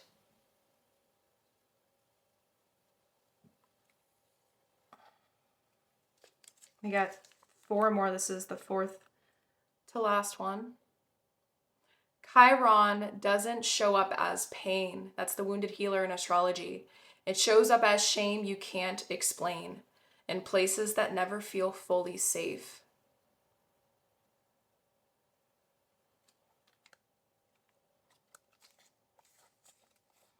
Oh, so maybe you guys should also check out your Chiron placements. Feel free to share that in the comments down below. I'm telling you guys, when you guys share your stuff, you have no clue. There could be another person in some part of the world that's going through the same thing. So your words, your stories have power. Sharing these things, your vulnerability is your biggest superpower and strength that you can ever possess in this world. And that's how we build community and remembrance throughout the collective, to remember that we are all one and the same. Okay, my love? So don't forget that. If my story did resonate in any way, shape, or form for you guys with what you're going through, like, there's a reason why it resonated. It is because stories are powerful things. So never hesitate to share your truth here. This is a safe space to do that. I'm literally trying to build a safe space here for everyone to not be afraid. I want us all to cheer each other on, support each other. Don't forget that you're alone on this journey that we call life. You're not being tested. You got 2 slips of paper that said you're not being tested. So the synchronicities here are insane. You're being shown how much you have grown. Exactly. The last 2, my loves.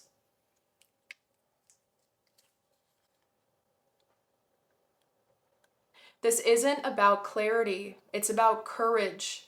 You already know what's true. You're just afraid of what the truth will cost you.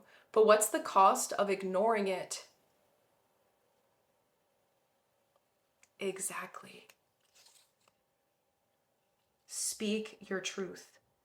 And lastly, my loves, to end up and finish your reading today, this very, very lengthy reading.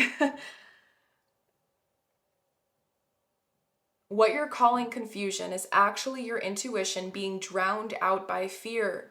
You already know, you have known. This message came to give you permission to trust the answer you've been avoiding.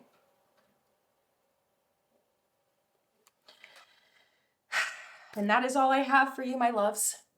I know that this was a lot. I know this was a big, massive reading. I'm happy that I did do a trigger warning in the intro. But I want to let you know that it was my entire honor, and like I'm so grateful that I got to show up and do this reading for you. Like, I'm so grateful that Source like had us find each other in this moment for you to receive the medicine of this reading. I just want to let you know from the bottom of my heart that I am so, I can't say the F word, freaking flipping fudging proud of you. You have no clue how proud of you I am for showing up for yourself and listening all the way here, because this stuff is hard shit to listen to, okay? I for one know. I can only imagine how it feels being on that end of the screen, okay? This is stuff though that would have not been easily accessible if it weren't being called out. There's a reason why these things came through in the moment, in the way, in the energy and tone that they did, okay? Because this was the only way you would have listened. So just know that everything I say comes from so much unconditional love. And I, again, send you so much unconditional love. And I'm so, so flipping proud. Be proud of yourself. Give yourself a hug. I know that sounds cringy, but do it, because I'm telling you right now, you deserve one. You really deserve to give yourself more love, more credit, and more like just attention for your things. Validate how you feel right now. Validate those things. They just want to be seen and honored. That will help with the anger too. Just hold yourself a little bit. Give yourself some love. And with that being said, my loves, if this reading did resonate, please give it a thumbs up. Do whatever you can to really support my channel, the growth that I'm trying to do on YouTube right now, because I really am trying to make this world a better place with one reading at a time, really, because it is healed people that help heal this world. And in order for us to be able to like do that and make this world a better place, we have to do the ripple effect. And the only way we can create a ripple effect is if we continue to show up for each other and spread the word of love, basically. And I'm trying to do that here. My readings are based on self-growth and healing. So if that's something that you think is beautiful or other people might be interested in, also feel free to share this reading or this video to anybody that you think could benefit from it. With that being said, guys, I do send you guys so much unconditional love. Like I said before, I think I said it 1,000 times. And hopefully I will see you in my other readings to come. Sending you so much unconditional love. Again, sorry. Bye. Hello, hello, hello, my beautiful, beautiful pile number twos. Welcome to the pile preparation portion for your reading today. I'm very excited, and honestly, I just want to dive right into this because I know that there were a lot of cards that we're going to have to shuffle through for this reading today. All right, loves.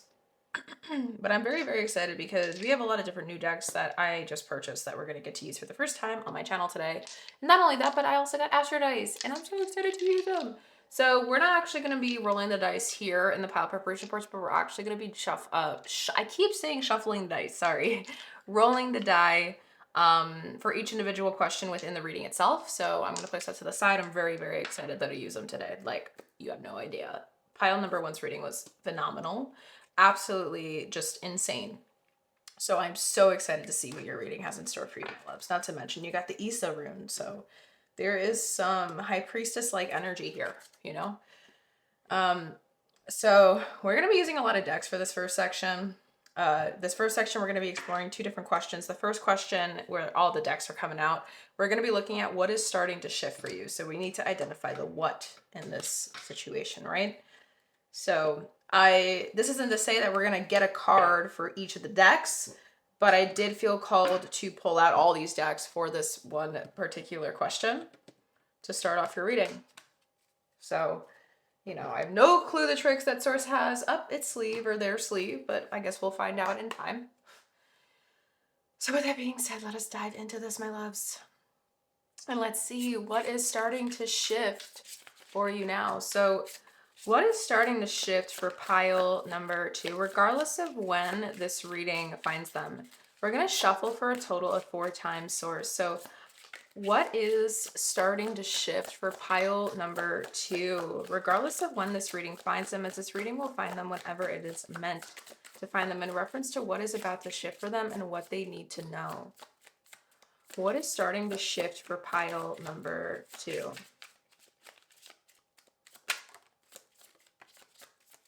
One more shuffle. What is starting to shift for pile number two? All right, beautiful. Back of the deck does want to come through here. We have deja vu with there's history, happened in the past, repeated patterns. Okay, interesting energy already to start off.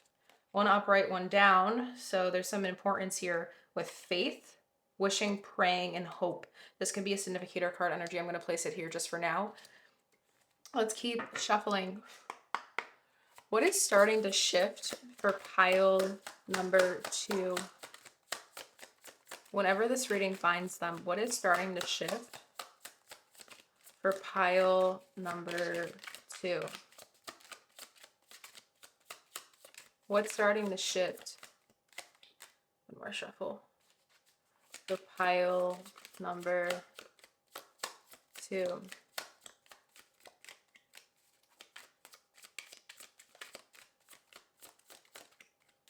All right, back of the deck wants to come through. We have hopeless, lost, depression. I can't say these words. Okay. Interesting, heavy, heavy, heavy energy. Let's keep shuffling. 4 shuffles, Source. You know the drill. What is starting to shift for pile number two, whether it be something happening internally or externally or both? What is starting to shift for pile number two, regardless of when they found this reading? Okay, 3 more shuffles. What is starting to shift for pile number two?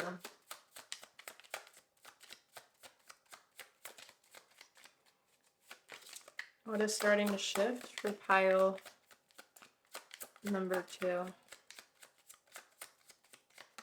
One more shuffle. All right. No, back of the deck here. This is facing upright, so we're going to keep it there. What is starting to shift for pile number 2?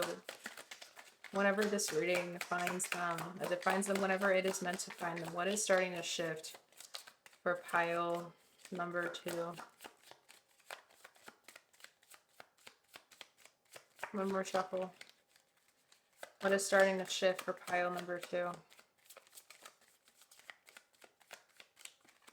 Okay. So we got one card here. What is starting to shift for pile number 2? What is starting to shift for pile number 2? What is starting to shift for pile number 2?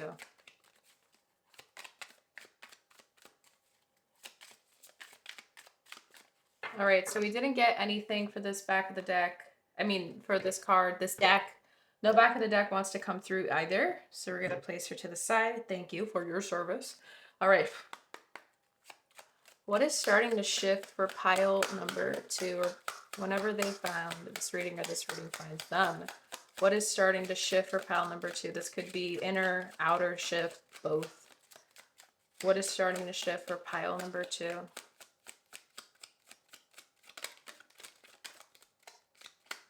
One more shuffle. What is starting to shift for pile number 2?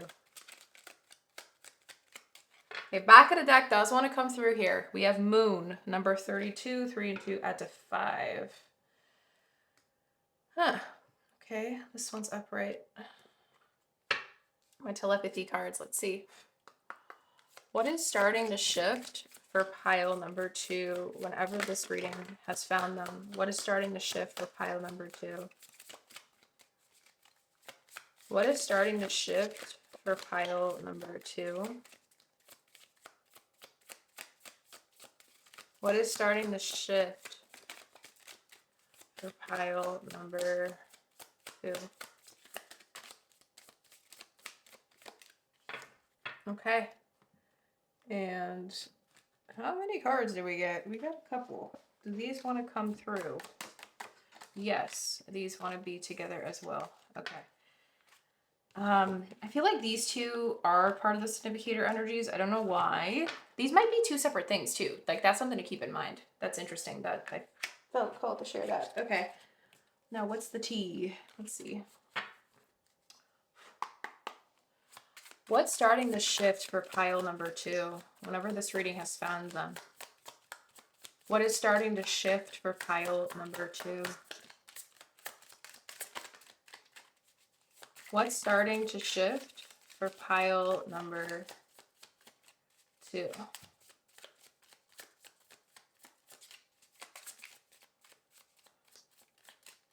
Okay.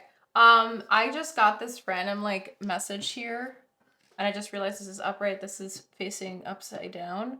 So what's coming through is that this is supposed to be here. This is supposed to be here. Not necessarily upside down, but it's showing me the mirroring energies. Okay, now for my Prism Oracle deck, let's see. What is starting to shift for pile number 2? What's starting to shift for pile number 2? What is starting to shift for pile number 2? What's starting to shift for pile number 2? What is starting to shift for pile number, I think I have one more shuffle, 2.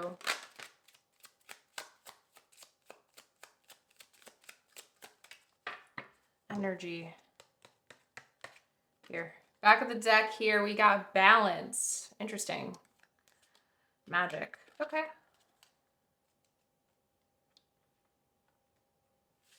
All right, so we got all the cards set up. We'll just place them here. Now for the second section, we're getting these two cards out. For what? Oh, sorry, I lied. We're still in the first section. We're seeing why it's happening now. We're using my gold tarot deck. Look how beautiful. and then my Whispers of Why deck. Okay. Why is this shift happening now for pile number 2? Whenever this reading has found them, why is this shift happening now for pile number 2? Whenever this reading has found them, why is this shift or shifts happening now for pile number 2? Why is this shift or shifts happening now? One more shuffle for pile number 2. Okay, back of the deck energy, because you're ready for a new chapter to help you grow stronger. Interesting. So I think pile number 1 also received that as well. Now for the tarot. Why is this shift happening now for pile number 2? Whenever this reading has found them, why is this shift happening now? Why are these shifts happening now? Why is this shift happening now? Why are these shifts happening now for pile number 2?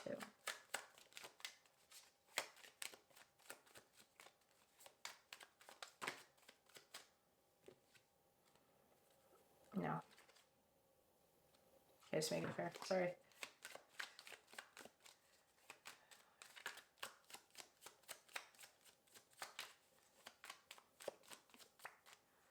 Okay. Back of the deck energy, we have the Queen of Swords. Underneath the Queen of Swords is the Six of Wands. Okay. Interesting. I'm honestly have no clue. I have no clue what this reading is going to be about. I'm just shuffling it up a storm. Okay, these two. So this card is going to be influencing this card, and then these two are like this. Okay, interesting. We'll see where this takes us, honestly. I really have no clue. Okay. All right, my loves. Now we're going to be moving into the second section now. So the second section, we're going to see what this shift is disrupting and where you might resist the shift. Okay. So we have my 2 shadow work decks, and I got a new tarot deck called the Somnia Tarot. So we're going to be shuffling all 3 decks for both of these 2 questions and then see what cards come out. So we're going to look at the first question in the second section, which is what this shift is disrupting. So what is this shift disrupting for pile number 2? Sorry, I had an itch on my face. What is this shift disrupting for pile number 2? What is this shift disrupting for pile number 2?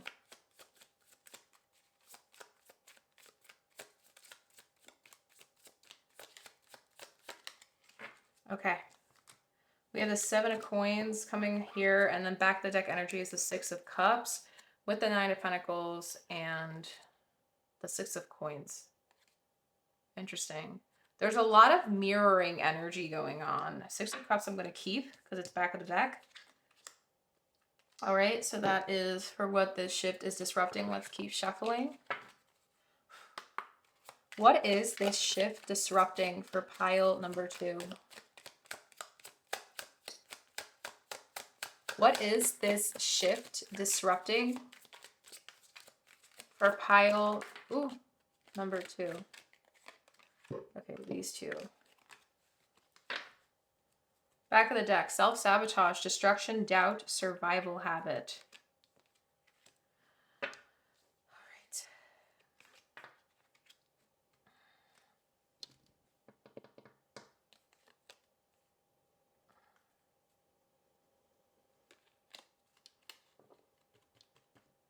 Interesting.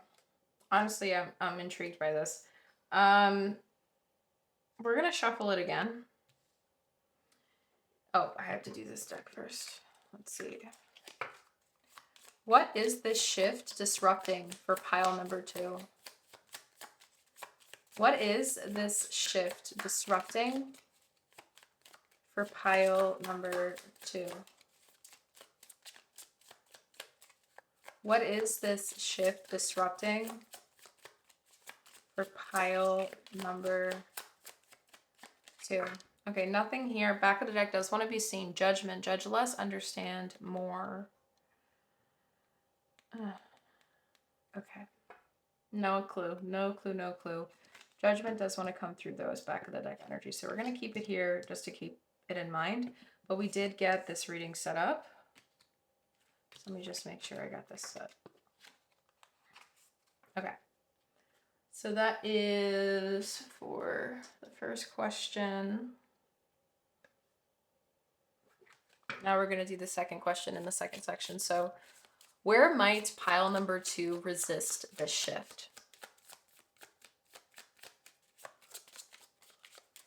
Where? Sorry. Oh, I had to yawn. Sorry, out of nowhere. Where might pile number 2 resist this shift? This card.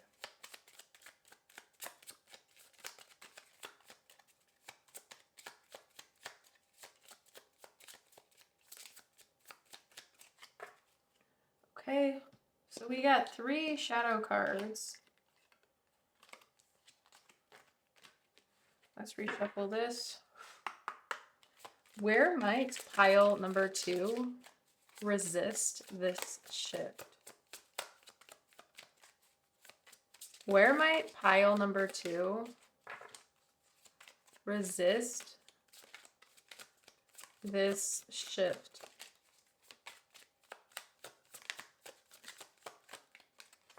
Okay.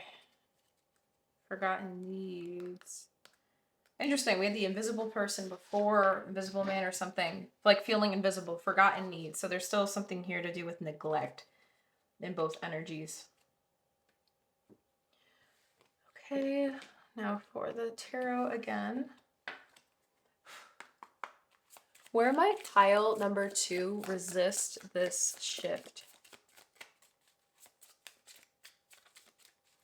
Where might pile number 2 resist this shift?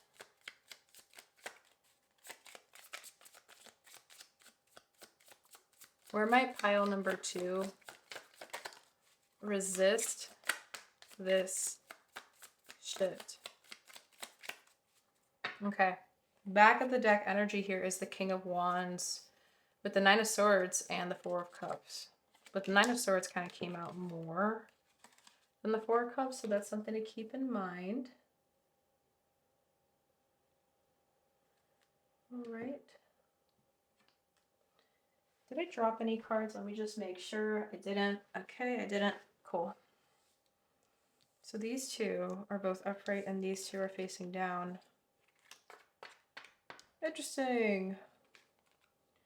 All right.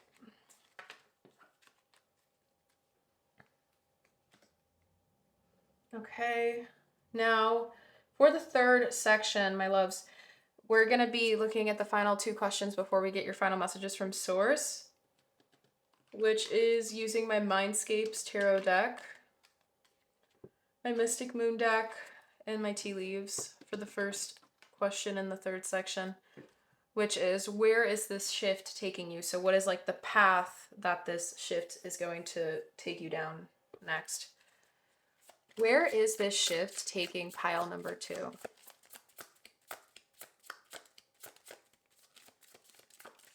Where is this shift taking pile number 2? Where is this shift taking pile number 2?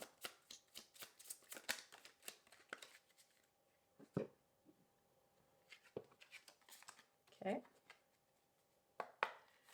Where, is this shift taking pile number 2? Where is this shift taking pile number 2? Okay. Just making sure I didn't drop anything. I only shuffle my tea leaf decks once. Okay, so where is this shift taking pile number 2?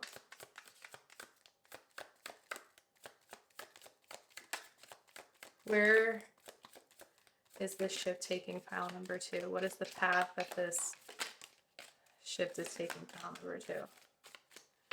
Okay. So we got, these all landed here. These landed, I'm going to say that these two are together because I feel called to do it that way. And then these two are together. Okay. Now for the final deck. Ooh. What is this? The Six of Pentacles.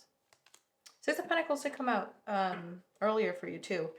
So Six of Pentacles, equal energy exchange of some kind, energy exchange, give and take of some kind. Where is this shift taking pile number 2? What path is this shift taking pile number 2? Where is this shift taking pile number 2?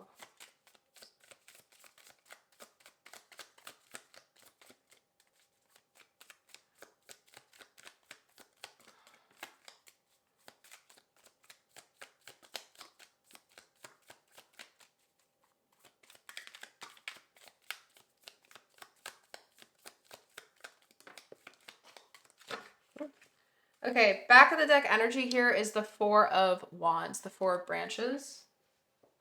Okay, so we have a card that fell. I feel like this is going to be like a significator card energy.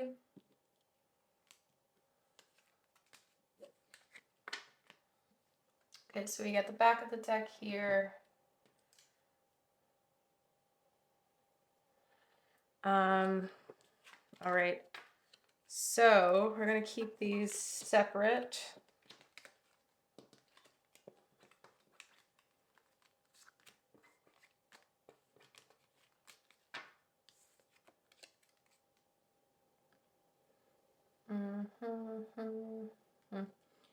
Okay, so where this shift is taking pile number 2, and then what aligns you with this shift. So there are a lot of decks we're going to be shuffling from again. Some of these decks might include like practical application exercises, things you can do to aid you in being able to better align with this path that this shift is taking you down. So, you know, just be warned, there are a lot of decks we're going to be shuffling here. Pile number 1 got a lot of cards too, so I'm very curious to see what you guys are going to receive. Okay. What aligns pile number 2 with this path that this shift is taking them down? What aligns pile number 2 with this path that this shift is taking them down? Ooh. What aligns pile number 2 with this shift that this path, or what aligns pile number 2 with this path that this shift is taking them down? Sorry, that was the question.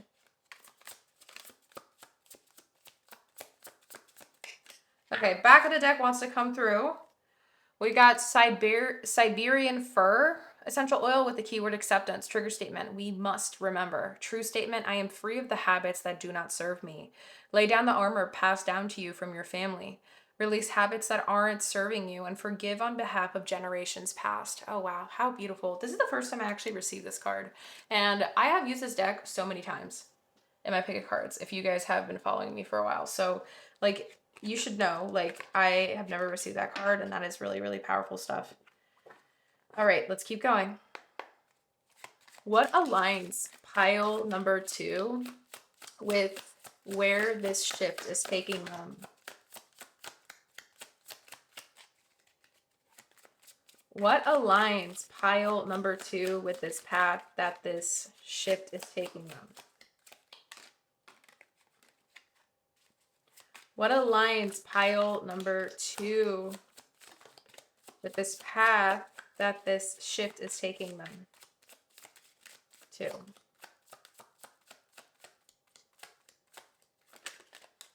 Okay, back of the deck wants to come through here. We got one card. It says reckless. This is my hard truths deck, okay? So just be warned. You're acting like you don't care and waiting for it to crash and burn. Be warned, it's easier to change course now than to clean up the mess later on. Okay, interesting. Again, I still have no clue what this reading's about. So this is just like, intriguing to me as it is to you. All right. Are there any cards in this deck meant for pile number 2? Allow them to come out. I'm going to shuffle a total of 4 times for each deck source. Are there any cards in this deck meant for pile number 2? Allow them to come out as you've been letting them, if that is the case. Are there any cards in this deck meant for pile number 2? All right, so we got 2 cards coming through here. Next one. Are there any cards in this deck meant for pile number 2? Allow them to come out if it is so. Are there any cards in this deck meant for pile number 2? Allow them to come out if they are, source.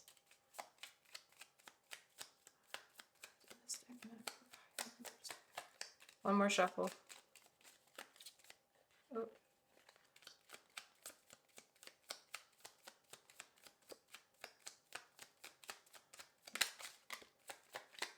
Okay, we got 2 here.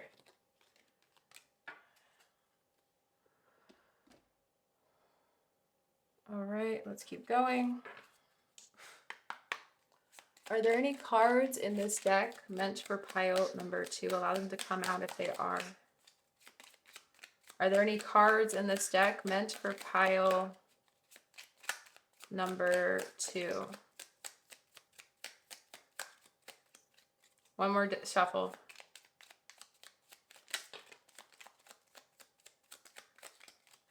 Oh. I don't feel like these 2 align, but that one does, because that was the only one facing upwards. Okay. Are there any cards in this deck meant for pile number 2? Are there any cards in this deck meant for pile number 2?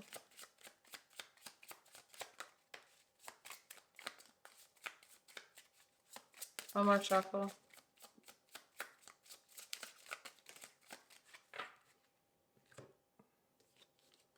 Not these. Okay, so you got 3 mantras coming through. That's cool. I think you even might end up getting more cards than pile number 2, which is pile number 1, which is crazy. In a cool way, you know? What aligns? Oh, wait.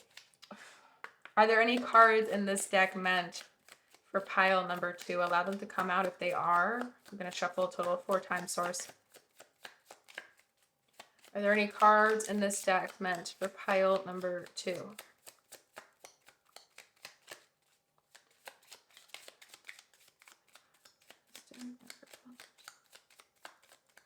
One more shuffle. Are there any cards in this deck meant for pile number 2? Okay, we didn't receive anything from this one. Now for the final deck in this section, before we get your final messages from source. Just grounding. Sorry about the cloth. Are there any cards in this deck meant for pile number 2?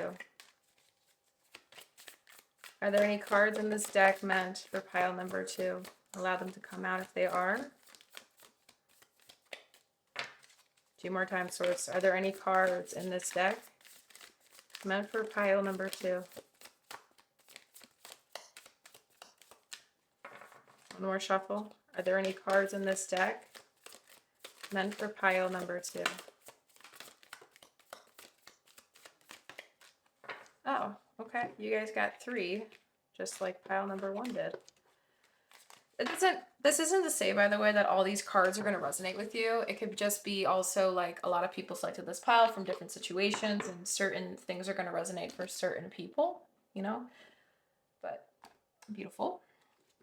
Look at all the cards you guys got. Wow. You guys got a lot of affirmations. Very excited. And then these 2. So, all right, my beautiful souls, we got that. And now for your final message from self. We're using my Journey to Self deck. It's a brand new deck, as well as we're gonna get any final channel messages from my jar of goodies. All right. Final messages for pile number 2. Final messages for pile number 2.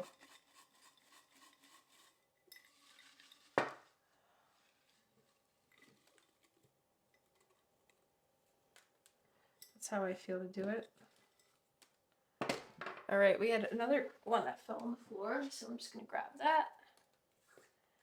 Beautiful. I think you guys got what, 6?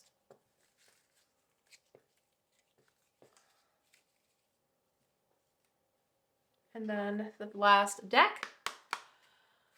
Final messages. Any final messages for pile number 2, source? Any final messages for pile number 2 to end this reading with? Beautiful. Soul compass, intuition, direction, surrender, let your peace be the map. How beautiful is that? All right, so there you have it, my loves. We got everything for you guys to dive into this reading. So with that, I will meet you at the reading portion of your reading portion of, I was going to say reading portion of your reading portion of the video, okay? I will see you there.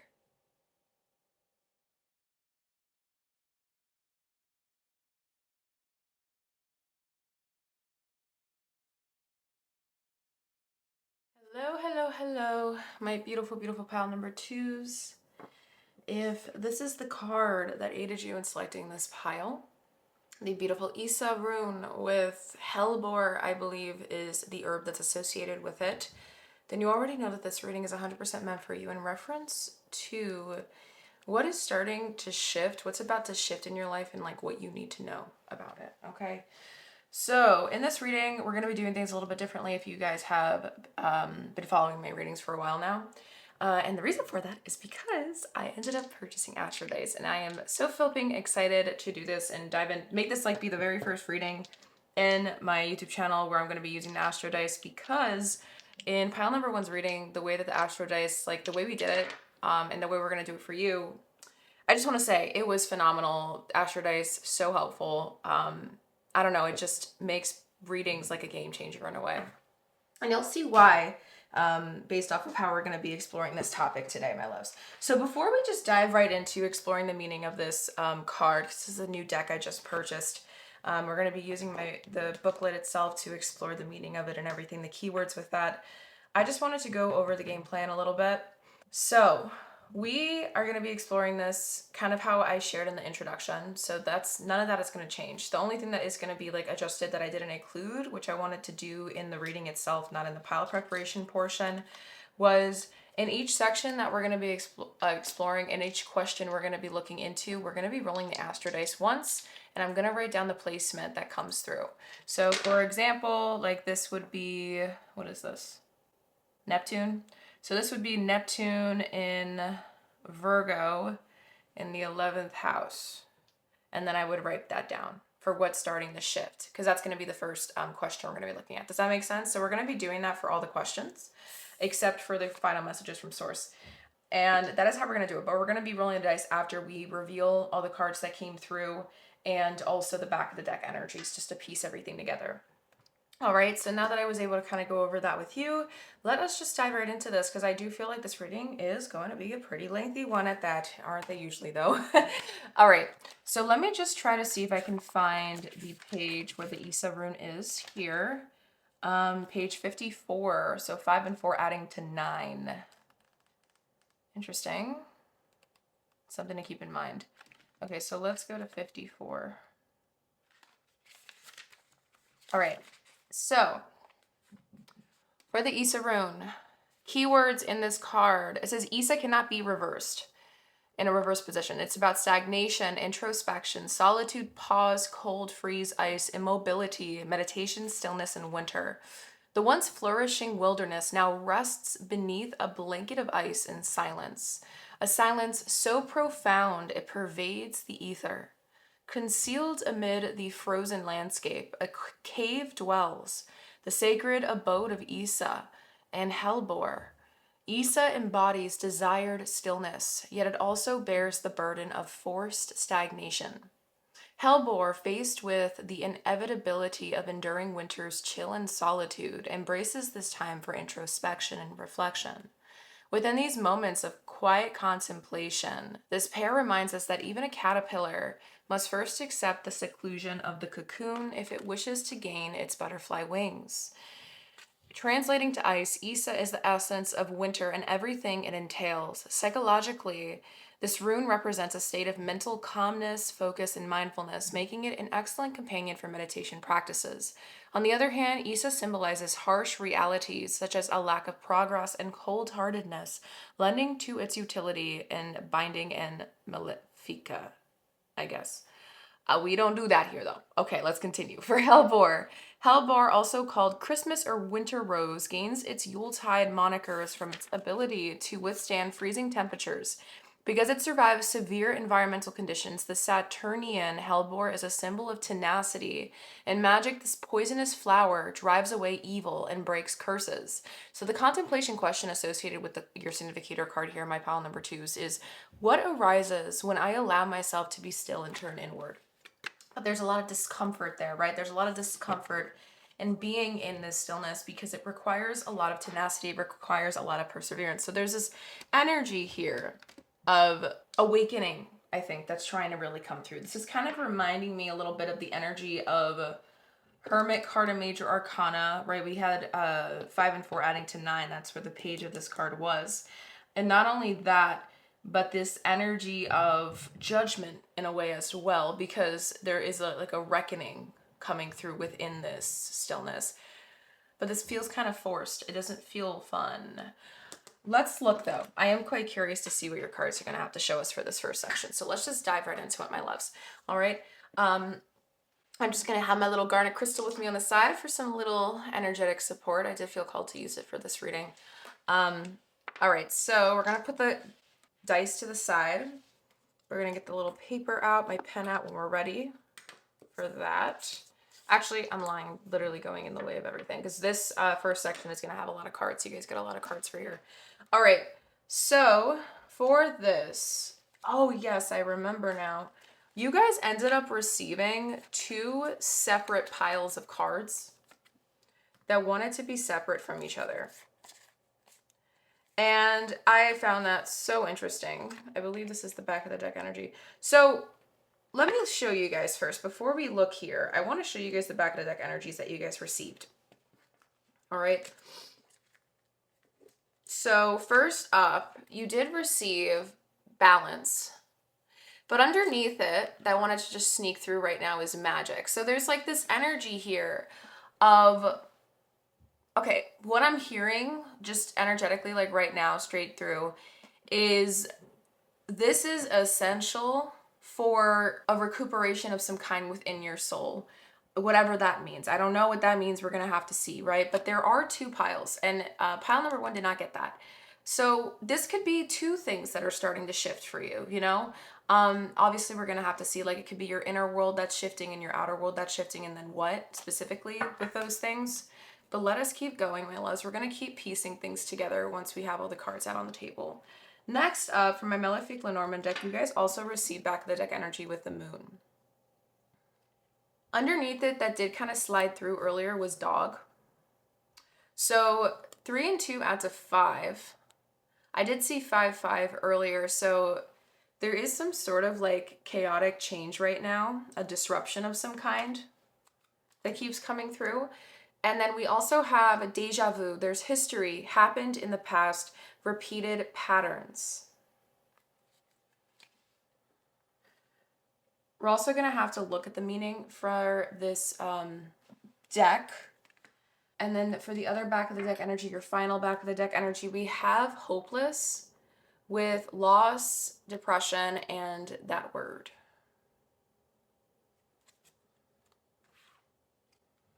All right. Actually, I feel called to place this over here. Let me see. I'm sorry with the nasty shadows, guys. I'm still trying to figure out my lighting setup. Okay. But I am trying my best, okay? So I hope you guys appreciate it. that I'm trying. All right, actually what I'm gonna do, because there's more importance in this words right here. See if I can fit the words. Here we go. All right, so let us look at the meaning of the moon first.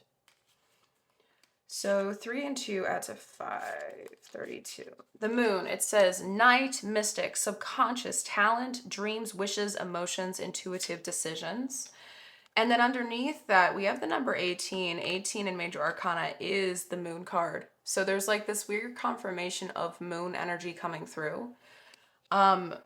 Maybe some paranoia as well, with dog meaning friend, helper, or assistant, trust, loyalty, and support. Again, there's this idea here with the moon and the dog coming through, and then we have balance and magic. Like, I feel like they kind of reflect each other for some reason. Like, in night, everything is more still. Like, there's more silence in the air, you know? Everyone's asleep. The world is asleep, except for the nocturnal creatures, which we're not going to talk about. But there's more silence in night than there is in the day. There's this idea here with dog. Dog is kind of like reflecting to me the energy of like loyalty, trust, support, helper, assistant with like a magic card. What's underneath the magic card? Mystery. See, there's like this weird unknown energy through, like, you know, the moon. Whenever you get the moon card in a tarot reading, usually there is some unknown stuff going on that you're not meant to know at this time. So it feels like they're kind of like bouncing off of each other now that we know that mystery is right underneath magic too. Oh, you guys can't even see that. Let me see if I can zoom out a little bit. Okay. Hopefully that helped. Sorry about the glare. It's right there. So yeah, that's really, really interesting. And then deja vu, right? That's subconscious, that's past patterns, that's moon energy. There's a lot of that hopelessness, the loss, the depression that we can get stuck in the dark. And the Issa rune is kind of about that, like the stagnancy, right? Interesting. I like how everything's kind of like in the same wheelhouse. So let's look at this first pile together, okay? So first up, in terms of what is starting to shift for you, my loves, let me just lie these out so we have space, because now that I zoomed out, you are able to see here. Okay. First up, we have Epiphany with self-reflection, answered questions, and untapped talents.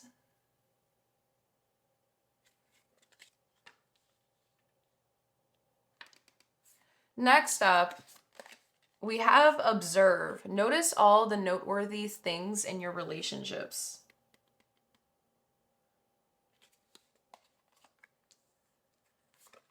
We have heart fog. Oops. Heart fog, mixed emotions, unclear feelings, wishy-washy. Interesting. And then we have confusion. Our heart fog, confusion, observe, untapped talents, answered questions, okay. Confusion. All seekers of truth will experience confusion. Ask the universe to provide the answers you need. Then we have 2, sorry about that cutoff, with main female. 2 is giving me high priestess energy. And then lastly, we have only you, focused on just you, observing you, watching you. There's no one like you. With the first pile. Okay, I'm gonna roll the dice twice for you guys. For this first part and then the second part, because I do feel like there is like a first thing and a second thing. So I'm writing A and B. Okay, so we're looking at A right now. So what is starting to shift for pile number 2 in reference to this first set of cards? What is starting to shift for pile number 2, source? All right, so we have the sun in Cancer in the first house. Let me just write that down. Okay, so for A, we have sun in Cancer in the first house.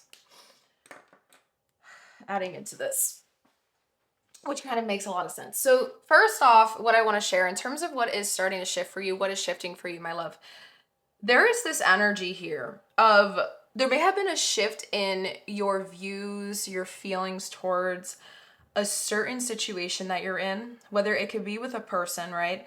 But it can also be like, okay, when I say person, I don't want you to think it could just be like a love life thing. It could be like a friendship, it could be a family member, it could be anyone. But there's this energy here of like a shift. Like, you got thrown off, like taken aback by something. There may have been like some weird shape shifting energy going on, and it confused you a little bit. So now you're kind of feeling a little bit uneasy, and it's making you question how you're truly feeling about this person. Another thing that's also coming through, you may have already been on this very personal, deeper, like a very personal journey to understanding yourself in deeper ways than you've ever had before. And like this has been ongoing for a while. Like maybe you have gone to therapy in the past. This isn't going to resonate with everyone, guys, by the way, who chose this pile, but what does resonate, you'll know. But what I am picking up on is like some of you guys may have gone to therapy. You have maybe not therapy, but maybe it was talking to someone who did spiritual healing work of some kind. Like it could be Reiki, it could be something for your well-being, maybe yoga or things like that. Things that felt like healing to your soul. Like you may have been trying to go on some sort of journey of like bettering yourself in some way, shape, or form, psyche-wise, mental health-wise, your overall well-being wise. Through that, this has been going on for a while, like this process of transformation and progression for yourself. Through this evolution journey and period, there has been a shift in your perspectives, in your beliefs, in your a new narrative is trying to be born. Um, it's got you a little bit confused because it might feel like the path that you've been on for quite a while now is just all of a sudden changing. And you're getting a little bit worried about it. There's a lot of anxiety here, fears, but it's like you keep trying to like push them off in a way. Like I'm picturing like a really like a cool guy. You're a cool guy, you're a cool cucumber on the surface of things. Those things that I just shared, like that's what I keep picking up on. It's like somebody who has been on like this focused journey of trying to better themselves in some way, understand themselves better in some way. And through this journey, the things that once felt familiar, comforting, secure, grounding, they're shifting for you. The perspective of it is shifting for you, and in a way it feels threatening because that's what was familiar. Like that is where security is or was for you, and you're still confused whether that is the case now. Okay, so it could be any of those things that I just shared. I do want to see what the next set of cards have to say, because maybe it can help us piece things together, or it could be a completely separate thing. So let us keep going, my loves, because this does feel heavy. Okay, I want to make it very clear that with this first thing that's starting to shift for you, it's opened up a can of worms that you're having trouble being able to close back up. And I'm going to be honest with you, pile number two, this isn't a can of worms that you can put back in the can. Like this is something that once it's opened, it's there. You've done enough work in some way and capacity to open up these things. And in a way, this is a gift, like this is a treasure to be grateful for, but it doesn't feel pleasant, and it's nothing that is you can easily feel grateful for because of how hard in the moment it is right now. Does that make sense to like move through or feel? But at the same time, I'm also hearing, I don't even know how to feel. I don't even know what to feel. And that's all very normal things. This is something that you're currently processing right now, as we speak. All right, so for the next pile of cards for B, we're going to shuffle the, I keep saying shuffle, we're going to roll the dice again, but let's look here. So next up we have illusion. Avoid the trap of mistaking fantasy for real soul connection.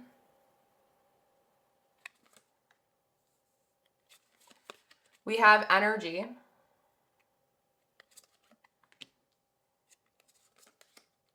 Cuffing season, single and ready to mingle, ready for a relationship, on the hunt.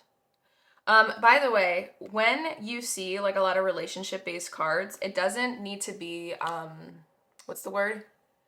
Specific. So unless it does resonate with your situation, this can also mean like cuffing season. You're ready to commit to something right now. Do you know what I mean? So you don't take it so general, or like literal. That's the right word. Don't take it so literal and see it more as like a general broader thing. All right, loves. But it says on the hunt. Next up we have soul. Your soul is preparing to reestablish trust in the process. We have a letter with the number 27, 2 and 7 adding to 9 again. Then we have growth, summer, and faith, wishing, praying, hope. You're ready to like recommit to something, but this recommitment is still a form of news for you. Like you're still trying to process it.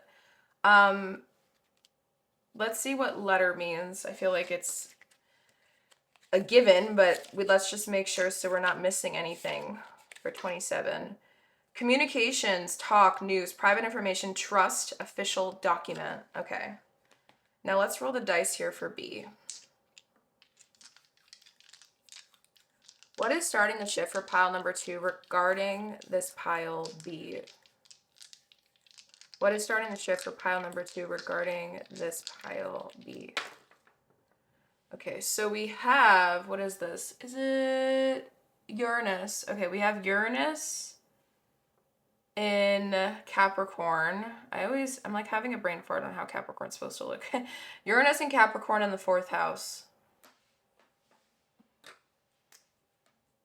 Hold on a second. Uranus in Capricorn, 4th house. Okay.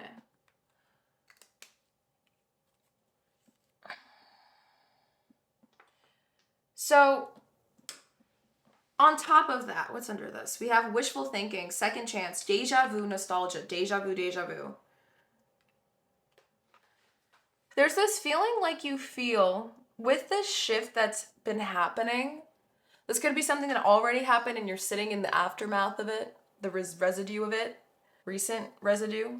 It felt very catalytic in a way where it really was like boom.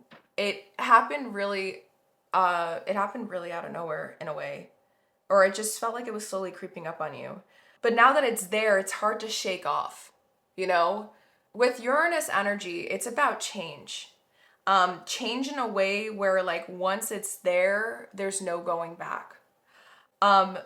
Some of you guys may have been on a really deep healing journey, and it feels like now everything of the trauma is coming back up. And it feels like it's haunting you. It feels like you're going absolutely mad, absolutely bananas, absolutely insane. And it might have to do with your family, like your parents in general specifically, or like an authority figure of some kind that you have a lot of trauma associated with. That is another thing that's coming through. And this is hard stuff. You know, this is hard stuff to process a lot, but it's all necessary for your healing. Regardless of what this is, pile number 2, because there's so many different ways I can read this.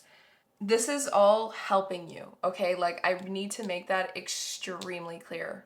This is a very intense situation, okay? Like, emotionally, mentally, energetically, I can see it. You know, we have a lot of heavy cards here, and we have the Isa rune. So, I want to validate how you're feeling right now because it's super easy for me to just say, oh, yeah, like, this is for your own good.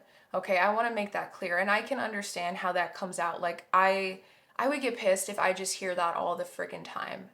Sometimes when we surround ourselves with a lot of people that are trying to just help us, but their way of helping is to just kind of move past the discomfort rather than like settle in it for a little, it can feel sort of invalidating, you know?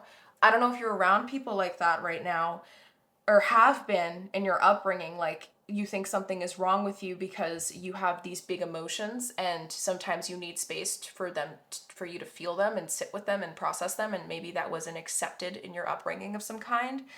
But there's this energy here heavily that does have to do with trauma being in the picture, my loves. I want to let you know though that, like I said, if this does have to do with a person like you're realizing things about, you're realizing something about yourself when you're in a connection with somebody or in a friendship, and connection doesn't have to be romantic, right? It could be a work partner. It can be a friendship, it can be a roommate, you know, it could be a lot of different things. I want to let you know that the reason why this is coming up is because there is a form of trauma association here with this situation. And you deserve to give it time by giving yourself grace right now because of how heavy it is. But Source really keeps trying to like make me say to you, like to make it clear, like this is for your own good. And I know that you hate me saying that, guys, but it had to happen the way it did for you to, or you had to experience it, this moment the way you're experiencing it, for it to hit you in a way where it's like, finally I'm waking up, you know what I mean, like I'm seeing things now. So let us now see why this whole shift is happening now specifically. Okay, loves, let me get the cards out. So why it's happening now, we're gonna be looking at the back of the deck energies again, and then we're also gonna be rolling the dice again. Let me just figure out how I'm gonna do this. Okay, so we have the tarot cards. This card wanted to, this card wanted to come out sideways. So it's gonna be clarifying or influencing the energy of the card underneath it. Okay, does that make sense? So we'll look at that, but let's look at the back of the deck first. So why this shift is happening now for you, pile number 2. First up, we have the Queen of Swords. Underneath the Queen of Swords, we have the Six of Wands. And underneath the Six of Wands, we have the Five of Pentacles. Like bitter, very bittersweet stuff here. Like this is true progression, but it doesn't feel that way. It feels very heavy. It feels like you're opening up a can of worms, kind of like I said, that just feels like your stomach's rotting. Or there's something at the pit of your stomach and you're just feeling sick about it. For the other back of the deck energy, we have, because you're ready for a new chapter. Pile number 1 also received this. So there's this energy here of like similarities between pile number 1 and pile number 2 in the sense that these aren't things you asked for. Or maybe you thought that you weren't asking for them, but it was essential for the pathway that leads you to, you're aligning closer to your true self. Because you still are like in this journey of trying to understand who you really are, pile number 2. And I do believe that there has been a lot of healing that you've made, but this is where the real stuff is going to begin. Like the real adventure, I guess, if that makes sense, is going to begin. That's what I'm picking up on. It's just scary to sit with, like, a lot right now. It doesn't mean that you're incapable, but there's some doubts, you know? And maybe that's why this reading found you at the time it did, because it's trying to help you be discerning and remember, like, you went through this because you were capable of going through it. And I know that it sucks because sometimes we don't want to go through these things. We don't want to go through certain things. It's not like we signed up for it. I feel like so much anger and so much annoyance, so much frustration in your energy, guys. I feel it in like my heart, just like this weight being pressed on my chest right now. And I know this is so infuriating in a way to hear. And in a way, how about instead of me trying to validate, why don't we just sit in this silence for a little bit? Or I hold the space in your silence by just continuing on with the reading, because it really feels like there is too much to unpack here. You know what I mean? Just with me talking through a camera to you, it just doesn't feel correct. It doesn't feel like the right space to do it. But I know that you guys want to just get to the bottom of it. So let's keep going because you guys deserve that. Okay, so my loves, for the first card, this card is going to be influencing this card. First up, underneath it, we have, Six of Pentacles. Let me make sure these aren't in reverse. Okay, yeah, so the Six of Pentacles actually came in reverse. Interesting. I normally don't take reversals. That's why I wanted to see if all my cards were in reverse. But this is the only card that's in reverse. We have the Six of Pentacles in reverse with the Two of Pentacles influencing. So the Two of Pentacles energy is influencing the overall energy of the Six of Pentacles in reverse. Does that make sense? Next up, we have the Tower card.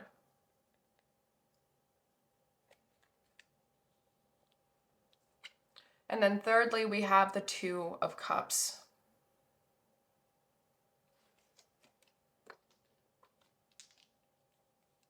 Okay, I think I see something big right now, But before I share anything, let's roll the dice to piece everything together specifically. So why is this shift happening now for pile number 2? Regardless of when this reading found them, as it finds them when it is meant to find them, why is this shift happening now for pile number 2? Okay. So we have the North Node in Virgo. Oh, Virgo came out again because I used it as an example in the 7th house. Okay, let me just write that down. North Node and Virgo in 2. Okay, in 2nd house. All right. Oh, why did I write that? I meant 7th. Sorry. 7th. And it actually gives me so much confirmation on something huge. But it doesn't feel nice. I just want to make that very clear. Like, I don't want you to think that I'm you having absolutely no empathy for this situation, my loves. Like, I can relate to this in the sense of if this is related to healing, which it keeps kind of showing that to me. Like an epiphany that came through that just feels really hard to sit with. I have gone through that, and you feel absolutely insane. Like, you feel absolutely bonkers. I actually have a video on my YouTube channel. If you guys want to check it out, write it down and like look into it, or I can write it down in the description box. If I forget, just comment pile number 2, the video name or something. If you too lazy to look for it, I can send you the link for it, my loves. But I have a video on my YouTube channel called How to Turn a Crisis into a Spiritual Awakening. In that video, I talk about like my personal trauma and like my story with how it felt when I went through my first dark night of the soul. Basically, that video is about dark nights of the soul and what they really are. There's this feeling here that there is a big crisis, okay? It feels like a mental health crisis, but I am not a doctor, disclaimer. But there's just like this feeling of your mind is waking up. Your mind, why it had to happen now, it was time for it to happen now. There's really no other way to say that. I'm not trying to make this magical woo-woo words and fluffy words, just straight to the point, because it was gonna happen eventually. Like, this wasn't gonna stay stuck inside your psyche forever. Pile number 2. Eventually that can of worms had to come through. And now you gave your body, you gave yourself enough space to be able to bring it back up, you know? For example, like sometimes we need to step away from like where most of the chaos was in our upbringing. Like if we move away or you take a trip out of like your hometown, where you were raised. I don't know, I'm just giving you an example if you have childhood trauma. When you take a trip, you're far enough away from that thing where there's peace, where there's more silence. Maybe you love hiking and you went to go on a hike, and you took a road trip somewhere and you stayed somewhere a couple nights and you went to go hiking somewhere, right? And you found a waterfall. I don't know. This is something that happened to me. When you reach a certain place far enough, when you get far enough from something where it has a lot of triggering or triggers that linger, where there's a lot of emotional memory and residue of those things, your nervous system, after a certain amount of time away, it might start to feel safe enough to say, okay, now that we're safe enough, let us start to pour out some of the crap and the shit that we've been carrying on our backs, inside our bodies all this time, so we can get rid of it for good. We can finally release it. We can finally keep moving forward and shed the old skin of these old narratives that create self-sabotage. This is something that could have been slowly happening for you. Like, you may have been slowly making a perfect setup, whether it's an example of this could also be like doing yoga. When you do enough breathing and slowing down, eventually when you're in shavasana, for example, like the final resting pose in a yoga class, like things can start to come up. Your nervous system starts to trust you enough to let those things come up. There's so many different ways that it can happen, really. But I do feel like there was like the perfect recipe here that was developing under the scenes for a while that you've concocted up, and you didn't even realize it, pile number 2, for a while now, where it was inevitably still going to get to this point regardless. So I just like want to make that very clear.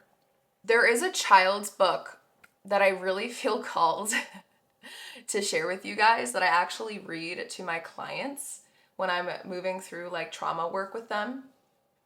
Uh, it's called The Little Soul and the Sun. This book is absolutely amazing. I bought it because I like wanted to have it for the rest of my life. And when I first had it read to me, it was when I was attending a lot of new moon and full moon circles.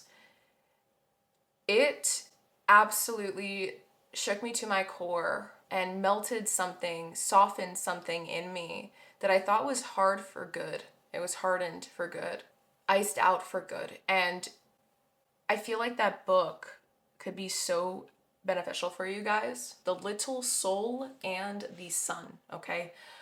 Um, because why it happened now, you have been on an ongoing journey to coming back to yourself and your truth, pile number two.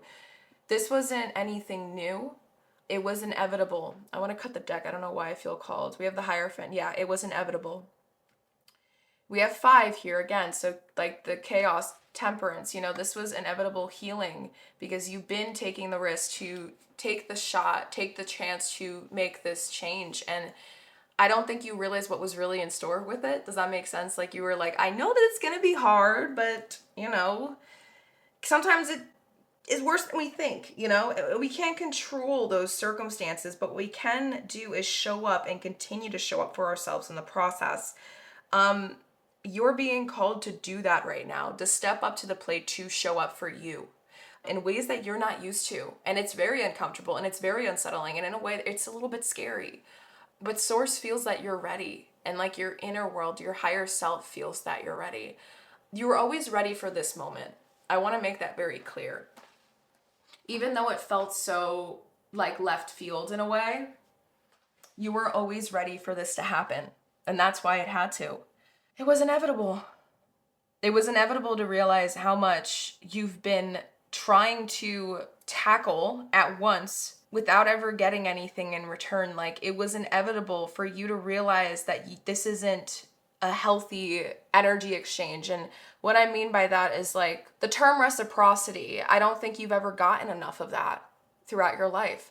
It's very likely that you felt like you were constantly in survival mode for your own life, but then constantly trying to show up for others too much to the point, or overgiving yourself too much to the point where there was a very bad imbalance for a long time. It's like in a relationship, for example, like when you're in a romantic relationship with somebody, this is something I stand to this day. You're supposed to give 100%. The other person's supposed to give 100%. And the reason why is if both people are always giving 100%, the other person's 100% is going to keep recharging the other person and vice versa. Does that make sense? So no one ever feels depleted.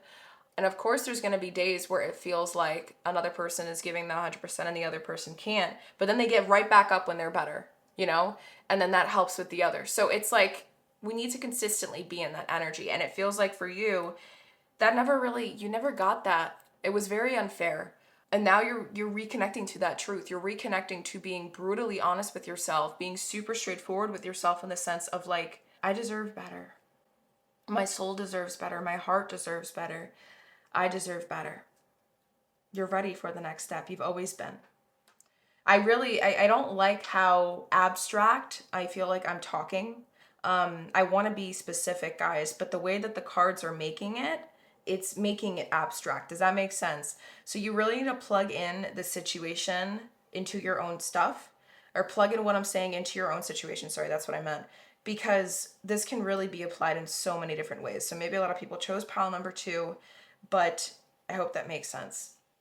Okay, loves. So we're going to be moving into the second section for your reading, where we're going to be looking at the next 2 questions of what this shift is disrupting and where you might resist this shift, okay? Again, we're going to be getting the dice to roll. So give me one moment. I'm going to move the cards out of the way. So then we have space to move into the second section. I'm still going to be able to see them. You guys just won't, okay, in the camera's lens, okay? So I will see you in the next part, okay? Give me a moment. Okay, guys, sorry if my camera's shaking. I just had to hit the record button. Okay, so you might still see some cards, but because they're all the way over there, I could still see the whole setup. I just wanted to have a nice clear space for the second section. So, what this shift is disrupting, okay, in your inner and outer worlds, or either, we'll see. So, what this shift is disrupting, let's see. Okay, so we have what this shift is disrupting, and then we have here, oops, where you might resist the shift, okay?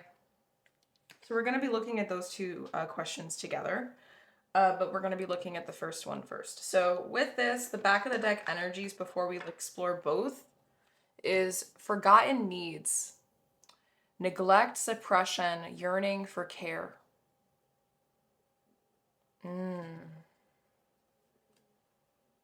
Okay. Let me just move this out of the way slightly.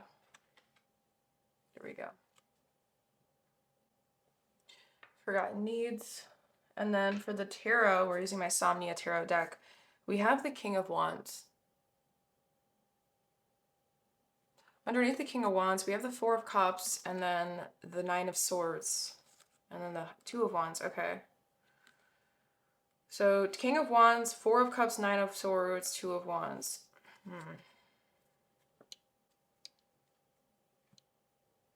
Okay, the Nine of Swords wants to come through when I just placed it, so we're going to keep it there. All right. So let's get these out of the way. We're going to look at the first thing where we're looking at what this shift is disrupting. Oh, what the shift is disrupting? All right. First up, we have the Six of Cups. Again, this feeling of nostalgic energy keeps coming through. You had deja vu come out twice, so interesting. Next up, we have the Seven of Pentacles.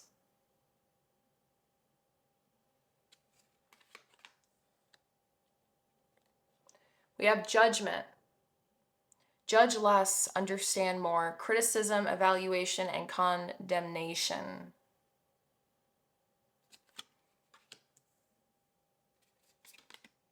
Be gentle with yourself. Self-compassion, permission, softness.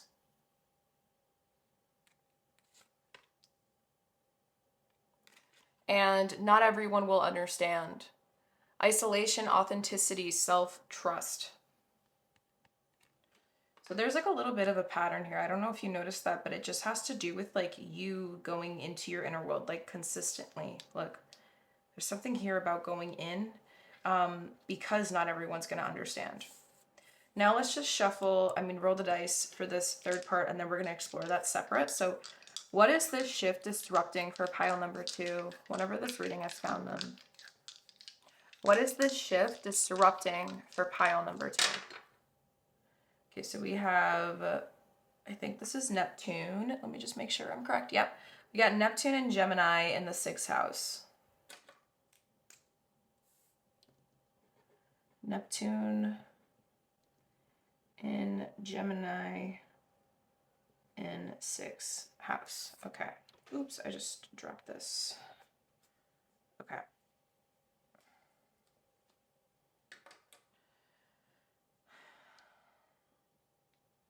So let's look here first for a moment, actually.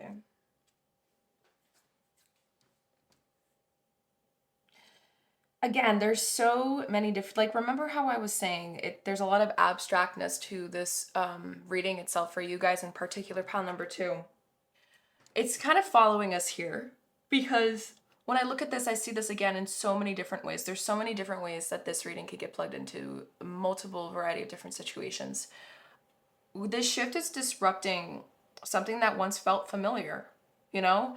It's disrupting an illusion on how you used to show up to the world, express yourself, where your passion for understanding things were, or where your curiosity normally was in life. Like, that's changing. It's changing, it's disrupting the illusion that was lying over, like, the truth of something that had to do with routines, that has to do with daily habits, how you show up in the world continuously when it comes to habit and habitual things, tendencies. There could be a self-sabotaging tendency that got revealed that you just realized that you used to do or that you do. And this shift created that disruption because you're like realizing, it just feels like I'm picturing someone who's trying to finish like a puzzle and they just have like a couple pieces left and they're trying to, like, maybe they lost the final puzzle piece to finish the picture. But this puzzle piece is so crucial to understand the picture and see it for what it really is. Maybe there's a really important image on that final puzzle piece, but you can't find it. It's lost, and you're looking under the couch, you're looking between the pillows, you're looking under a rug, or you're looking under things, and you just can't find it. But then when you finally do, it's been like this journey of consistently trying to find that one piece. You find it, and it like surprises you what you find on that piece. It surprises you the image that's there. Like, it's a surprise to you in a way where everything just makes so much more sense than you thought it would, more clarity than you thought you gain, more insight than you thought you get from something. And it's kind of like a detective when they solve a cold case that's been cold for years and years and years, and it's not through forensics, but it's through like this one piece of evidence that no one was thinking about looking at or for. And it's just like a mind-blowing moment because it rattles you so intensely to the point where you really don't know what to do with yourself right now. You're very confused. There's a lot of emotions. I don't even know if you could put like a name on them. I don't even know if you can identify them right now because I just picture a tornado of them right now within you, like a whirlwind of it. And in a way, it feels like you're stuck in time. You're frozen in space because it feels too hard to move forward, and you definitely don't want to move backwards, but you're just there. This shift has created a disruption in your normal routine. It's created a disruption in how you view something. I feel like this does have to do, though, with the Six of Cups and the Sixth House coming through. There's this energy of like your past, like how you view your past is different now. Like how you view your something of the past is different now. And it's shifting for you in ways that you never thought it would. And it's a lot of information to process. You're still in the standing of it. It's like you're stuck in quicksand right now. But I keep hearing it's for your own good. And I know that's the thing that's going to piss you off. And I'm sorry about that, but I share what is coming through. Okay, now let's look and see maybe if we piece the second section, it will help us see a bigger picture. So now we're seeing where you might resist this shift. So first up, we have attachment. True growth requires letting go. And then there's subtext here. It says clinging, dependence, and addiction.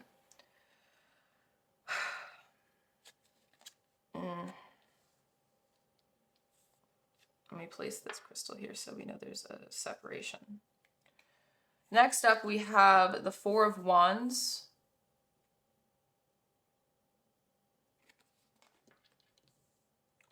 And the Eight of Swords.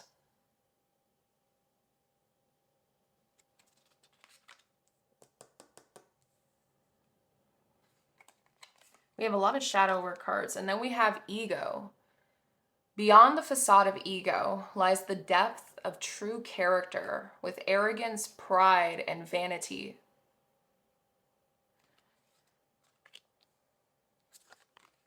We have two more tarot cards, so I'm assuming these are going to clarify these two. And then we have avoidance. Face what you fear, for avoidance is but a temporary refuge. Evasion, neglect, denial. Clarifying the Four of Wands, we have the Three of Cups.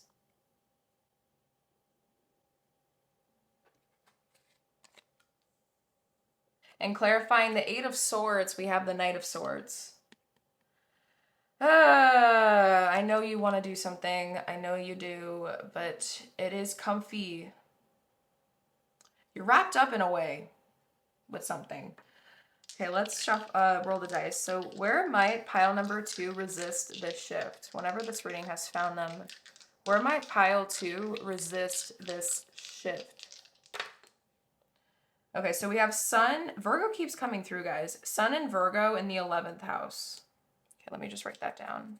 I'm understanding. Sun in Virgo in 11th. Okay.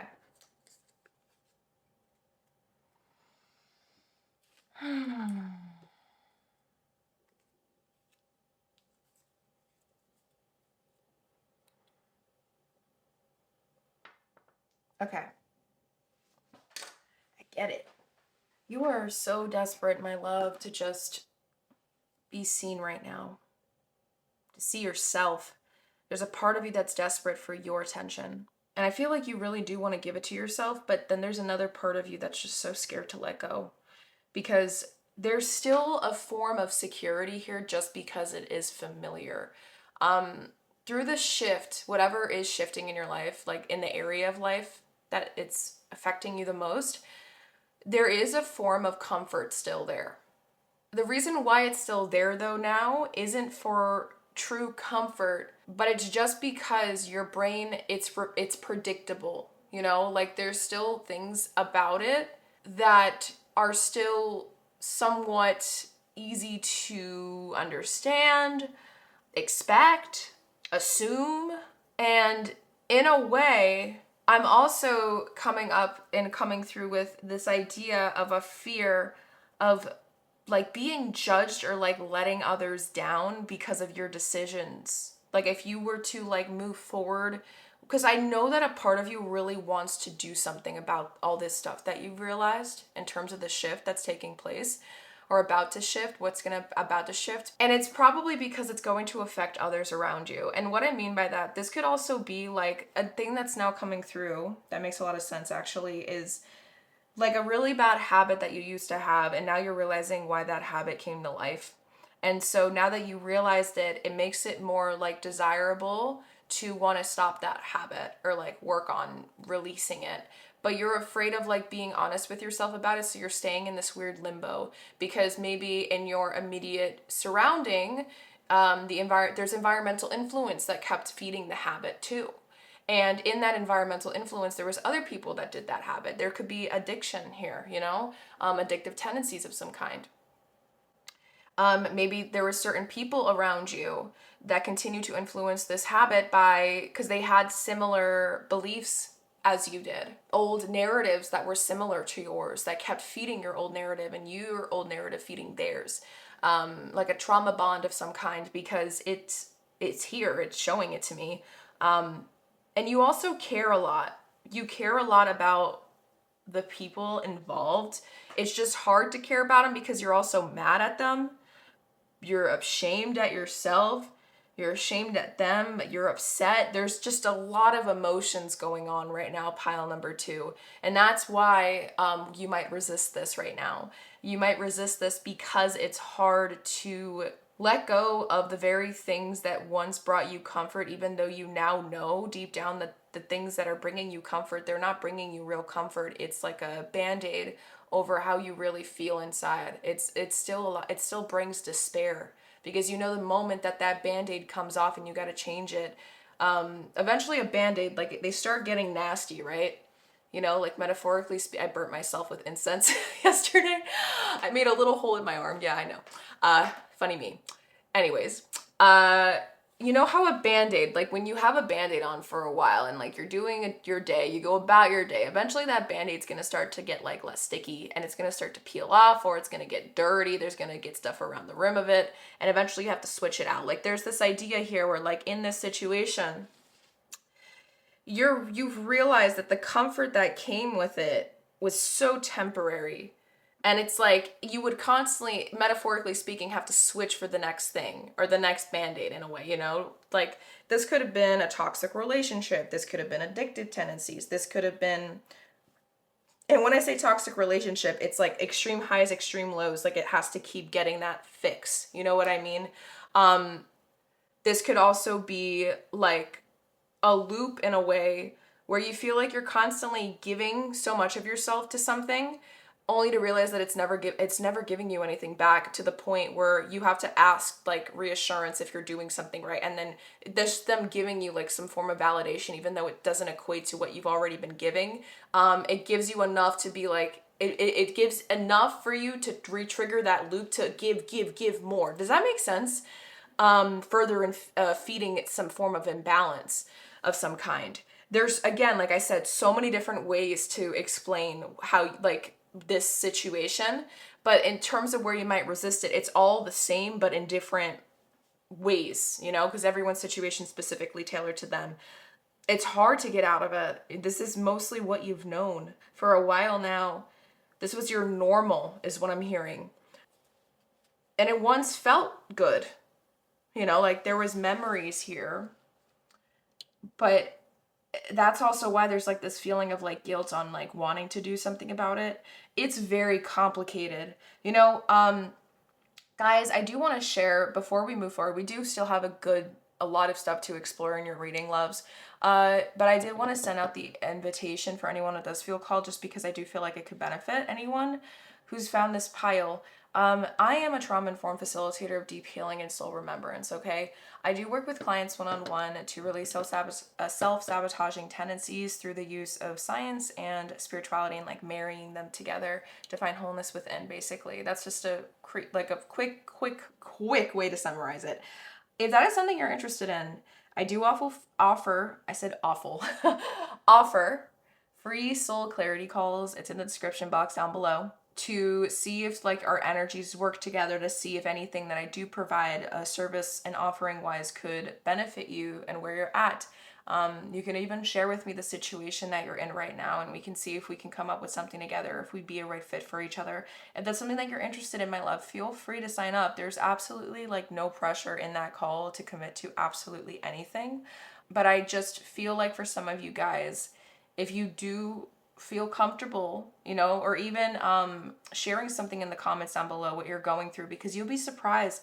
There could be someone else going through something very, very similar in a different part of the world, and then you sharing that can awaken something in them. And then, you know, it's sometimes we just need to remember that we're not alone. And I can see here that there's this desire to be seen in the situation, you know, my loves. So again, if any of those ideas I just gave you resonate, feel free to check it out, okay, in your own time, my loves, okay? Absolutely no pressure in any of these things. I just always feel like connection, like we're humans, that like humans are meant to be social creatures, okay? And definitely want to say this isn't something you're meant to go through entirely alone. Okay, whether it means sharing a comment of your experience and having other people see it and understand, and or it can be doing a free soul clarity call. It can even be therapy, but there's something here that I feel like could really benefit to be expressed. Okay, my love. So I just wanted to send out that invitation lovingly. All right. With that being said, let us now move into the third section, where we're going to be seeing the next two questions before we go into your final messages from source as well as your higher self, which is where this shift is taking you. Like, what path is this shift taking you down? And then what aligns you with this shift in path? Okay, does that make sense?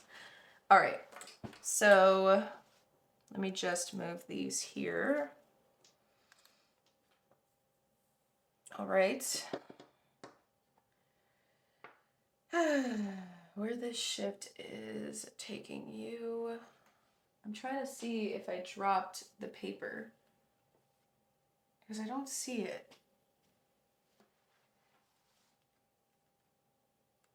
Give me 1 second, guys. I'm going to try to find the paper for the dice for the fifth section, okay? So give me one quick moment.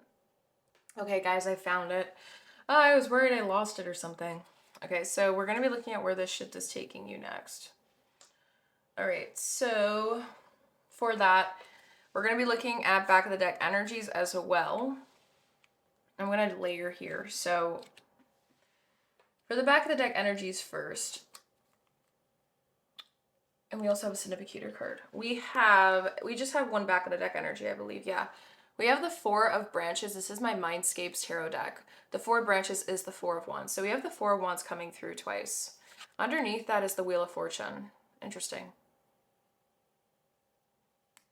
I'm hearing the world is in your hands, with the spider symbolizing the Wheel of Fortune here, which I actually think is really symbolic and beautiful in its own right. Okay. So where this shift is taking you. So we have tea leaves here. We have a couple of different things we're going to be using to look at this first section. For it, there's separate stuff, like some tea leaves wanted to be with other tea leaves and they're separate like messages. So that's just something to keep in mind. We also have the tarot here. We'll look at that next or last.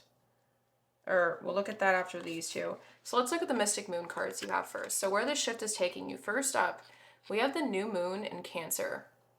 The Nurturer's Reflection, 2 and 3 adding to 5. Do you see how many times we've had the number 5 pop up for you guys? Like, that is absolutely insane. Use this time to reflect on your emotional needs and connect with your intuition, drawing on Cancer's caring and intuitive energy. Yes. What do you truly want? You're connecting to that right now. And then next we have Virgo. Wow, we've had Cancer and Virgo. We've had Virgo come up 2 times, and we had Cancer come up earlier. And the 4th house is associated with Cancer. The 6th house is associated with Virgo. So we have a lot of that energy here. And then not to mention we had the 9th, we had the Hermit energy coming through a lot. And it's just absolutely, and the moon. The moon is associated with Cancer.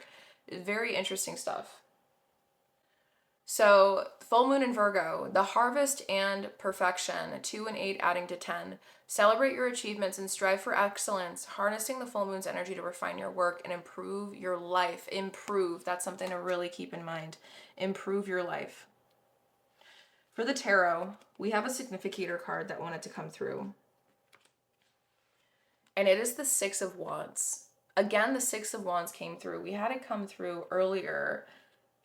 Where was it? I don't remember where it came through. It was a tarot. I don't remember where it came through. Oh, it was under the Queen of Swords and the 6 of Wands. Like, you've realized something that is meant to aid you in your success and your victory. You know, the 6 of Wands is the victory card. We have 4 cards. So first up, where the shift is taking you, we have the 3 of Pentacles, which is the 3 of Stones here.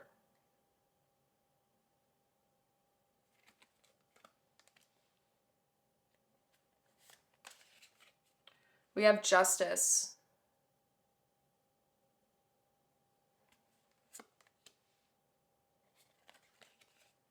We have the King of Spires, known as the King of Swords.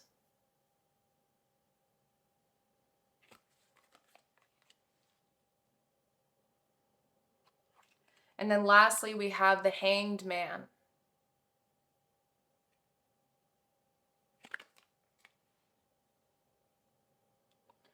For the tea leaves.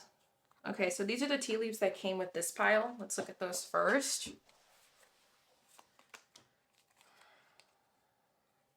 We have Archway. New opportunities, possibilities, and paths opening up.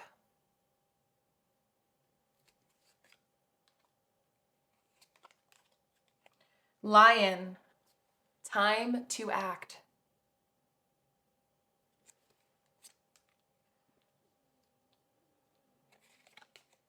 Bat. Take care. Enemies are working against you. And then this is a month of the year.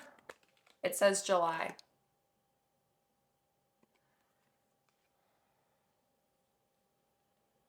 Next up, for these 2 pairs, we're going to try to keep them separate.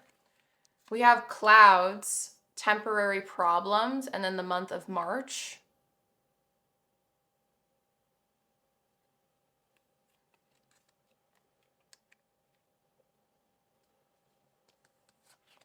And then for the final 2 tea leaf pairings, we have Diamond. You'll be receiving or giving a precious gift. And Handshake. A meeting with a stranger could be important. Oh, wow. Okay. Woo! That's crazy. Now, let us just roll the dice here to piece everything together, because there is a lot of things coming up with this shift and where it's taking you. But let's just get the dice to put everything here. So where is this shift taking pile number 2? Regardless of when this reading finds them, as it finds them whenever it is meant to find them. Where is the shift taking pile number 2? Okay, so we have Mercury in Leo in the 5th house. That's so beautiful. Okay.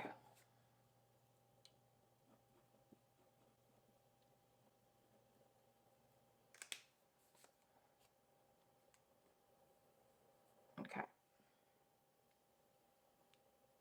Let me keep it here, actually. Actually, we'll put it here. Mercury and Leo in the 5th house.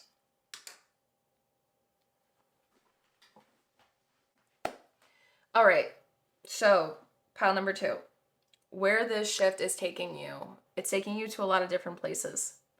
For starters, this is the beginning of you taking true leadership over your life in a way where you're no longer letting like your trauma or your fear of some kind control you any longer. Like you're not letting that happen. You're so fed up with it in this new chapter. This shift, it's ready to build something with you. It feels like Source is ready to build something with you in a way where you're crafting it with so much heart and intention that it's gonna feel super like a new way of doing things. It's gonna feel exciting. It's also gonna feel anxiety inducing because it's so new.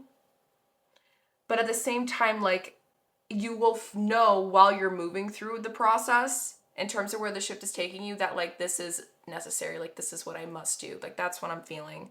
Because now you understand the truth. Now you have the real perspective. Now you aren't looking at the illusion anymore and you understand what's really been going on. But at the same time, this is where things get interesting.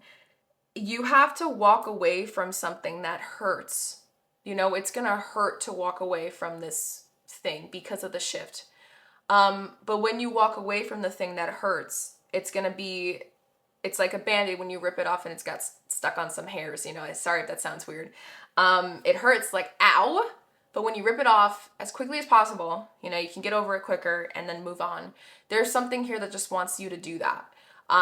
This is actually what helps with this shift to initiate this new path and like continuation of this manifestation journey you've been basically on.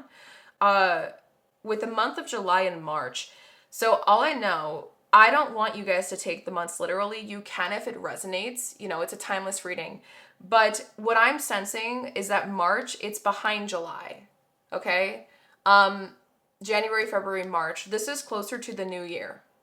And this goes deeper into like the middle half of a year. So there's this idea here of like progression, you know? It's taking you a place where you're realizing that this was always just a chapter in your life, like this struggle, whatever this stuck energy was that you've been trapped in for so long. You're finally realizing this wasn't your full story. This wasn't your forever thing, your forever home to be in. And once you've realized that fully, it takes you down somewhere where you're going to realize that life had so much more in store for you than what you thought. But you would have only ever been able to see it and experience it once you were able to walk away from the very thing that scares you the most. And it is going to be hard. Okay, I want to make that very clear, but it's like you're going to have support. Again, I feel like this is confirmation. Like it was right for me to share what I shared. Like if you guys do feel called to do a free soul clarity call, please do not hesitate because you know we can like sometimes I genuinely believe like I have met and made the most amazing clients with my YouTube. Like I have met the most amazing humans here. It felt like it was Source literally drawing us to each other, like it was divinely led. So if you really do feel called to, please do not hesitate because I do feel like this could be like a sign of confirmation for that. But at the same time, my loves, this can also be a sign of confirmation. If you've been considering going to therapy, if you've been considering doing something for yourself that you were kind of on the fence about because you don't know how it would be, if there's healing involved in any way, shape, or form with this new thing, continue doing it or commit to it even further because there's something that will get unlocked there very heavily that's going to benefit you to be able to get out of this process a little bit more smoothly. Because, okay, this is where it gets a little interesting. I'm not trying to do like a scary warning, okay? I don't want to say that, but I kind of feel like with the bat energy, Or, you know what's so interesting? Remember when I was saying like in night, there's more stillness in the night, even though there's like nocturnal beings. The fact that we got the bat, guys, like that's so trippy. Now I'm understanding why I could have even said that, you know? There's potential here. Now I know why I feel called to warn you in a way. I'm not trying to scare anyone. It feels like if you tried to do this absolutely alone, like you had absolutely no support. This support doesn't need to be with me, okay? I want to make that extremely clear. I just felt very called to share it. But like I said, it could be a friend, I guess, but it needs to be someone you can trust. It could be like a close family member that wants the best for you, and you know that no matter what. It can be a counselor. It can be maybe like your journal, like journaling it out. There needs to be some form of like accountability in some way here. The reason why I say this is because it's going to be very difficult to go through this because at night the other creatures come out to play in the silence. And that's when you're going to be the most vulnerable. You need like a plan, like a sort of system to like help with that. Um, I have another YouTube video that could benefit you guys, my pile number twos. It's called uh, How to Feel Safe or something like that in Unsafe Places. I don't remember what it's called, but it's like a 2 minute long video, I think. And I share something that I call 1% safer moments. So if that's something that you would resonate, highly recommend you check it out. If you want me to post the link to it in the comments down below, let me know if you're interested, okay? But yeah, like there's something here where you need like some sort of game plan first before you start because you're going to be very vulnerable or susceptible to like going back to it, relapse per se, you know what I mean? And relapse doesn't need to be a nasty dirty word that just has to do with addiction, okay? And addiction isn't a nasty dirty word either. These are all human people that go through shit. Dude, you need to remember, and I don't know why I said dude, I just got really intense there, sorry. You need to remember, like, we are all one and the same, okay? No one is better than the other here. We are all equal because we have all gone through, maybe in alternate realities in some way, shape, or form, we have gone through the same shit. So who are we to judge? If we're not in that person's mind, if we are not experiencing their experiences, we are not in any capacity or place of power to judge them at all. That's why you should never take anything personal, you know? Okay, sorry if I was going on a little spiel, but the reason why I share that is because look at literally what the cards are showing you. Like, this shift is taking you to your inevitable success and victory in life in a way where you're gonna feel more inner peace. And whatever your definition of personal freedom means to you, my love, this shift is helping you get there. Because with the Mercury and Leo in the fifth house, this shift is taking you somewhere where you cannot be afraid to share your truth to the world. And specifically, your inner child has a lot of things that it wants to say. Specifically, your inner child, you've had a lack of connection to it for a while, where there was true joy in the things that you would do. Now you just do them to do them for numbing. Or you used to. But that's something that's going to change. There's going to be more fun. There's going to be more play. And there's going to be more light, which is what you've wanted for a very long time, my love. And it's there in this shift with the path that it's taking you down. So now that we see all of this, my love, let us now move into the final question here in this third section, where what aligns you with this shift, because we got a lot of cards, that came through for you in this particular section. In these cards, I'm going to be sharing with you a lot of different practices. So some of these cards might share journaling prompts. Some of them might share practices for emotional resilience and overall well-being and mental health.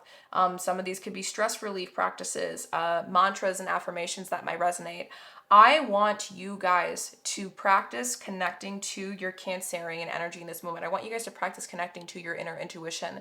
You are going to feel an internal ping when I share each of these cards up to the screen. Whichever ones resonate with you on an energetic frequency, you'll know, my love. Don't doubt. And if you doubt, then it's likely that it did resonate and you should still write it down, okay? Because you're second guessing yourself.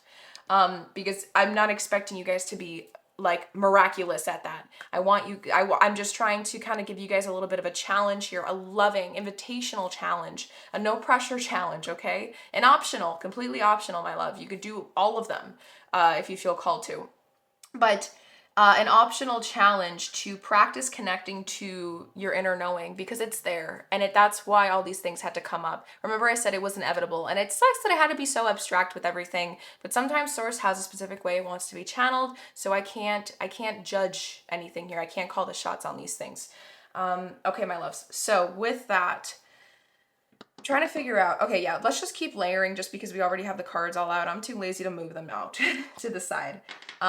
When I bring the card up close, I'm gonna freeze, I'm gonna read it out loud once. You're gonna have an opportunity to pause this video and write down what you feel called to, or screenshot it, do what you gotta do, but I'm gonna try to move through this quickly, okay? So, just keep that in mind, you've been warned, all right? So, look at all the cards you guys have. Ooh. There we go. And we have back of the deck energy too. Look at this. Whoa, you guys got like 3 mantras, a bunch of prompts, a stress relief, self-awareness things, practices, a hard truth card, and essential oils cards too. You have a lot of stuff we're going to be exploring. We still have yet to roll the dice. We're going to do that last. And then before we go into these things, let's look at the back of the deck energies. You received 2 back of the deck energies. First up, we have Siberian fir essential oil with the keyword being acceptance. Trigger statement, we must remember. True statement, I am free of the habits that do not serve me. Lay down the armor passed down to you from your family. Release habits that aren't serving you and forgive on behalf of generations past. Ooh, this is some powerful stuff. Then for the final back of the deck energy with my hard truth deck, trigger warning, my loves, we have reckless. You're acting like you don't care and waiting for it to crash and burn. Be warned, it's easier to change course now than to clean up the mess later on. And I feel that. I really, really feel that. And I think that's why I kept feeling this call for it. The creatures that come out, the creepy crawlies in the night. Because I felt like I wanted to use that thing at the beginning of the reading where I was saying night is more still than day, but then in my head I was like thinking to myself rationally, well, technically, Bridget, like there are things that come out at night. There's nocturnal things too. So that's why I find it super interesting that this came through. It's kind of confirming that energy with the bat. All right. So with this, my loves, we got a lot to dive into. Actually, I lied. Let's roll the dice first because this is going to be a lot of cards. What aligns pile number 2 with this shift and the path that it's taking them down? What aligns pile number 2 with this path where this shift is taking them? We have the moon and Gemini in the 11th house. Speaking up. Telling yourself your truth, being brutally honest with yourself, like revealing to yourself how you really feel about all of this so that you can bring it out into your outer world. Be honest about how it's affected you. Be honest about how everything has affected your future in a way. Like your past has affected your future because it's the things that we develop our narratives from. And there's something here where you're meant to explore that in a very deep emotional level. All right, now here we go, guys. You've been warned, okay? We're gonna do this and try to move through it, okay? So, I almost fell. All right, let us get into this. For the first card, we have, what am I most afraid of losing?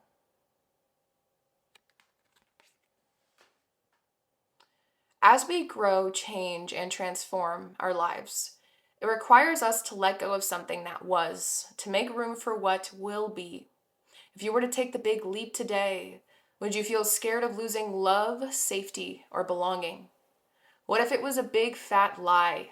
What if it was impossible to lose any of those things because you have the power to give everything you need to yourself? Name that fear and look at the worst case scenario. Find a solution. Take your power back by being certain of who you are and where you are going.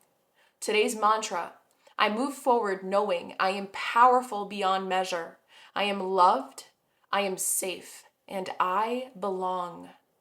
The fact that I randomly picked out the first card to read, all of you guys, I don't give a dang if you're confused. Pause it, screenshot this, write it down, please. Please, from the bottom of my heart, this is something I really want you all to explore and sit with, reflect on after this reading is complete or whenever you feel called to, because I know these readings are really long. Okay? Next up, we have a mantra. The path to light. I make the conscious choice to move toward the light one step at a time. I transform my weaknesses into strengths by mastering my thoughts. I overcome obstacles with positivity and acceptance. I develop my gifts and extend my light to every being unconditionally.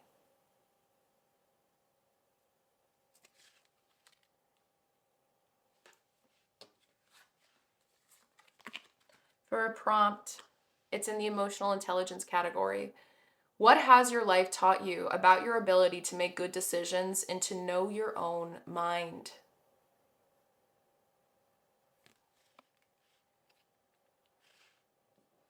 For another prompt, this is consultation category. What recent decision do you regret?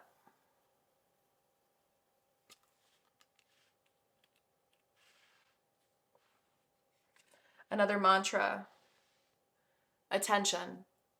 I am attentive to all that manifests within me. When negativity rises within me, I transform it into light, love, and hope. My love for others is unconditional. I forgive. My desire to improve is constant. I am firm, brave, and hard-working.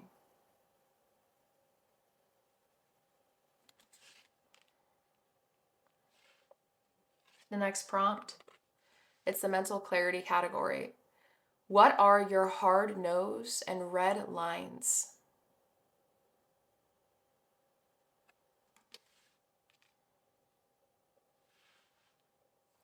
A stress relief practice. Pay close interest. Pay interest to your body or your surroundings for a minute. Instead of placing a good or bad label on things, try to think of them as interesting, like looking at a painting with lots of details. When you begin to label things around you, turn it around and just call it interesting. When you stop labeling things, your mind is free and vigilant. When you feel these feelings, you will feel peace, which reduces stress from the body and mind. Stress often causes negative thinking, which causes stress. Non-labeling will stop this vicious cycle.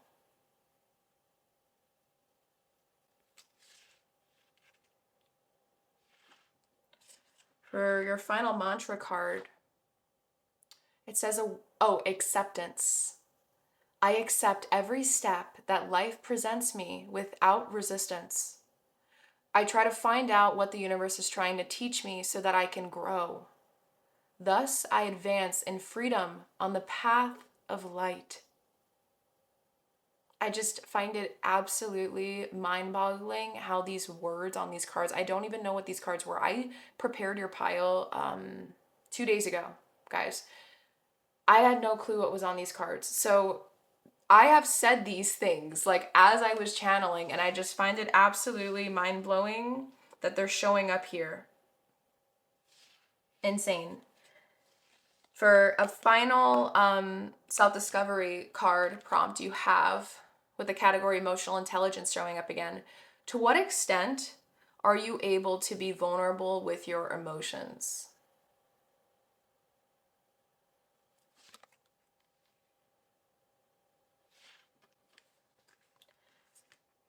For another soul truth self-awareness card, what boundaries need to be created or strengthened within my relationships? Ooh.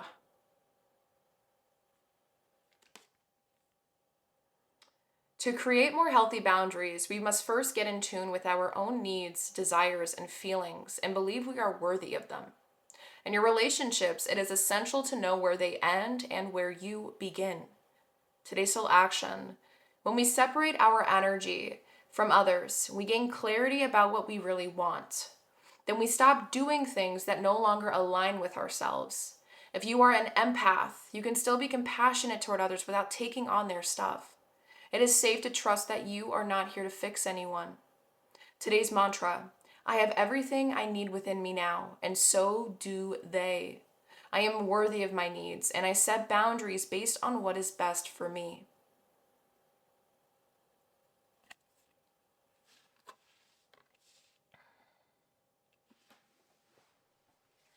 For a hard truth card that came out: wrong person. Not everyone is meant for every stage of the journey. Protect your energy with clear boundaries and a firm refusal to settle. Oh my gosh, guys, like I'm just, this is insane. I tell you, I've done these readings for a while now. I do them in person too. I do readings for people. It's what I've been doing for years, and it still amazes me every time stuff like this comes up. The story, guys, it has followed us here. The thread has been here with us the entire time. For an essential oil card, we have 2 more cards after this, my loves. Ooh, upside down. We have Jasmine, with the keyword at the top being passion. Trigger statement: I am scared. True statement: when I am vulnerable, I am at my strongest. Exactly. Reconnect with your feminine energy and pursue something that ignites your fire. Open the gates of your fortress and explore. Yes. It's time to take action. And it's reminding me of the energy card. Like, you're ready to do this. And it's reminding me of cuffing season card. Like, you're ready to commit. You're on the hunt. You're ready. Have faith. This is exactly what you wanted. It's just showing up in a really uncomfy way. You know, sometimes that's how we get what we want in life. We got to go through the gunk. Most of the time, the things that actually are worth it in life, we have to go through the discomfort, right? And this is all the stuff that's showing you what helps you align with this shift and the path that it's taking you down. Where the victory, the 6 of Wands has come up twice. We had the 4 of Wands here, right? Celebration. You are literally in the process of shaping your destiny. But you have to get yourself out of this rut. You can't let yourself stay in the deep end, drowning for so long, trying to protect your energy. Pile number 2.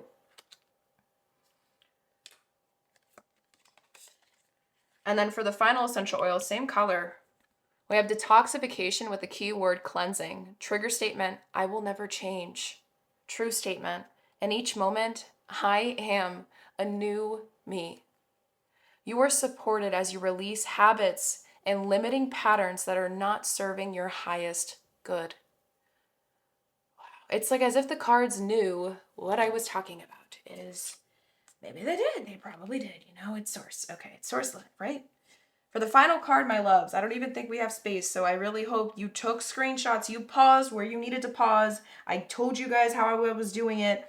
This is the final card. We're going to put it right above here, okay? And then we're going to get into your final messages from source as well as your higher self. We have: what passion am I ready to pursue?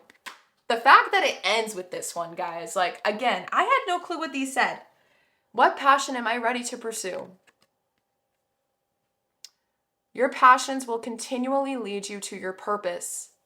What passions have you put to the side, given up on, or buried? What passion is ready to come alive in you? Today's soul action: write a list of the passions to which you want to give life right now. Then journal how you can incorporate more of what you are passionate about into your daily life. Trust your soul's whispering and let your passions draw you towards your dream life. Yes. Ooh, initiation energy. And while I'm recording this, I forgot to mention it was a new moon in Aries yesterday. I batch create my content, okay? So you're probably seeing this in June, but it is April 7th. It was April 17th yesterday, and it's April 18th today. So if that's anything you guys wanted to know, maybe there's like something importance of that. Maybe April was important for you, but you're seeing this in June. That's also something I felt called to share. I don't normally share that, so, you know, just keep that in mind. Now, my loves, for your final messages from source to end your reading for today, my loves, we got your channel messages here. These are the sliplets of paper that wanted to come through. So we're going to explore those. And then from my journey to the self, you got a back of the deck energy here, and it said to end. soul compass, intuition, direction, surrender. Let your peace be the map. You already know where you're meant to go. You already know how you want to do this or what you want to do next. It's just that you've been imprisoning yourself. It's all mental, my love. I know it's really freaking hard. And I have gone through addictive tendencies. Okay. I've had an eating disorder for 8 years in my past. I've had binge eating disorder. I've had orthorexia. I believe I had some form of anorexia in a way. And I was addicted to exercise, fat burners, stimulants, and laxatives. So almost an entire decade, just 2 years shy. So I can relate to this. The brain is a very intense thing. So when I say it's all in the mind, I don't want you to think that I am trying to lessen the energy of that thing, okay? What I'm trying to say is that it is interchangeable. This is changeable. This is transformable. This isn't something that is permanent. It's not scripted and branded into your brain. Your brain is the most adaptable thing that you can change and rewire and rewrite, my love. That's what I'm trying to say. And your soul knows that too. So let us now see the sliplets of paper, my love. First up, to finish up your reading for your final messages, it says, you didn't manifest this, you tolerated it. There is a difference. And until you name that difference, you'll keep confusing misalignment with misfortune.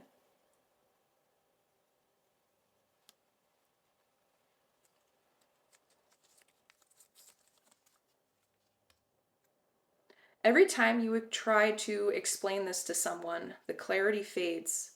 Stop sharing, let it live unspoken for now.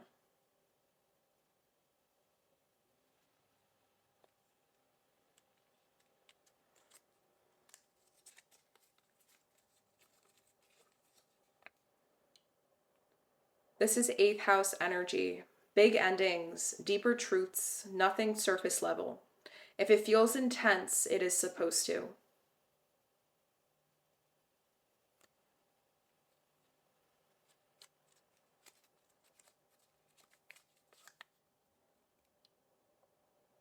You are not too much. You're just in a world that benefits when you stay unsure of yourself.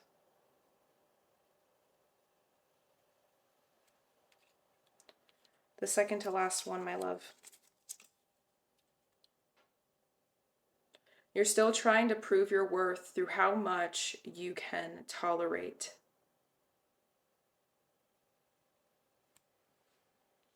And lastly, we have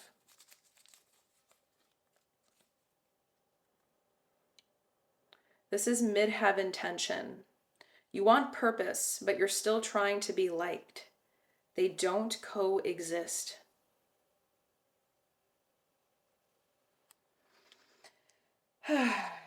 So there you have it, my loves. This is everything I say for you in reference to what is about to shift and what you need to know regarding it, or what is already the shift you're in right now. I want to let you know I am so ridiculously, immensely proud of you if you have made it to the very end of this reading, because I know that everything we explored was some heavy shit, okay? I can say that extremely confidently, regardless of the situation that this reading was plugged into for you specifically, my love. I can only imagine the intensity that this reading put you through, okay? So I need you to know that you are so ridiculously loved. You are so ridiculously supported. The amount of synchronicities that showed up and serendipitous moments that showed up throughout this reading should confirm to you how divinely led this entire journey and shift has been for you. It's been in the making for you, because you were never meant to stay in this rut forever. You were never meant to stay in this torment and this pain and this suffering forever. It was just temporary. Now you realize that. Now it's a matter of asking yourself, what are you going to do next? So give yourself some time though, please. This isn't to say you got to act right away. Okay? This is something that is going to take some time to process. And rightfully so. You have every right to take your sweet time. Okay? I don't want you to rush yourself. Don't put a time frame or a clock on this. Because the moment that you start adding more pressure onto the table for yourself, the more easily it will be to go back to the old habits again. So please try to listen to the capacity at which your nervous system is trying to show and reveal to you. Again, it is on the table. If you do feel called to do a one-on-one free soul clarity call with me, I am going to leave that offer open. You know, I am currently accepting one-on-one clients right now. And I can always share with you all the different offerings that I provide depending on where you're at in this season of your life.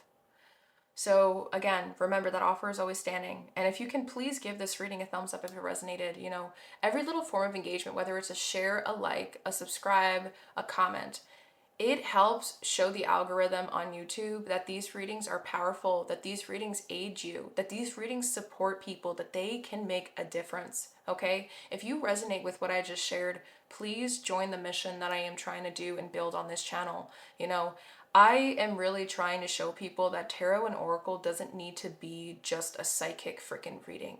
There is so much more to it. And it can be a mirror to your soul and your inner world. It can be the very thing that helps you get an understanding of the things you need to hear in the moment that it's hard to hear unless you go to months and months of therapy at a time. And I'm a big advocate for therapy, so that isn't to say that I don't think therapy is great. It's just sometimes these things can reveal things at different ways in comparison to how therapy can. And sometimes when you pair this stuff with therapy, which is why I try to show there's science and spirituality, when you marry those two things together, you have a whole well-rounded experience where healing can really take full effect in a way, and you're not on any extreme end of a spectrum. You're marrying both realities with the seen and the unseen, the measurable and the immeasurable, and making some magic out of it. You know, when we meet things halfway, that's where the real stuff can happen. So with that being said, my love, I know I'm ranting. I am so grateful that Source chose me to show up on your YouTube and give you this reading. I am so grateful that Source brought us to each other for you to get to hear the medicine of this reading. And with that being said, hopefully I will see you in my other readings to come. I send you so much unconditional love. Bye. Hello, hello, hello, my beautiful pile number threes. Welcome to the pile preparation portion of your reading today. So sit back, relax, and enjoy this completely unedited, raw, and fully organic setup, okay? We're gonna be moving through this quickly because we got a lot of cards to shuffle through today. And I also have a surprise for the reading itself where we're gonna be using my new Astro Dice that I bought. I'm so excited to use them. The entire pile number one and pile number two's readings have been absolutely a wonder and blessing to get to explore. So I'm really excited to see, like, I'm so curious to see, like, what yours is going to be about, you know? So to dive into this, let us get all the decks out for this first section, or the first question, where we're going to be looking at what is starting to shift for you, okay? What is shifting? So we get a lot of decks. That isn't to say that you're going to get a card from each of the decks. But if you do, great. If not, then that's fine as well. I'm going to shuffle each deck a total of 4 times thoroughly. If I mess up a shuffle, I will repeat. Like I will shuffle one more time. Does that make sense? What else was I going to say? Oh, there's no specific way that I do my readings, guys. Like every reading, I show up with a different plan. I used to try to have a plan, and it turns out Source doesn't like plans, you know? Source has always a different thing going on each day, each moment, each thing. So, you know, my brain's a little foggy, sorry about that. But yeah, we have all these decks for this one specific question. That isn't to say you're going to get a card for all of them. If you do, great. If not, then, you know, I already explained that. Okay, so now you guys understand how we're going to be doing it. We're going to shuffle. You might get some back of the deck energies as well. Okay, so we got all the cards out for this first section. Let us just start and dive right into this. Let's ground into your energy, my loves. What is starting to shift for pile number 3, regardless of when this reading finds them? What is starting to shift for pile number 3?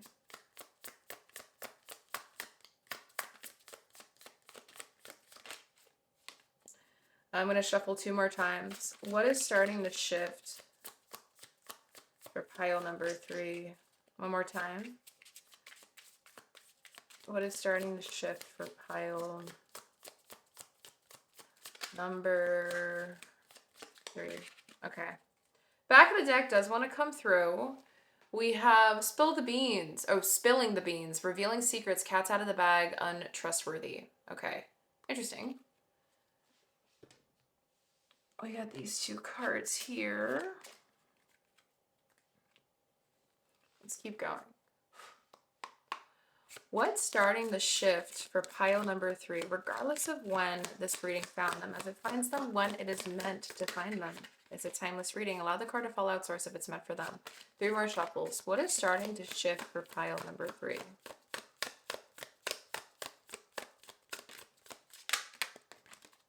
Two more. What is starting the shift for pile number 3? One more. And what is starting the shift for pile number 3? All right. Now back of the deck energy here. We got one. Next up. What is starting the shift for pile number 3?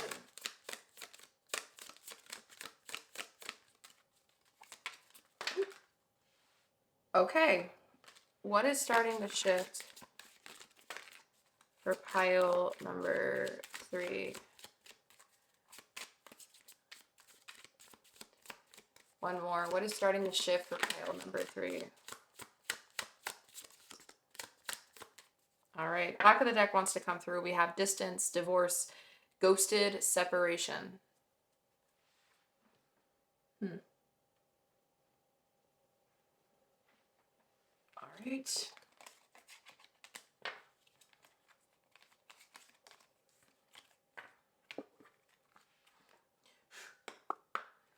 What is starting the shift for pile number 3, regardless of when this reading finds them? As it finds them whenever it is meant to find them, as it is a timeless reading and divinely led. What is starting the shift for pile number 3?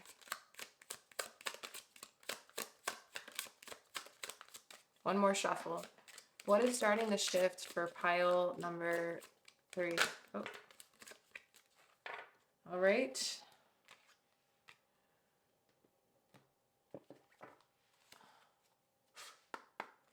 What is starting the shift for pile number 3? What is starting the shift for pile number 3?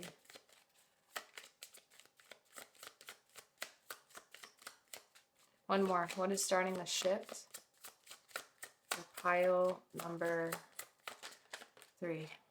All right, back of the deck wants to come through. We have rebirth and winter.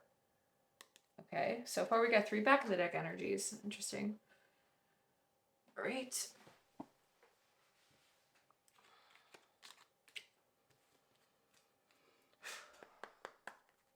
What is starting the shift for pile number 3 whenever this reading finds them? What is starting the shift for pile number 3? 2 more shuffles. What is starting the shift for pile number 3? What is starting the shift for pile number 3? All right, so we got 3 cards here. You guys got a lot. Look at this. Woo! Let's keep going. We got 3 more decks. What is starting the shift for pile number 3?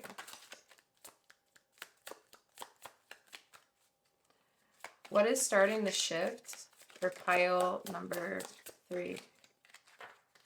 I don't feel like it's all of these. I think it's these 2.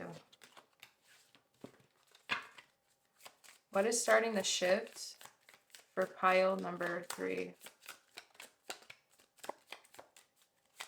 One more shuffle. What is starting the shift for pile number 3? All right. We got 3 cards there. A lot of cards. A lot of cards. I think you guys have the most cards out of all the piles, and each pile got a lot of cards. So that's a big thing. Two more. What is starting the shift for pile number 3, regardless of when this reading found them? What is starting the shift for pile number 3? What is starting the shift for pile number... One more shuffle, 3.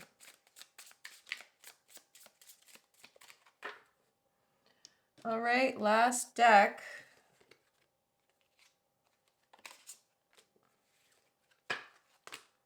Look at this massive thick pile of cards.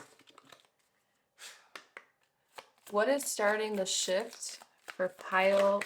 Whoa. Do you want it? Okay. Number 3.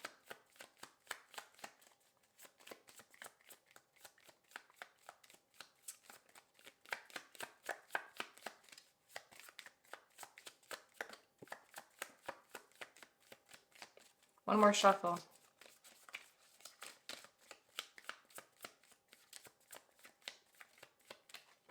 Okay. Whew. We got 3 cards, I think, because I think I heard one fall. Yep. Wow. Guys, I think you guys got the most cards. Look at this. Wow, wow, wow, wow, wow, wow, wow, wow, wow, wow, wow, wow, wow. Oh, wow. Geez Louise, Source has a lot to say. Maybe there's a lot shifting, actually. You know, that's another thing to keep in mind. So there we go. We got the first question and cards set up. Next up, let us now move into why it is happening now. We're using my Whispers of Why deck, as well as this Golden Tarot deck. Why is this shift happening now for pile number 3? Whenever this reading has found them, why is this shift happening for pile number 3 at this moment? Whenever this reading has found them, whatever moment means to them, whatever now means to them, why is this shift happening now for pile number 3? One more shuffle. Why is this shift happening now for pile number 3?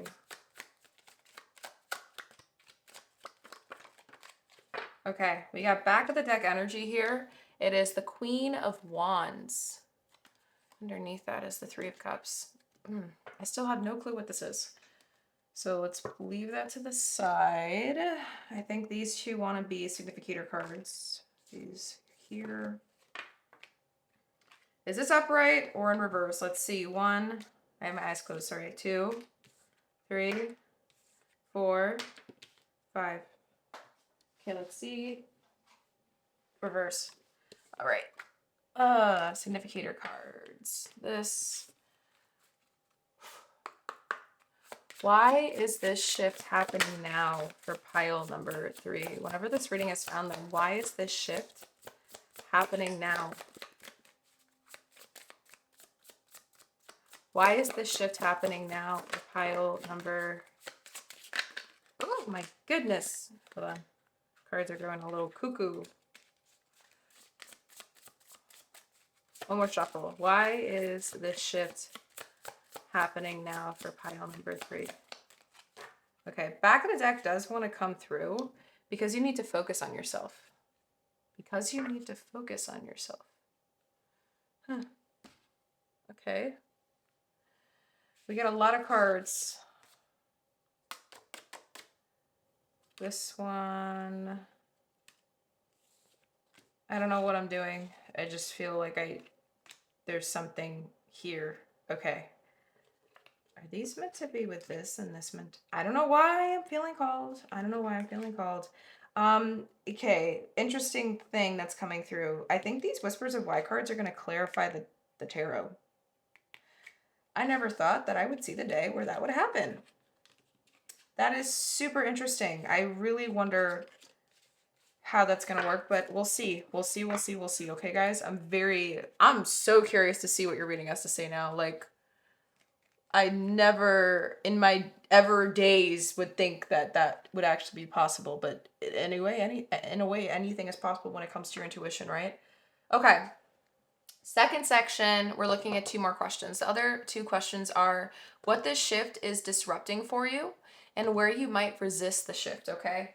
So we're using 3 of the same decks for both of those questions. We're using my Somnia Tarot deck that I just purchased, another shadow work deck that I just recently got. Really excited to share these with you, and my other shadow work deck that you guys might be familiar with if you've been subscribed to me for a while.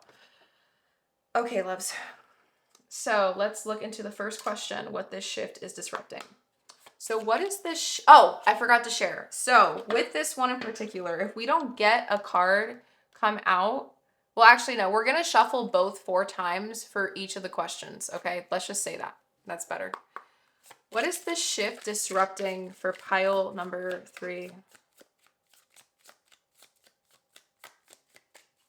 What is this shift disrupting for pile number 3? Whether it be in their inner world or outer world, it doesn't matter. It could be both. What is this shift disrupting for pile number 3? Okay, so we got back of the deck energy here with the 2 of Cups and the 5 of Wands. We get the Strength card. Sorry, I'm just debating, do I want to keep these out?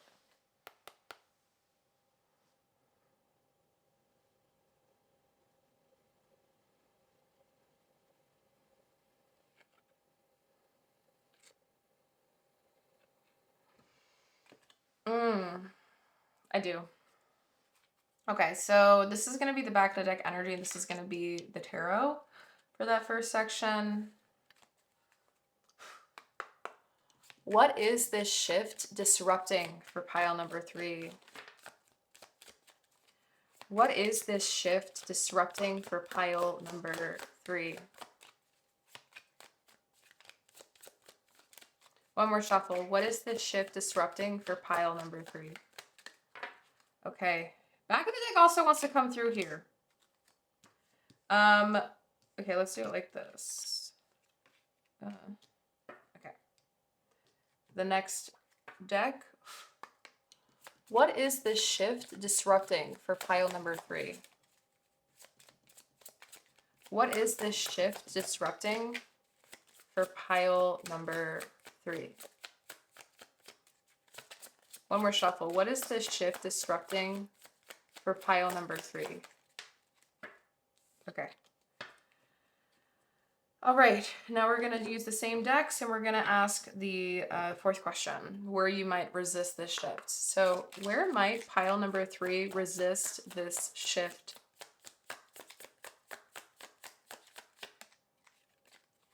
Where might pile number 3 resist this shift?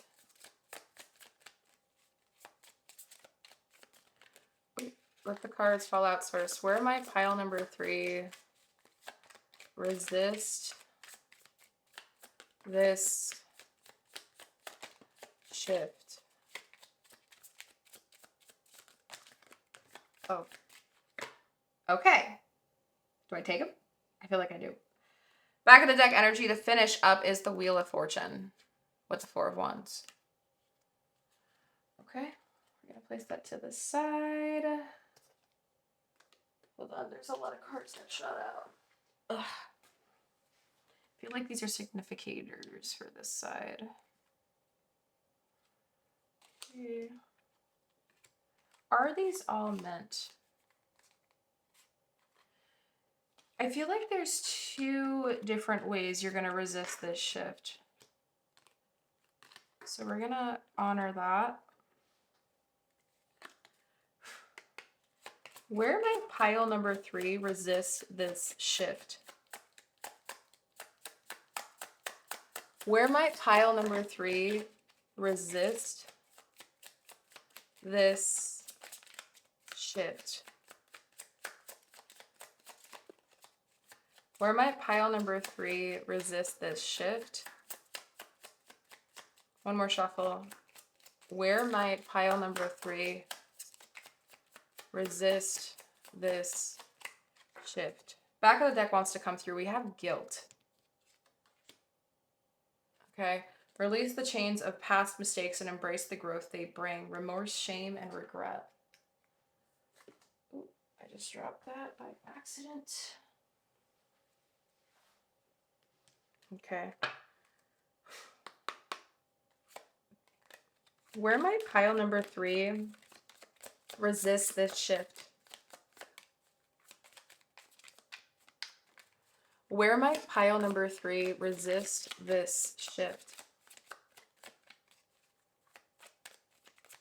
Where might pile number 3 resist this shift? One more shuffle. Where might pile number 3 resist this shift? Okay.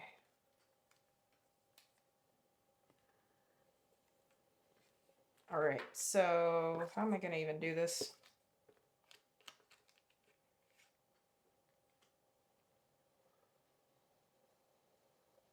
One way, another way.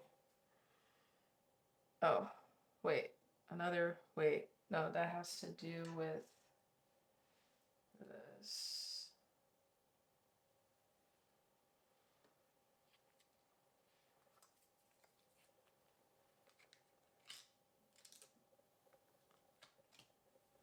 And then this is what this shift is disrupting. This is the back of the deck energy.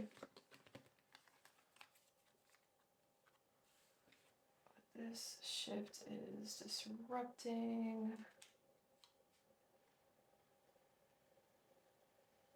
Okay. Now for the third section, before we move into your final messages from source as well as your higher self, we're going to look at the last two questions, which is where this shift is taking you and what aligns you with the path that this shift is taking you towards. Does that make sense? So we're going to be using my Mindscapes Tarot deck, my Mystic Moon deck, just got these, and my tea leaves for where it's taking you, the fifth question. All right, sorry, I just hit my head on the camera thing that's holding the camera. All right, so where is this shift taking pile number 3? Where is this shift taking pile number 3?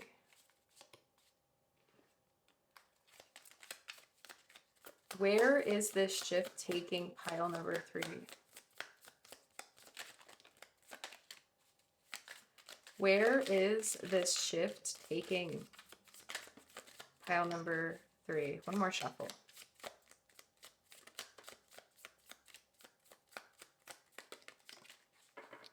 All right, back of the deck energy here is the 5 of Spires, also known as the 5 of Wands.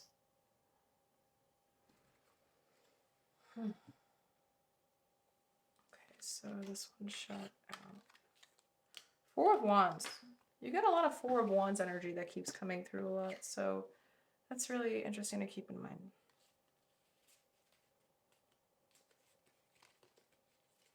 All right, so significator. Actually, screw it. Let's just slide her in. Where is this shift taking pile number 3?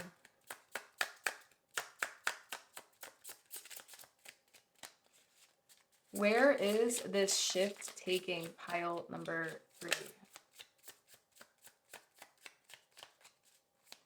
Where is this shift taking? One more shuffle. Pile number. Okay, I'm going to redo that. 3. Wow. Is that what was trying to happen, source? Interesting. Because I felt like, did you see how I had to like stop because I felt like all the cards were just going to fall out? You saw all those cards that just fall out when I felt called to do one more shuffle? Like, that is interesting. Okay.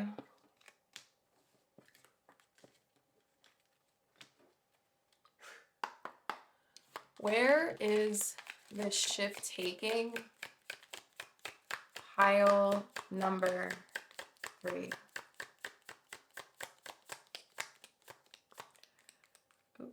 Where is this shift taking pile number 3. Okay, sorry, I'm just grabbing the cards. Okay, so I only shuffled through my tea leaf decks once, so I forgot to mention that. The next deck, or set of them. Where is this shift taking pile number 3? Where is this shift taking pile number 3? Where is this shift taking pile number 3? Wow, okay. Oh, I didn't even know that card came out too. All right, so we got that. And then for the final question, before we get your final message from source, this is where it's gonna go crazy. We got a lot of decks here. Each of the cards that we're gonna be pulling and decks that we're gonna be shuffling from and pulling from, they're gonna be helping you align with the shift, align with the path that the shift is trying to take you down. Because they're gonna be giving you practical steps and tricks and exercises, prompts, a lot of different things, mantras. It can be a wide variety of different things that you can use to your benefit after this reading is complete. These are things you can take away. These are going to be tools that you can use to continue to align with this energy. Okay, loves? So we're going to be shuffling through all those cards. I also have a new deck called my Hard Truths Oracle deck, which I'm really excited to use. They've been very, very powerful stuff. And then we're also going to be shuffling my essential oils deck as well. And this is just going to be showing you like all the things that helps you align with it. And this isn't where I'm going to be explaining. This is where most of this is going to be where you allow your intuition to guide you. That's the exciting part about this section. Let me just get all these decks out.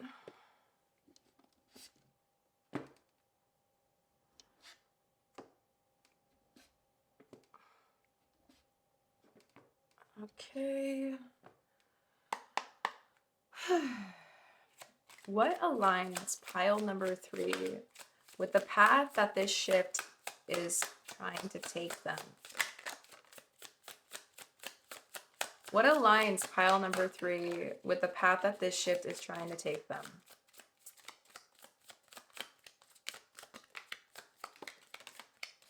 Two more shuffles. What aligns pile number 3 with the path that this shift is trying to take them?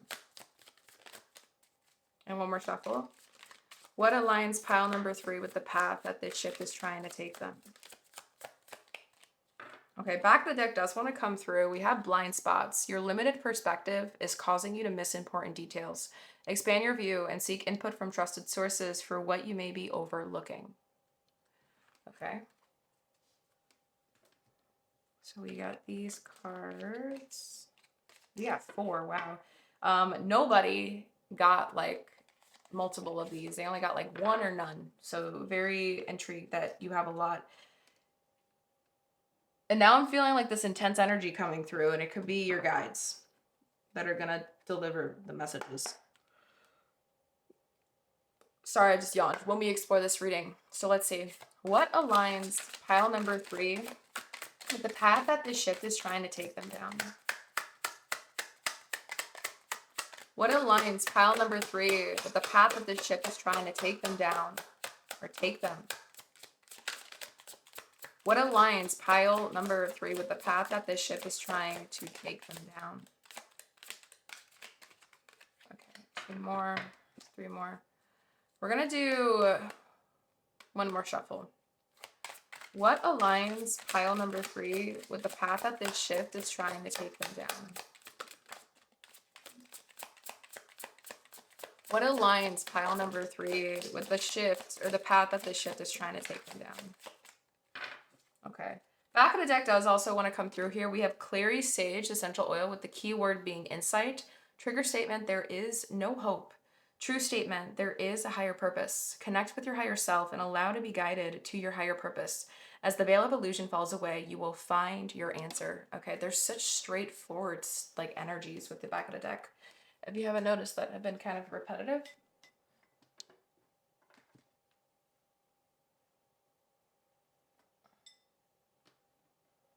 Okay. Okay, we got what, 2?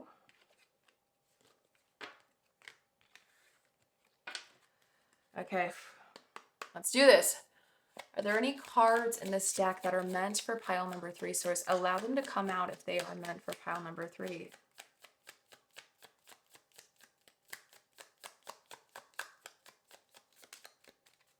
Are there any cards in this deck meant for pile number 3 source? Allow them to come out if they are meant for pile number 3.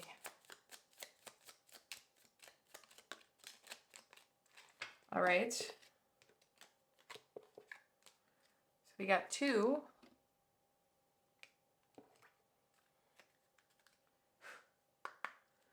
Are there any cards in this deck meant for pile number 3? Allow them to come out source if they are meant for pile number 3. Are there any cards in this deck meant for pile number 3? Allow them to come out if they are meant for pile number 3. One more shuffle. This is the last shuffle. Okay. 2 stress relief exercises. Already a lot of cards.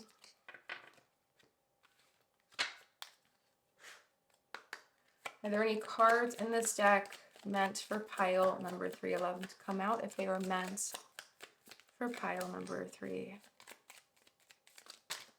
Okay. Which one, source? Are there any cards in here? Take them out if it's meant for pile number... Okay, this one, this one, this one, and this one. Okay, I don't know why source wanted me to do it that way, but we're listening.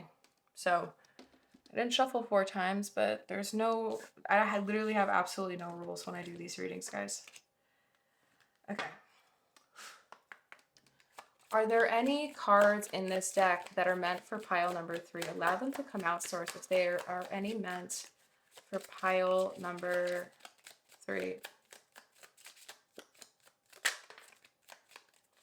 Are there any cards in this deck that are meant for pile number 3?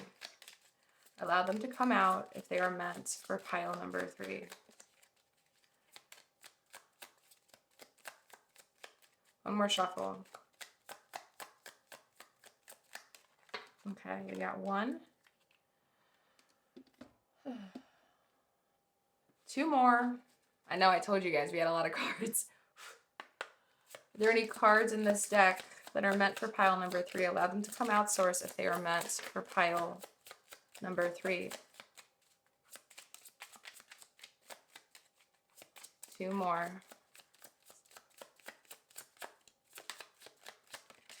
One more.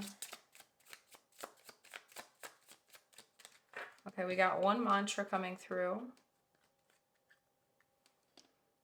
And then let's see if you get a soul truth. Self-awareness card. Are there any cards in this deck that are meant for pile number 3? Allow them to come out if they are meant for pile number 3. Any cards in this deck meant for pile number 3? Allow them to come out if they are meant for pile number 3. 2 more. Cards in this deck that are meant for pile number 3. Allow them to come out. 1 more if they are meant for pile number 3. Okay, so you got 3 Soul Truth Self-Awareness cards. A lot of cards. Look. Wah, wah, wah, wah, wah, wah. Wah, wah, wah, wah, wah, wah, wah, wah, wah, wah, wah, wah, wah. A lot of things, a lot of tools in your toolbox Source has provided you with to aid you in alignment with this shift and the path that it's trying to take you towards. That is beautiful, and I have a lot of gratitude for Source to connect and plug into me to do this for you, and I'm so excited. All right, let us get there. Now, for your final messages from Source, my love. To do that, we're going to be shuffling from my Journey to the Self deck that I just purchased recently. Very excited to use it.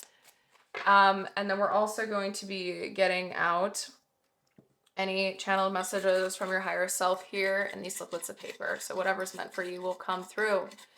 Final message is meant for pile number 3. Let's connect. Come on, source, higher self of pile number 3, the collective higher self for pile number 3. Come through in this moment. Provide to us the messages, the final messages meant for pile number 3. I want this one and this one. Okay. Beautiful. Thank you. We got a couple. Okay. Any final messages for pile number 3, source? Allow them to come out in this deck. I'm going to shuffle. 2, 1. Okay, we got back of the deck. It's going to be your final message. It says, the noise isn't you. Overwhelm identity and pause. You are the silence beneath the storm. How magnificent. That is such a powerful thing. Oh, I love it. Oh, I love it. I'm so excited. Honestly, I am so hyped. I'm so curious to see where your reading is going to like tell us and what it's going to take, where it's going to take us. So hyped out. Pile number 3. You have no idea. So with that being said, my loves, we got all the cards nice and prepped. We got everything nice and prepared and ready to dive into the reading for you, okay? So if you're ready like I am, or take a moment to pause the video, go to the bathroom if you gotta go, if you're planning on listening to this straight through, which I would be impressed because my readings tend to take a ridiculous amount of time, okay? So just make sure that you're in a safe enough space to listen to these things when they come through. I have a feeling that this reading's gonna be a pretty intense one for you guys, okay? So I hope you enjoy. I send you so much unconditional love, and I will see you at the reading portion, okay? See you there.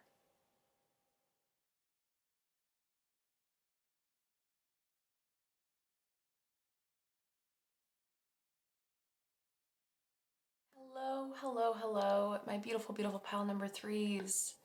If this is the card that aided you in selecting this pile, the Manifest Vervain card, then you already know that this reading is 100% meant for you in reference to what is about to ship for you and like what you need to know regarding it. All right. So I'm so sorry, by the way, if my nails look kind of nasty.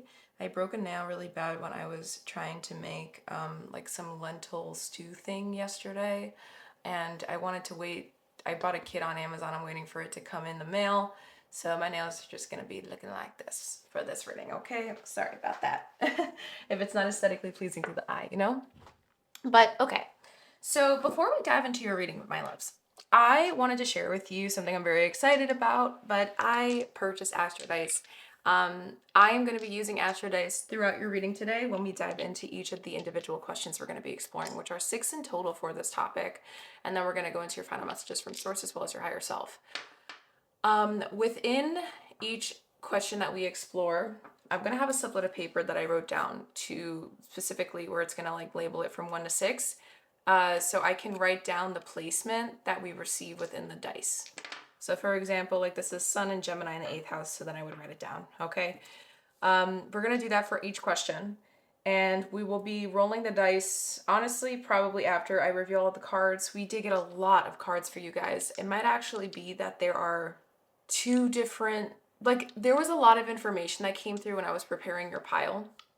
It kind of felt as if this is a very important reading for you in the sense that this shift that's happening or about to happen in your life, pile number 3, is going to be a catalyst for something massive.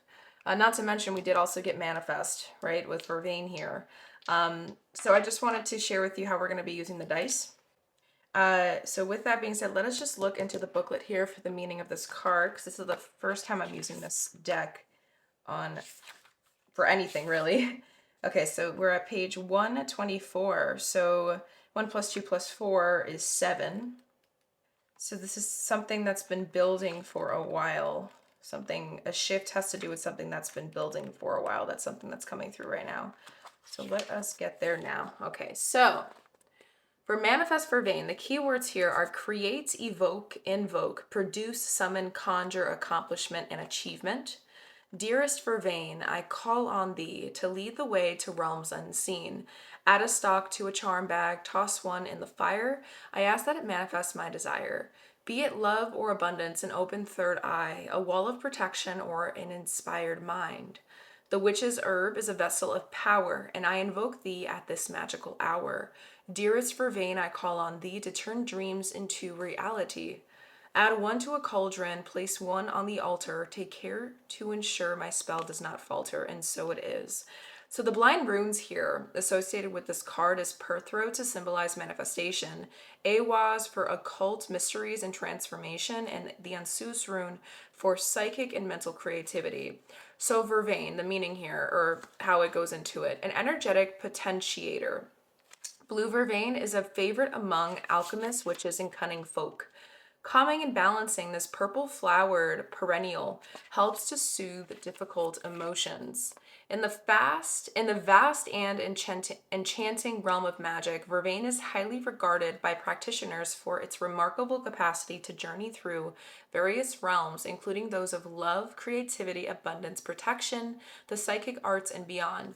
Now, the contemplation question associated with this card is, what am I manifesting through my thoughts, words, and actions? Okay. So there could be a form of like, your guides might be coming through within this reading to call you out on something. Okay, that's just something to keep in mind. And now I'm kind of remembering some of the cards that I did see come through when we were preparing your pile. And I think I remember saying something among the lines of like, your guides are intense, or there's like this authoritative tone to them. So this could be a wake up call for you. There might be a lot of things that are going to come through. So that's just something to keep in mind, my loves, okay? So with that being said, at least that's what I'm sensing too when we just read this. Let us start now and just dive right into this. Going into the first section where we're going to be looking at the two questions. What is starting to shift for you, and then why it's happening? Why is the shift happening now? Whenever you've come across this reading, because this reading will find you when it is meant to find you, my love. Okay, so what is starting to shift? Oops, just dropped my candle cord. Sorry about that if the sound scares you, because it scares me, so I feel bad if it scares you guys. We got a lot of cards here. Look at this, guys. Whoa, whoa, whoa, whoa, whoa, whoa, whoa, whoa, whoa, whoa. You guys got a lot of cards. I think you guys got the most cards for this first section in comparison to all the 3 piles in total. But before we explore this massive pile of cards for what's starting to shift for you, let us look at the back of the deck energies you received. You received 3 in total, with the first one being rebirth and winter. Underneath that, we have feminine. Okay. Let's place the back of the deck. Actually, let's place them here. Rebirth and winter. And sorry about the shadows, guys, by the way. I'm still trying to figure out my light setup as well as the creasing with this, my new altar cloth I just purchased. Next up for back of the deck, we have spilling the beans with revealing secrets, cats out of the bag, untrustworthy.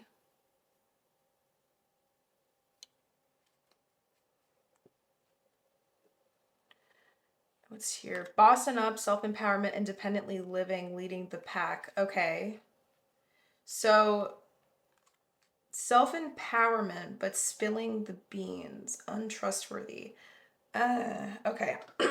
Sorry about my throat. And then for the final back of the deck energy, we have distance, divorce, ghosted, and separation.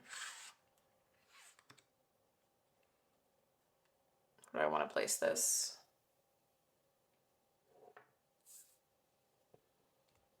We'll place this, let's move the significator card inwards, and then we'll slide this over here. So there's this idea that's kind of coming through in my head right now, pile number 3, of like, there may be a potential form of like disconnect of some kind when it comes to the actual reality that you are experiencing right now versus how you are trying to perceive it or translate it to others, if that makes sense. Ooh, sorry, that was a yawn. Okay. So, interesting. For roll the dice last, let's just see what these cards have to say. I'm very curious where this is going to be taking us. So first up, for what's starting to shift for you, we have clingy, old exes, dead relationships, old ways. Okay, so I forgot to mention, with this new deck I bought, I think it's, okay, this is not an old deck. It's the What's the Vibe deck. Don't take all the words literal, okay? This can be relationship associated if it resonates, but it doesn't have to be either. When I think of clingy, when I think of old exes that relate, there is dependency here, okay? There is a lack of the ability to release something. And I thought I shut off the ringer on my phone. Sorry about that, guys. Ooh, should have ring. Okay. Sorry. All right. So, with this energy, like, don't take it to literal if this doesn't have to do with you, okay? I like to use this because this helps me have an understanding on like what are you clinging to, okay? Does that make sense? All right, so we got that.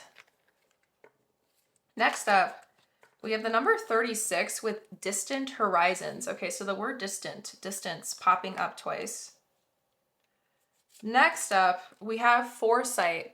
It's in the future, few days to weeks, few months, direction forward.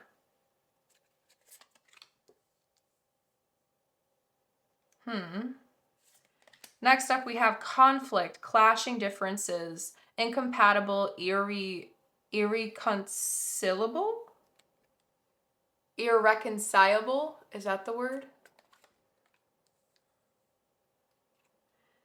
And then for a telepathy card, we have moments. Think of a special moment that brought you and your partner a lot of joy. Again, like I said, this doesn't have to be about a partner. This could just be about you, all right?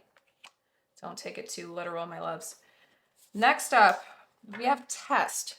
Your strengths and weaknesses are being tested, which is what I'm kind of feeling like there's something to be careful with here. But at the same time, this is about a shift, right? For the final telepathy card, you have cherished, protect your relationships well.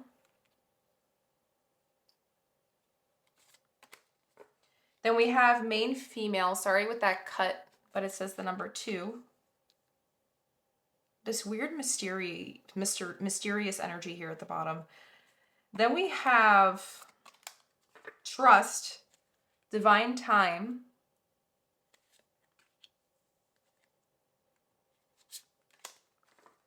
thoughts, isolating. Okay. For a final fortune telling card, we have the number 25 with high honor. I want to make sure you guys can see that, but I don't think you can.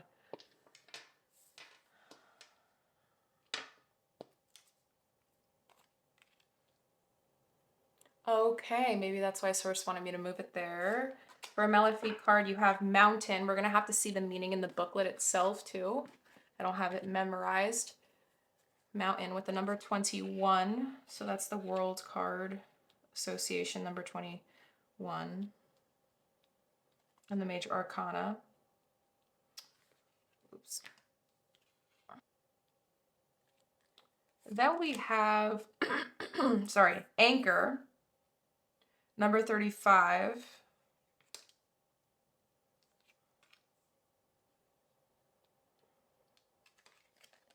Next up, we have Woman with the number 29.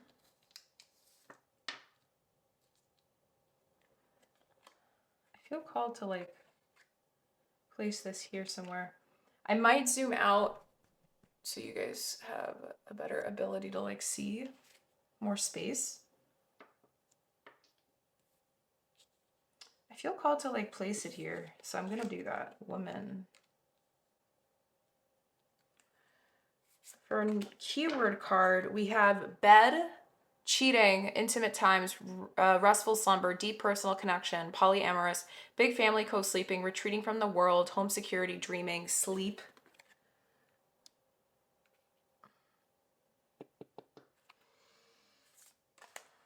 We have giving heart, showing love, caring of actions, selfless gestures.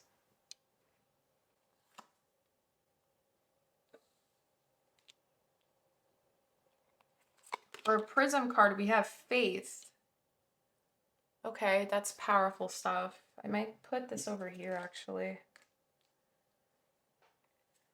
And then we have 3 more with drowning, over your head, overextended, rock bottom.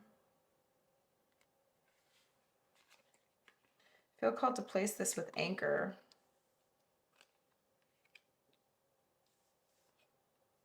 Hope you guys can still see like your cards enough. We have two more. With sneaky link, hidden lover, low-key situationship, side piece. Don't take it literal. Remember what I said. It doesn't need to be literal. If it is literal for you, great. If it's not, then don't take it literal. Okay? And then lastly, we have daydreaming, head in the clouds, delusion, hopes and dreams. Where do I want to place this? I feel called to place it here. We're going to just do this. Okay. So, pile number 3. There's a lot of stuff here if you can't tell. A lot. A lot of different things are coming through for me, but before we explore everything, let us look at the meaning for woman, to anchor, and mountain. So for anchor, let's start there. Page 35, number 35. Okay, so for anchor, we have the point of balance, stability, hope, safety, security, weight, heavy burden, getting stuck, no progress. Then we have mountain, obstacle, a challenge, emotional weight, fortitude, durability. And then we have woman, a woman having connection to the question. What's kind of intriguing me is we did have feminine here. We have woman, we have main female, trust, divine time. There's this idea here of like the biggest thing that's starting to shift for you is like flowing or like having more ability to like trust in something. But before we dive into all of this, let us get the placement out, the astro dice. We're going to roll that and then we'll just look at it all at once. So what is starting to shift for pile number 3 whenever they have come across this reading or this reading has found them? What is starting to shift for pile number 3? Inner and or outer worlds. What is starting to shift for pile number 3? Okay, so we have Venus in Cancer in the first house. Okay. All right, yes. So we got, let me write that down with my pen.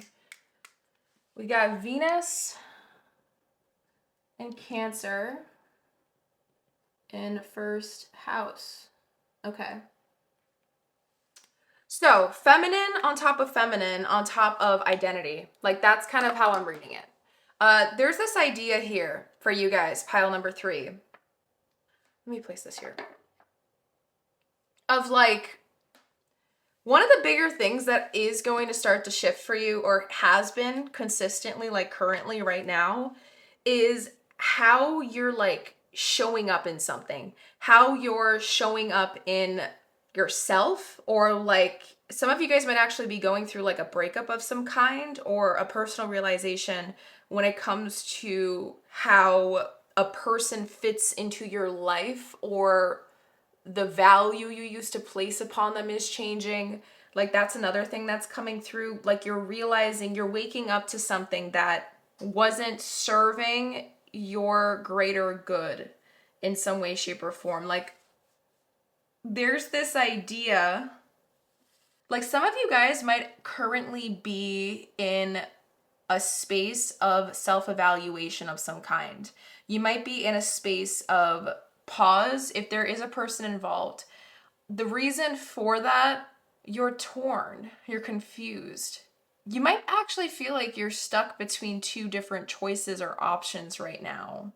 I'm seeing the word cliffhanger, like you're at a cliffhanger in your life right now. Like, you know, when you read a book, there's a cliffhanger, there's a climatic point, and sometimes it ends with a cliffhanger or the chapter ends with a cliffhanger. And let's say you can't read for the rest of the day, so now you can't stop thinking about that cliffhanger and you're like, oh my God, like just wait till I see the next chapter, like what is it gonna reveal? It feels like you're kind of at a point where you're at a cliffhanger right now in your life personally, because you don't really know where everything is going to take you right now just yet. But at the same time, it kind of feels like source or a higher self coming through here, my love, is attempting to show you something, prove something to you, reveal something to you that was affecting or persuading you, influencing your response to things, or like how you would respond to certain situations, how you would respond to certain problems, your reactions to things. It got all influenced by a very specific protection mechanism or like fear of some kind. It was like a self-sabotaging tendency that got developed through some sort of fear of some kind. And it led you. So I'm reading this in so many different ways, guys. Okay, that's why you need to like plug in everything I'm going to share into your specific individual situation. Okay, my loves. Like I'm seeing like some of you guys could have like screwed something up, okay, and a connection in some way. And now you're kind of sitting on it, you're reflecting on it, and you're trying to understand what led you to doing that. But at the same time, some of you guys are kind of blinded to it still. Like you're still having trouble acknowledging what went wrong on your end regarding a connection. And you may be putting all the blame on the other thing, the other person, the other party involved. This doesn't have to be romantic, okay? Even though in reality, like, they were doing the best they could with what you would give them because you have trust issues. But because of your trauma of some kind, like it wasn't enough for you. And in reality, I'm going to be straight up with you. If that, what I'm sharing does resonate, it's not going to resonate with everyone that chose this pile. But if it does, I want to make it very clear that is very unfair to that person, my love. Like, no one can ever fill a void if it's been there since before they got into the picture, okay?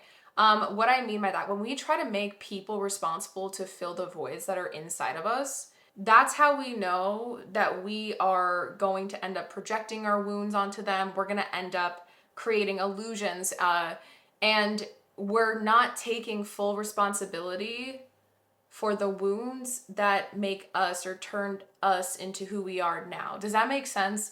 Like, there's this idea here of deep self-reflection with how you show up in in in relationships or connections to people. Like I said, it doesn't need to be romantic, but it could be like it is here as an option.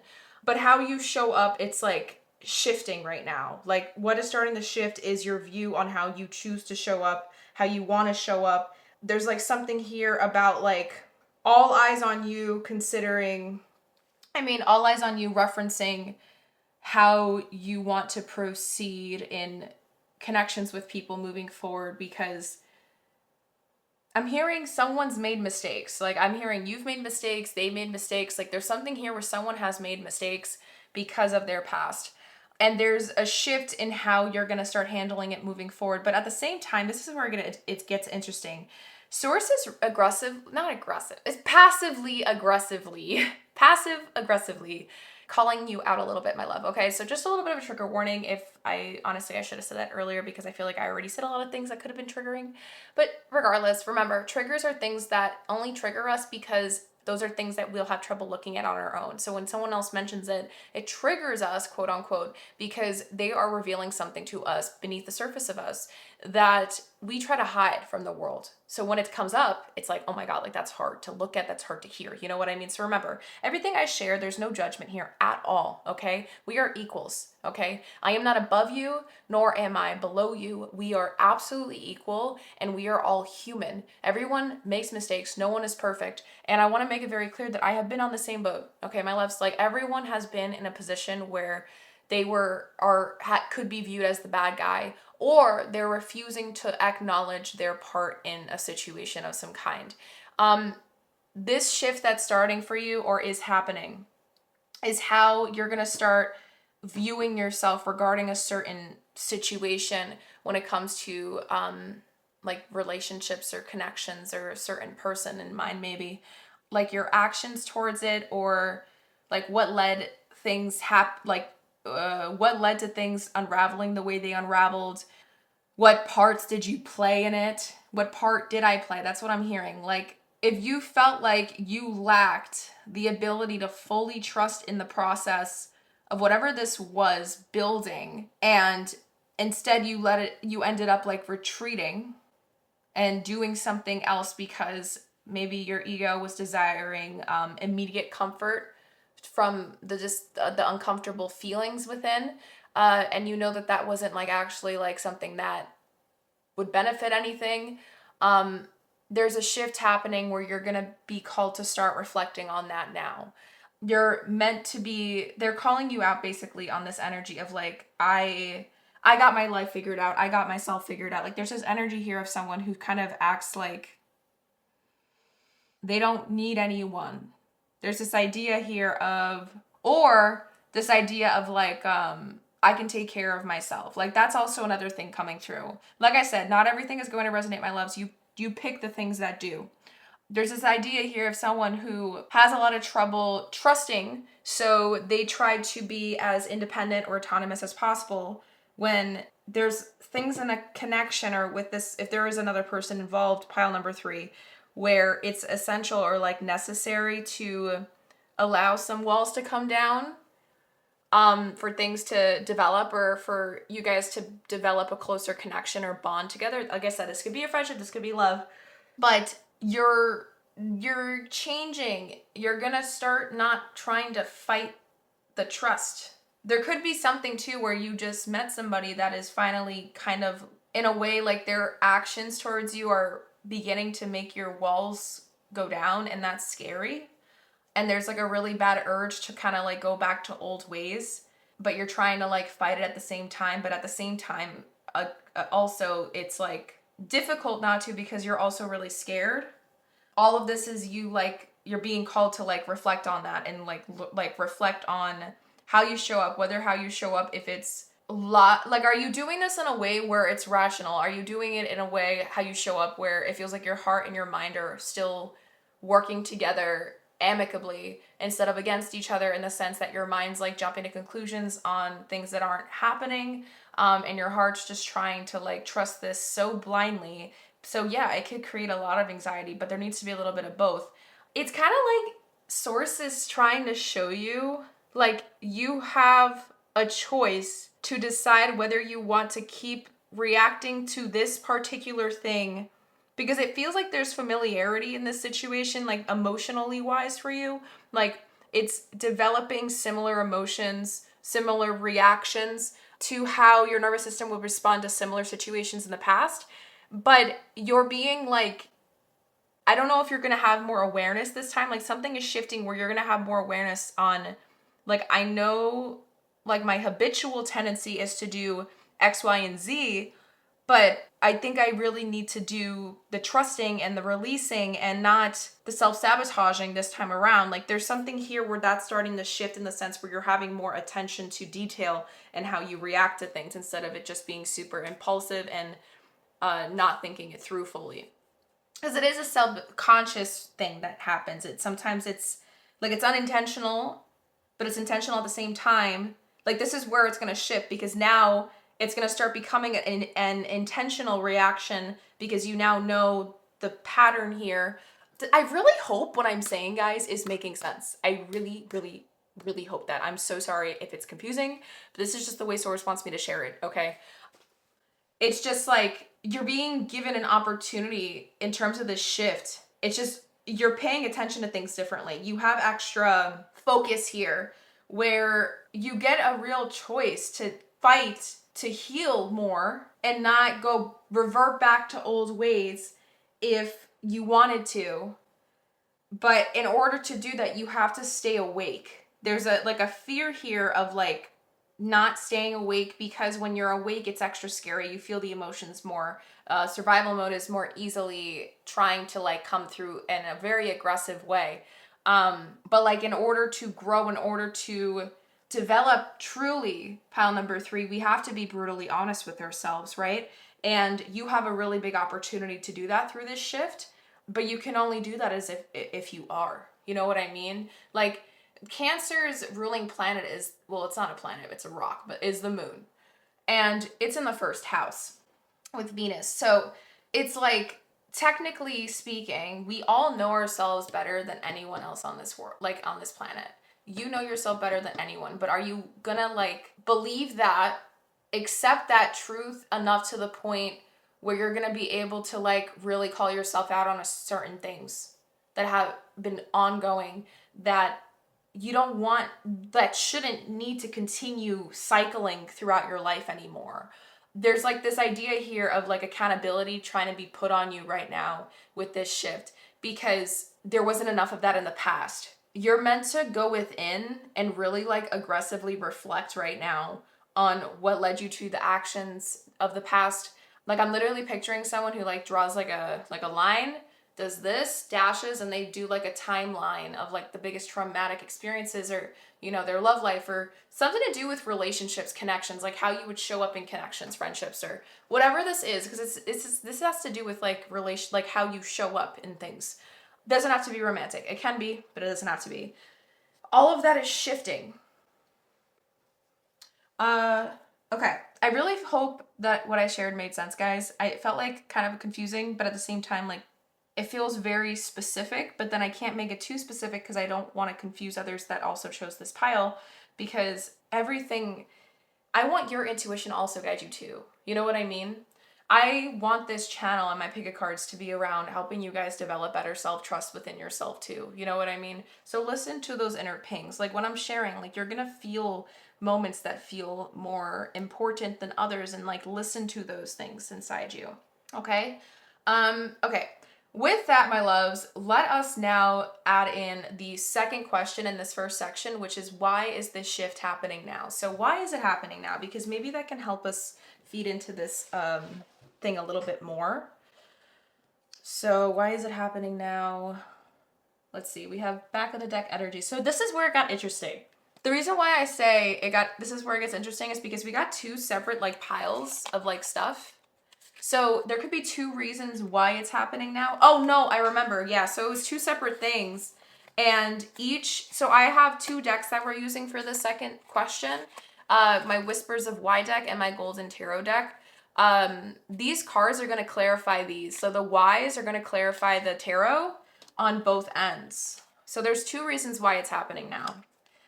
Before we go into that, let me show you the back of the deck energies. So first up, we have the Queen of Wands. And what kind of slid through while I was trying to pick it up is the Ten of Wands. So that's kind of something interesting. It's kind of as if like you show yourself, you portray yourself to be like a very confident person, pile number 3. That's something that also was coming through in the beginning here. But in reality, like you're actually carrying like a shit ton of stuff on your back. Excuse my language, but I curse. You really like to show this like lighthearted side to you, when in reality, it's like all of this is kind of a facade to actually protect your heart or protect something from getting hurt. But it's all a facade. There's this idea here of keep hearing it's all a facade. And that's the shift. It's starting to shift because you're meant to like kind of reflect on that now. For the sake of your self-development journey and for the sake of what you really want in life, because you don't like in reality, like you're not naturally like you are naturally like a goofball sometimes, but there are times where you also want to feel like you can relax and you can flow and have ease. But this ego part of you, the part of you that has the human experience, it had to learn for years how to like be okay when you're not okay. Does that make sense? Kind of just let things go easily, not actually honor what you really, how you truly feel about things, just to, I don't think it's keep the peace, but to keep your inner peace intact in a way. But then at the same time, it's like, yeah, in reality, like that's what we all want. Like all of us have a desire to be able to maintain inner peace during like moments where things aren't actually working out. But at the same time, it kind of feels like you were doing this too easily to the point where you were kind of bypassing the truth of something. When things want to get deep, it's hard for you to fully, entirely get there because your brain, your mind, your body is too focused on trying to make you feel safe on the outside instead. So it can interfere. It interferes heavily with like relationship stuff. The other back of the deck energy we also had was because you need to focus on yourself. So again, like there's this idea of like self-reflection, like self-evaluation, going like to look within. I am gonna start layering cards, guys. I just wanted you guys to keep that in mind. But let us now look at the tarot first for this first thing, and then we'll look at the second set of them after. So why is this shift happening now? First up, we have the Four of Wands.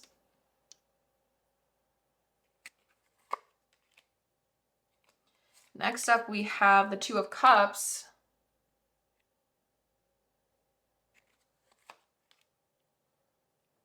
And then lastly, we have the Six of Swords. Okay. You're ready for it. But let's get the clarifiers. So clarifying the Four of Wands, we have because the timing isn't right yet. Clarifying the Two of Cups is to teach you to set boundaries. And then clarifying the Six of Swords we have because it's not aligned with your truth. Okay. When things get hard to feel, experience, bear, deal with, approach, confront, you have a tendency, pile number 3, to, or you may have a tendency, let me just say that, I don't want to demand, insist. You may have a tendency, my love, to kind of retreat back to your happy place in a way where it doesn't actually serve you. It doesn't actually serve the dream, like your end goal. What emotional fulfillment like feels, and like if you were to envision like true personal freedom, like what does that feel like for you right now? Like it, when you go back to like this makeshift happy place thing, it's, and that's, I'm very metaphorical, guys. So see, everything I'm saying is like a metaphor. When you go back to that, it isn't necessarily doing you a service in the actual moment. It's just keeping this false sense of safety intact when in reality it's a self-sabotaging tendency. The shift is happening now where you are like kind of gonna start feeling emotions more in a way that's kind of uncomfortable, because one of the reasons why it's happening now is because like your soul wants you to meet with it again, to reconnect with it again, to feel more soul aligned again on your path. This has been a cycle of repeat for you. Like it's been a loop. And this wasn't meant to be your forever 24/7. Like this was meant to just be a moment of reflection for yourself, a moment to learn and gain wisdom for yourself so that you can take the next steps forward. And it's happening now because this is part of the next step forward. Does that make sense? Like this was just part of a journey to help you realize something that's going to help you grow. And it's kind of like you're going upstairs, like up a staircase. Like you were just on these like one couple of stairs, taking your sweet time, like steps on these couple of steps. And now you're ready to take the next set of steps up those stairs. And it's just, that's just how it's supposed to be. You weren't supposed to be here forever. So now things are like shifting in a way where you're feeling that more. And it feels kind of like Source has put you in a situation where you're being forced to kind of analyze, evaluate yourself more closely and in a way that you ever have. And it doesn't feel that comfy. You know, I want to make that very clear, but this is for your own good. Like this is meant to help you grow in a way where this really heavy tension that you put on yourself, that you feel in your chest or in your heart space, pile number 3, like it's going to fade if you continue to trust in this process. I want to make that clear. Like I keep feeling like this weird like heaviness or like weird anxiety feeling of tension in my chest or like kind of in my throat. Sorry guys, I don't know why I keep yawning. Kind of like in the base of my throat. And it just feels like that's going to completely shift. And what's interesting here that I just realized, we have like this Two of Cups. You know, usually the card Two of Cups, if we look at it from like a relationship standpoint, this is like soulmate energy. But that can also be the energy of like mirroring and becoming one with your true soul's intentions for you, becoming really and truly soul aligned with your inner world. And because of that, I always see it as like a mirroring effect. The fact that this is right in the middle of the Four of Wands and the Six of Swords, like the Roman numerals are kind of flipped here, like they're mirroring each other. And one is staying put and just doing their thing while the other one is moving somewhere else, like they're in transition to the next destination. So there's this idea here of like, it's happening now because the joy, the lightheartedness, you can have that and still feel the depth, the intensity, the very special, intense moments and things without being so scared that it's gonna leave, or without thinking that something bad is happening, and then your brain like messes with you and like creates all these different scenarios that make you run back to old self-sabotaging tendencies that lead you to kind of doing the opposite of manifesting or attracting or expansion. It creates more restriction. It closes you off to more opportunity and growth. Okay, so what's the next thing of cards? Next up for why it's happening now. Let me just make sure. Oh yeah, we did get the star in reverse. I just remembered. I made sure if it was in reverse. So we have the star in reverse. And we have judgment.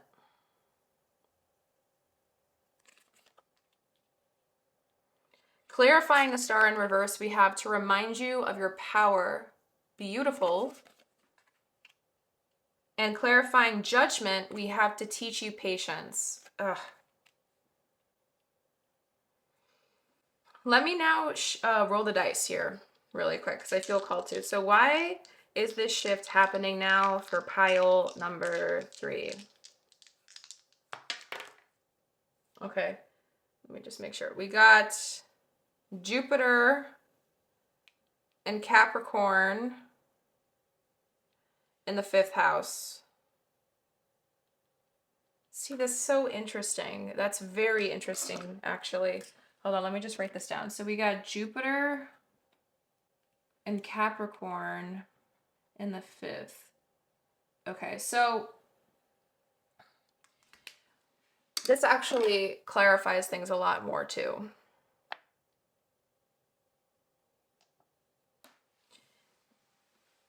For another reason why this is happening now, pile number 3, it's because things were being taken too seriously when it came to how important it is for you to still have some form of lightheartedness or play or some form of like creative self-expression in your life. Like, okay, so I, in my natal chart, I actually have Capricorn in the 5th house and my Lilith and my South Node. So with Jupiter being in that Capricorn in the 5th, there's this idea here of, with the star in reverse, like this is the idea of someone who is too set on a very specific way of enjoying or feeling play or like fun. Like there's a very specific structure surrounding it that in a way feels a little bit too serious to the point where if it doesn't follow a certain thing of rules, if that makes sense, where the play can be like enjoyed or where the love can be enjoyed, it feels too unsafe or scary because it, like, where there's no control, or where if there's no sense of control coming within this fun or this love or this playfulness or this exploration with another person, that could also be a thing. It starts feeling like more threatening rather than exciting, and that's from a wounded state. Whereas with Jupiter being in the mix, like it's happening now because you're meant to expand your perspective on connection of some kind. You're meant to expand your perspective on like the enjoying the journey rather than just focusing on the destination, because that gets really uncomfortable for you sometimes. And also what gets you uncomfortable is the not knowing part. And then when you don't fully know where someone else is in a connection or where it's unfolding, it triggers a reaction, some form of response within you, pile number 3, that leads to some form of self-sabotage into the connection. It leaks in there. This had to happen now to show you how much stronger you actually are of like handling that unknown, because that is the very thing that has all the magic lying in it. Like the part that teaches you patience is the part where you learn the most, where you grow the most, and you're willing to not have everything be so perfect all the time in the realm of the heart and the spaces of the heart, because that is also something that can mess with you a lot. Okay, I actually feel very, very called to look closer at Capricorn in the fifth house for you guys. I'm going to get my phone out and we're going to explore that together. Hold on a second. So, Jupiter in Capricorn in fifth house. Okay, so let's see what it says. Okay. So this is ChatGPT is telling me this is happening now because it's time for something creative to be taken seriously and expanded, but through a grounded discipline or karmic lens. Oh yeah, that's another thing that also can happen too. So yeah, see, I'm like looking too closely at the cons of this placement, but I'm not looking at why it's happening now in like that lens. So you're meant to start taking like the playful things, the lighthearted energies more seriously in the sense of like commitment, accountability, showing up more. Something couldn't happen earlier because it needed the right structure or readiness first. The message is meant to land now because it's matured, not a fun, light fifth house vibe. This is serious love themes, accountability and relationships, creative work becoming more meaningful or impactful. Pile 3, you're leveling up creatively. So there's karmic timing involved because it says Capricorn and Jupiter often points to this had to happen eventually, lessons coming full circle, something being revealed when the person is ready to handle it. So you might be entering a phase where you can no longer avoid responsibility in love, creativity, or self-expression. Okay, see? That's so interesting because I didn't even give it any context. I just said I got the Astro Dice, Jupiter and Capricorn in the fifth house for a question and a pick a card reading why it's happening now, and it explained it to me. So that's kind of exactly what I was saying to you before, but now it's just like the dice is saying it, and it's adding into the star reverse with judgment because star energy is very hopeful, it's very dreamy, but sometimes it doesn't land realistically in the sense of how judgment can be kind of like, okay, what are we doing and how are we doing it, and let's do it, you know? Sometimes you want to just jump to the part where it feels like butterflies and rainbows. In something, it's just easy. When in reality, like anything in life that's worth it isn't gonna be easy, and it does require patience. So that's another way to look at it as well. You're being asked to take your role seriously. It's happening now because the situation or message has reached a point where it must be expressed and expanded, but in a grounded, mature, and purposeful way. This is creative energy being taken seriously, not casually. Yes, okay. Now I understand that. Because remember, fifth house rules Leo. Leo is ruled by the sun, and sometimes the sun, you know, it's ruled by ego, identity, and things like that. Because of that, Leo can end up, what's the word? Showing up more performatively in the outer world rather than authentically in their truth. So there's this idea here of like performing love, performing how you show up in connections rather than like showing up in your truth authentically and like the way your soul actually wants you to show up or where it actually wants you to go when it comes to connections in some way, shape, or form. Pile number 3, like that has to happen now because this was eventually going to happen. Like it was written in the stars for you basically with this judgment card coming out. And it was inevitable because of the Six of Swords. Like this was a work in progress that was going to get there because also with the Empress card that came out when I cut the deck, like with the Nine of Wands underneath, this was eventually going to catch up to you. The way that you've been handling things, like it was going to eventually catch up to you in the sense that you know that this isn't aligned entirely with what you want. It's like an immature level of it. It's an immature variation of it in the sense that you just get something for a little bit, but now like things are taking a real level of like seriousness that deep down you know that your heart wants, but it scares you, it threatens you because it's also extremely new. This acting like you don't need anyone or this idea of like extreme independence or something, like that is getting let go. Okay, so with that being said, let us now look at what this shift is disrupting in the second section. So what this shift is disrupting. Yeah, we're going to be seeing what the shift is disrupting for you in your inner and external world, or one of the other, and then where you might resist this shift, okay? And by the way, I have never used my phone in any of these readings so far with the dice. It's just like I have Capricorn in the fifth house, and I know that I have a tendency to be over serious when it comes to like play, when it comes to like doing puzzles. I'm like, okay, let's take this seriously. But I forgot that this is about why it's happening now. So it's explaining like that's what you're meant to do. Does that make sense? That's where I think my brain needed some help with that. So I'm really happy that I was able to look into that for us, okay? With that being said, my loves, we're gonna move these cards out of the way so we can go into the next thing. Actually, I'm lying. You know what I'm gonna do? We're gonna try to see if we can keep layering, because I don't know why, I just feel called to continue layering with you guys. I didn't do that with any of the other cards, the other decks, but I do feel called to do it with you guys. So, taking it back, we're looking at what this shift is disrupting. All right.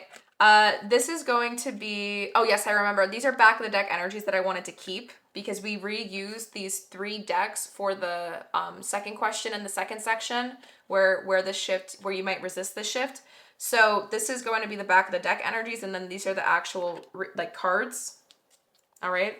For this first section, what this shift is disrupting in your life. So first up, we have for the back of the deck energies, we got the 2 of Cups and the 5 of Wands. So it was like the back of the deck was the 2 of Cups, and then underneath the back, the 2 of Cups was the 5 of Wands. I just want to make that clear. And then we also got attracting wounded partners, unhealed self, trauma bond, mirror effect.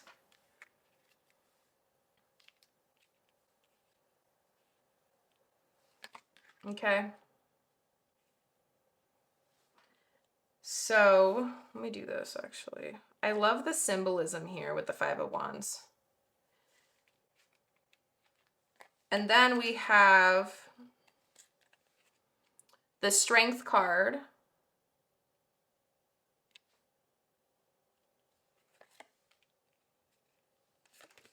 We have numbness. To feel pain is to be alive and human, with the subcategories at the bottom being insensitivity, disconnection, and indifference. Oh, there we go. That's confirming it to me. And then lastly, we have know-it-all, overcompensation, defensiveness, and ego shield. Yeah, your guides have been calling you out. They're like, okay, man, like, cut the BS. Like, this is where shit gets serious. And it's meant to. Like, maybe there's been people getting hurt too. This could be like this idea of like one night stands, like leading people on. And by the way, like I said, I am not here to call you out. This is just me channeling what's meant to come through. I am just the messenger, my loves, okay? And remember that there is absolutely no judgment here. Okay, I didn't even ask the question, so we're gonna do this again. What is this shift disrupting for pile number 3? What is this shift disrupting for pile number 3? Okay. We have Venus and Cancer in the 5th house. There we go. Yeah, it's calling you out. Okay. In the loving way, I guess, but in a stern way. Venus, and you guys are the first pile that got Venus, like at all, which is interesting. You're getting it like twice. Venus and Cancer in the 5th house. And it's interesting, you know, like there's still a thread with the astro dice. We got Venus in Cancer, and then we got Jupiter in Cap in 5th, and then we have Venus in Cancer in the 5th. So it keeps following like this thread, but it keeps having to do with emotion. And I'm trying to remember the relationship that Capricorn and Cancer have with each other. I'm pretty sure there's like a relationship they have. Let me look that up because that's going to bother me. What's the relationship that Cancer and Capricorn have with each other? I feel like there's something here. Okay, I knew it, yeah. So Cancer and Capricorn, they're sister signs in astrology. So they're opposites because Cancer's the 4th sign and Capricorn's the 10th. They sit directly across from each other at a 180 degrees on the zodiac wheel. So opposite signs, there aren't enemies. They're 2 halves of the same theme, where Cancer's about emotion, nurturing, home, inner world. How do I feel? Who do I care for? Whereas Capricorn's about structure, ambition, career, outer world. What am I building? What's my responsibility? So together they form home versus career access, private life versus public life, emotional security versus material success. Cancer is emotional foundation, whereas Capricorn is external achievement built on that foundation. So they balance each other, but they can clash if one side is ignored, and growth happens when both are integrated. Okay, I get it now, not to mention my North Node and South Node. South Node's in my Cap, North Node's in my Cancer. Yes, this all makes so much sense now why all of this is going on. So this doesn't have to entirely be with love. Like I said earlier, this can also have to do with like you're a dreamer in your life, right? And there's something here where you could never take things like seriously enough to like follow them through for yourself, career wise or a goal wise, a side gig wise for yourself that could become your main source of income one day. That's another thing that could be coming through. And you're meant to start like embodying more of that. Start like start disrupting, acting like that it doesn't really matter. Like what this is, it doesn't actually matter to you. With Venus and Cancer in the fifth house, not to mention all of this stuff, it's disrupting this idea of like fighting against having wholesome within you. And that's the thing that your heart actually wants. Does that make sense? So it's like you keep having like with strength coming through here, and it's next to numbness and the know-it-all. This is all an ego shield. So when we have this front that we're constantly putting up, acting like we don't need anyone, this is just something not as big as I think it is. But our heart keeps trying to give us some information, but we keep denying it. We keep pushing it down. It keeps putting us in like a really bad loop, cycle, circle thing. And the shift is happening because that was never meant to be your forever story. Like eventually it was going to get to the next level. It was just waiting for you to catch on. You have an opportunity now to catch on because it got strong, like something in your field got strong enough of reaction at this point where there was enough awareness to something. And now you're being given an opportunity to like self-evaluate in that regard. The shift is disrupting the ego shield that you always put up whenever something like this happens. This time around, it's breaking through it and it's trying to show you exactly what's going down.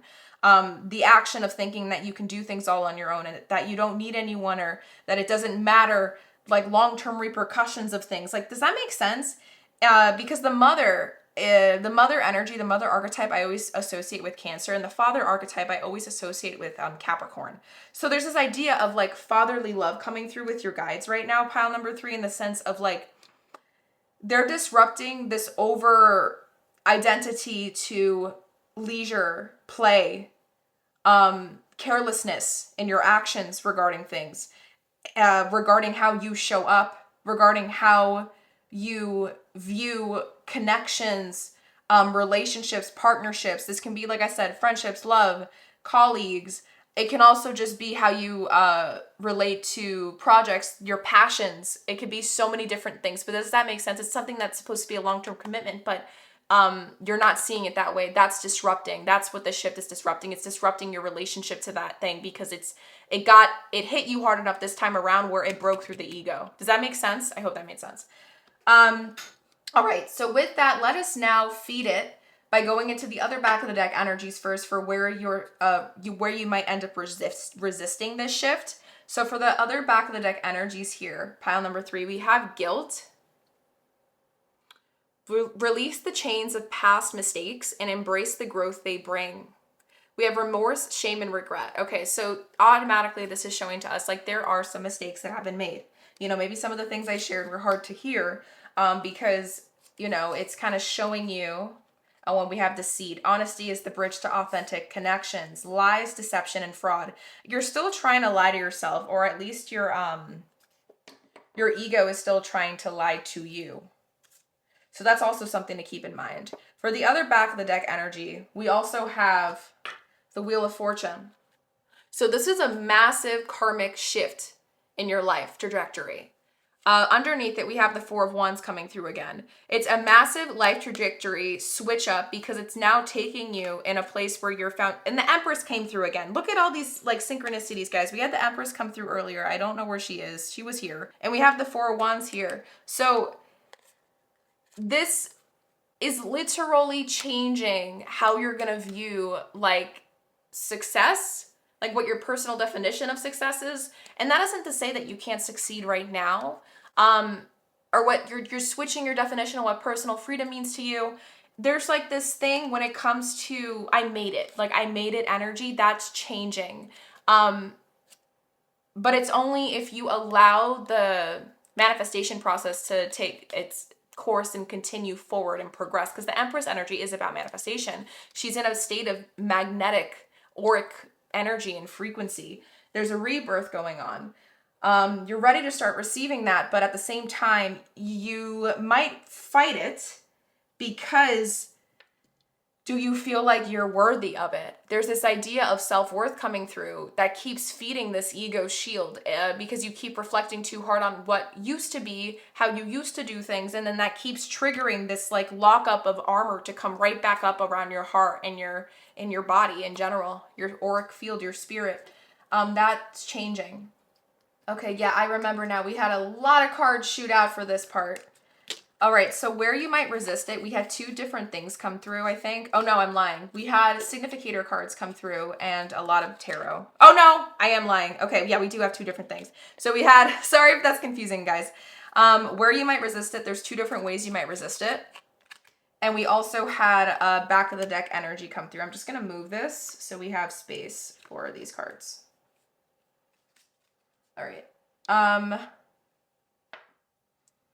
Let me just make sure. Okay, let's look at the significator cards first here. Where you might resist this shift. All right. So first up for the significator cards, we have the Queen of Wands coming through again.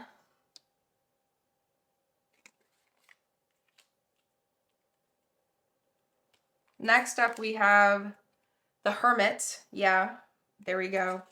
This independent energy. And then lastly, we have the Eight of Swords. And that's the thing. That's what I'm saying. This is an ego thing. This is a defense mechanism. This isn't actually what you want. You might resist it because this shift is very triggering for you and your trauma, your upbringing. Something about your past, pile number 3, plays a big role in how you've been tackling love, tackling how you show up in certain connections. And it's led you to consistently lie to yourself thinking that, you know, you're better off alone, you don't need anything or anyone. That is all changing. That is all changing, but it's still going to be the biggest thing that might make you resist this shift the most. Continuing onwards, because that is just the significator energy. We have, for the first thing that might make you resist this, the Eight of Wands.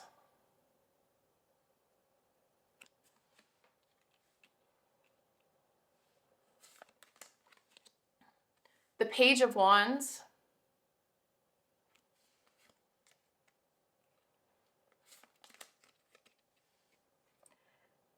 And, okay, these are going to get clarified. Clarifying the Eight of Wands is the Seven of Swords. Look at the imagery here. Let's do it like this. Clarifying the Eight of Wands is the Seven of Swords. And clarifying the Page of Wands is the Nine of Pentacles. Yeah. This idea of I don't need nobody, I don't care, I can do it all on my own. And then the shadow card that comes with it is projection. Exactly. Seek the truth within before pointing fingers. Blame, deflection, accusation. So one way that you might resist this shift, pile number 3, is through finding ways to not hold yourself accountable. Your survival mechanism within, like your reaction time to things, is very quick.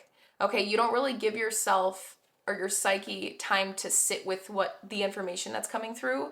And instead, it's kind of like your nervous system. It's predisposed to always choose fight instead of flight. Your fight or flight response, like it fights. It's like, no, I didn't. Like, that's not what happened. And then after that happens, when you keep telling yourself and you keep playing and continue keeping this nervous system in a loop of like, no, no, like fight, fight, fight, fight, fight, it's going to walk away because it thinks it's right. And it's going to try to protect itself from fear of rejection and fear of abandonment. There's something here where you want to do the first move. You want to do the first thing to flight, to escape, you know, from Finding Nemo, because you don't want to sit with the idea that you can get left or you can get hurt first.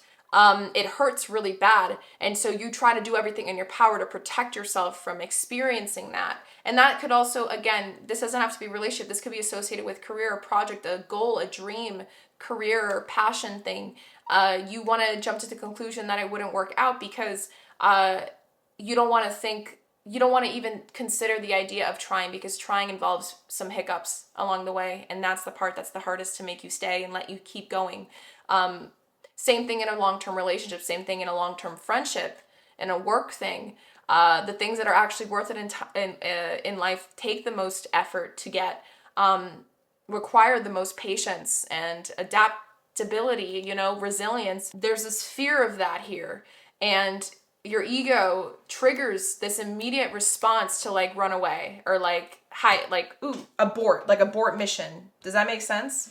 I just hit the card, my bad. And then it keeps telling you, like, I don't need anything. I don't need anyone. I'm fine as is. My life is perfectly fine as it is. I don't need more than what I have. When in reality, again, like your soul is still asking for more and you know that deep down. Next up, for the second thing where you might resist this shift, my beautiful pile number 3 is, let's look. I'm just going to move this to the side so we have space. We also have... Oh, almost dropped that. Okay, so we also have speak what's true, authenticity, voice, unblocking.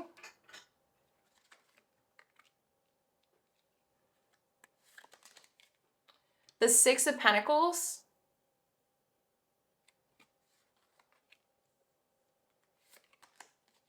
The 10 of Cups.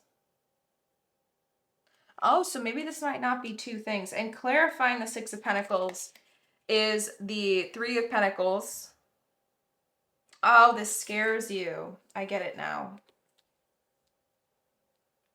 And clarifying the 10 of Cups is the Chariot. With Cancer, so the Chariot is ruled by Cancer. Okay. It just scares you really, really bad. Like having to express your true fears regarding this thing, being actually vulnerable about it, you resist that and you try to find ways to lie to yourself aggressively to not have to feel those paranoid feelings. But it's like those are the very things you have to go through to get to the very things that your soul is desiring and wishing for. So that is like the biggest thing, honestly. It just keeps kind of showing that to us in different ways, in different formats.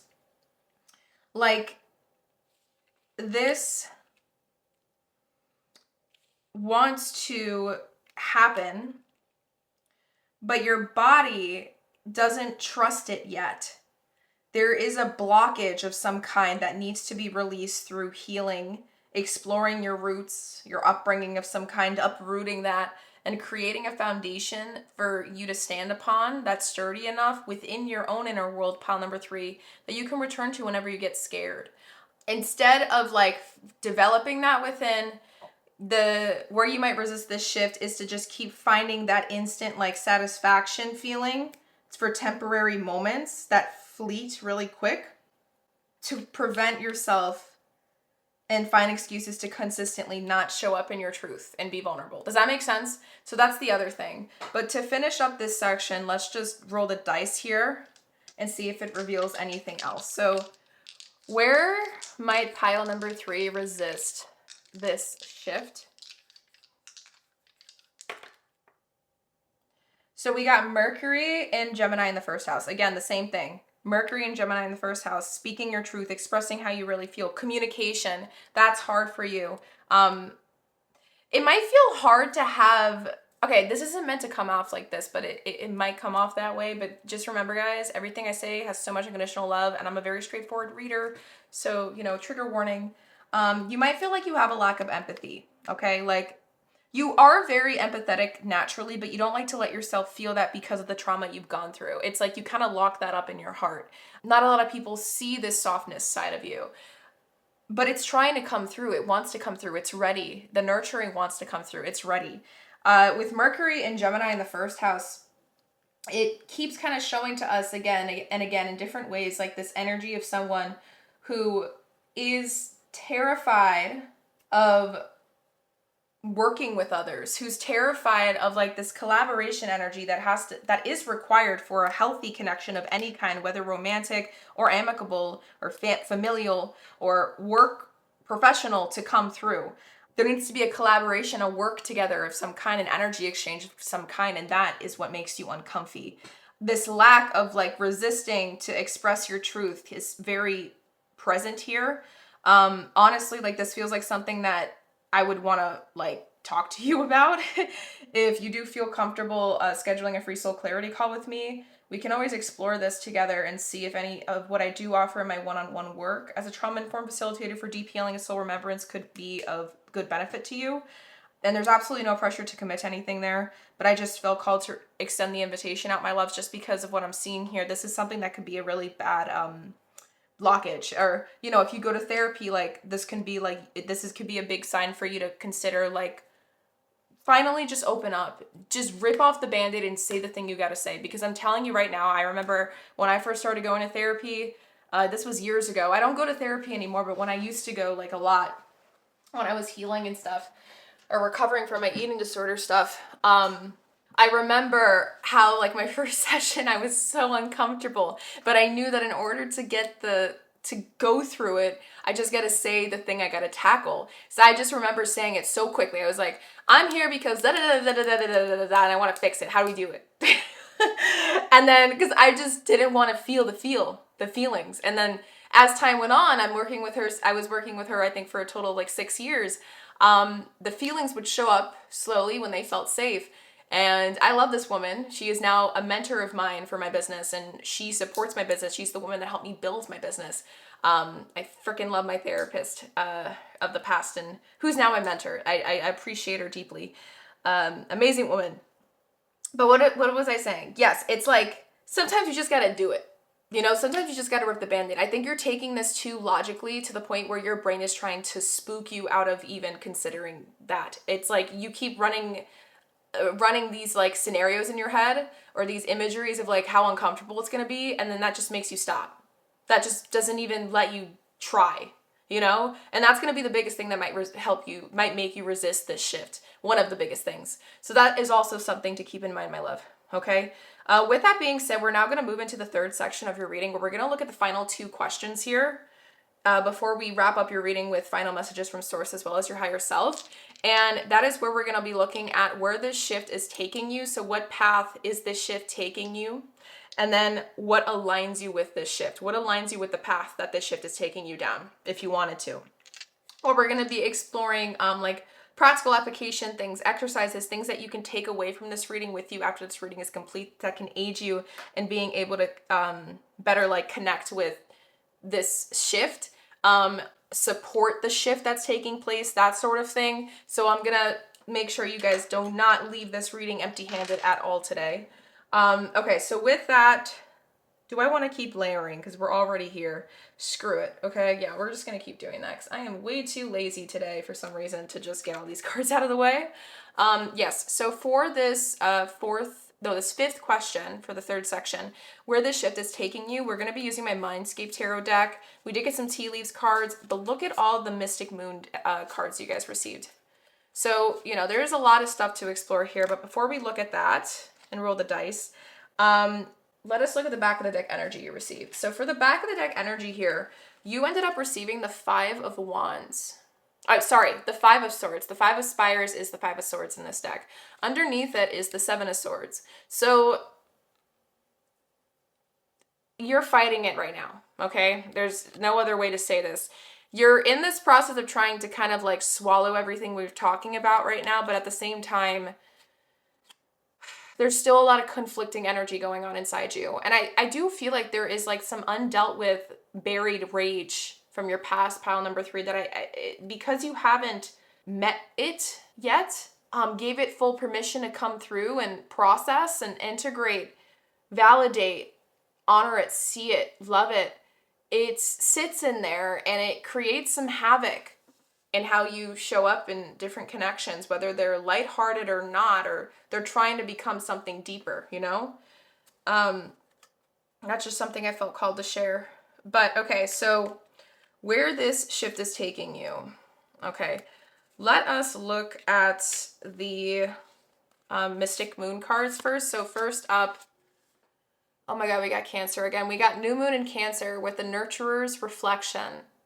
Use this time to reflect on your emotional needs and connect with your intuition, drawing on Cancer's caring and intuitive energy.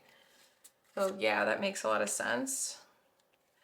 Next up, we have partial lunar eclipse with the veiled moon, a time of introspection and reflection. Use the energy of the eclipse to connect with your inner wisdom and intuition. And the number 14 in Major Arcana is associated with temperance energy. So there is like this massive idea here of one of the biggest places it's taking you is a place to self-evaluate and look deeper within. Oh my God. I literally, like, you can see the pile preparation portion of a reading, guys. I did it fully and edited in raw. You guys got New Moon and Cancer in full. They're opposites, dudes. Like, that is so mind-blowing. Full Moon in Capricorn. The Goat's Ascent. Celebrate your accomplishments and progress while also recognizing the importance of balance and rest, using the full moon's energy to honor your hard work. Okay, I'm not taking that too literal. I'm seeing this as like new moon, new beginnings, planting seeds for Cancerian energy and releasing the energy of Capricorn in the sense of keeping your heart kind of like stone.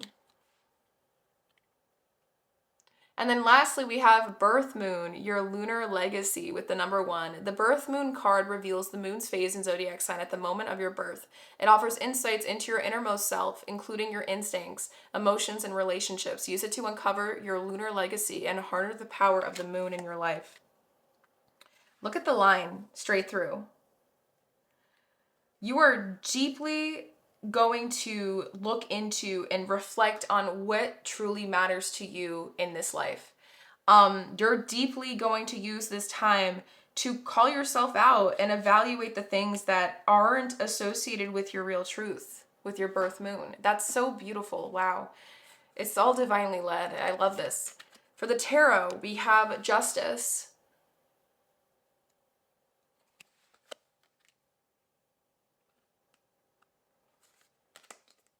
We got the Four of Wands coming through again. Oops. We got the Magician.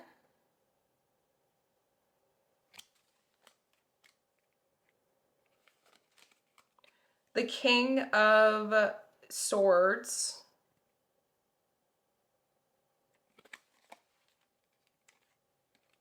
And lastly, we have the Five of Pentacles.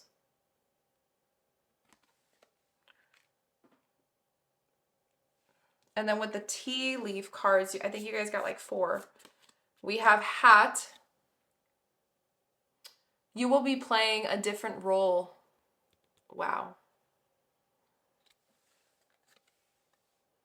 Can we place it here? I don't know. No. We'll do it like this. Next up, we have Ink Pot, Problems to be Resolved.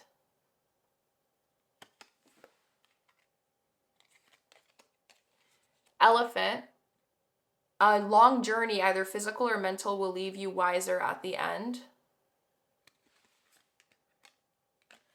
And Goldfish, increase in material wealth or spiritual growth. Wow. This is some powerful stuff, pile number 3. And before we start just saying it all, let's roll the dice here. Where is this shift taking pile number 3? Where is this shift taking pile number 3? We've got, is this Uranus? Let me just make sure.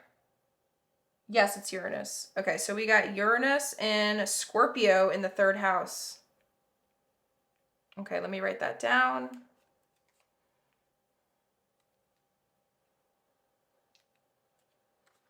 So where's the pen? There it is.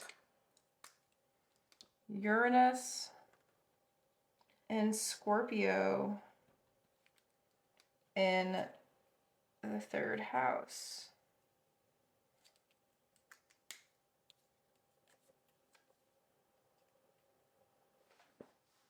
Yes, yes, yes, yes. All right. Sorry, I had to change out my battery on my camera. Okay. In case you guys can't see the back of the deck energy, I just realized I'm going to leave it right here.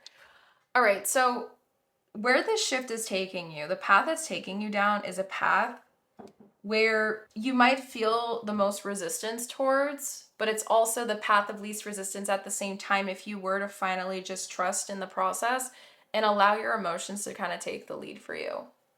Allow the not knowing to take the lead for you, because it's in the unknown that where the most magic happens. But this self-worth thing, the fact that the 5 of Pentacles came out on its own, like right here, I want it to be kind of like a significator energy, a highlight, an emphasis here. The number 5 kept coming through a lot. And so this is like this idea here that's kind of, you've gone through a lot, pile number 3. Like in your childhood or in your upbringing of some kind, you have had to go through a lot of hardship and show up in ways that most don't need to at a certain age. But you had to. Because of that, it led you to shut off a certain demeanor. It led you to shut off a certain way of feeling, because as a kid, you would feel deeply. Like kids feel deeply. They can't like, what's the word? Regulate really on their own easily. You never got an opportunity to regulate on your own, so your body just kind of learned how to dissociate and disconnect from the emotions completely. When they get too intense, we run. Where fear gets too intense, we run. Because fear and love are on the same spectrum. We got to remember, where there is love, there is fear. And that's why when there is a lot of fear, you also know that you're on the path towards expansion and growth. So there's this idea here of consistently retreating from your past. Like you've always had to retreat because from your emotions, because good things didn't last long. Feeling safe in the good didn't last long. So you had to learn how to feel safe, or temporary doses of it, in a way that still felt like it was in a controlled setting. So you would leave when you wanted to leave. You would stay when you would want to stay. And if it felt like you were staying too long to the point where things are getting too soft, you'd also run away. The shift is taking you down a path where all of that and how you show up and how you reveal your truth, your darkest secrets, that is changing ridiculously, to the point where you are not going to take no for an answer anymore. You're ready to start taking this seriously, in the sense of like, I really want to be able to find a home inside myself. And I really want to be able to do things right this time around. That's what I'm hearing. Make things right. Do things right this time around. You were never a bad person. You've used to carry like this narrative that you weren't good a lot because of shame. When in reality, like, that wasn't the case at all. Like, that wasn't your truth at all. It just felt that way because of what you've been led on to like believe all these years in time. There may have been a lot of like verbal, I can't say the actual word, the A word, the AB word in your past. To the point where it felt like you got brainwashed a lot, and that's another reason why you like get so like hard and cold and focused on like self-sufficiency and independent self-preservation of some kind, because you don't want to let someone get too close into your head, go too deep into your head. That's another thing that's coming through. Like there's this form of embarrassment surrounded around that. And in a way, even though you try to protect yourself from it because of your trauma, you still, by doing so in the way that you've done it, You've also kept yourself from being able to heal a very embedded, deep wound of lack of feelings of self-worth. Does that make sense? The people that act the most like careless in life are actually the people that feel the most insecure, and not confident at all beneath the surface. There's this like this contrast that's happening because you portray yourself to be so like, I don't need anyone, when in reality there's a lot of wounds within. And the shift is taking this shift is taking you to a place where you're gonna put it all on the table now. Like, you don't care, in the sense of like how hard it's gonna be, because you know that this is what it takes to get to the end goal. We have a lot of ones coming through. 1111 here is coming through in my head, in the sense of like, this is where your manifestation is. Now I understand why you get the manifest card. Like, you get to choose what you want to manifest moving forward, dependent on what you do with this information from this reading moving forward. You have so much of an opportunity here to gain so much growth, so much wisdom through this journey. Things are going to get resolved. You're going to feel like you've gained some form of clarity within yourself, a deeper form of self-understanding than you've ever thought was possible, because now you're releasing the sense of self that you revolved around your trauma, and now you're putting it exactly where you want to put it, and it's revolved around your heart's truth and your, I guess, inner world. Does that make sense? I know that's very an abstract way to say it, guys. I'm just trying to explain this in a way that would make sense for anyone's situation for this reading in particular, okay? But yeah, like, that is what I'm seeing. The depth is gonna feel welcomed. It's gonna feel comforting to be able to express yourself undeniably and just feel seen and heard. It's going to feel very new and uncomfy at first, but at the same time, it's going to feel so freeing. Again, this kind of does feel like someone who's going to therapy for the first time and they're finally just putting it all on the table, or they're doing one-on-one work of some kind.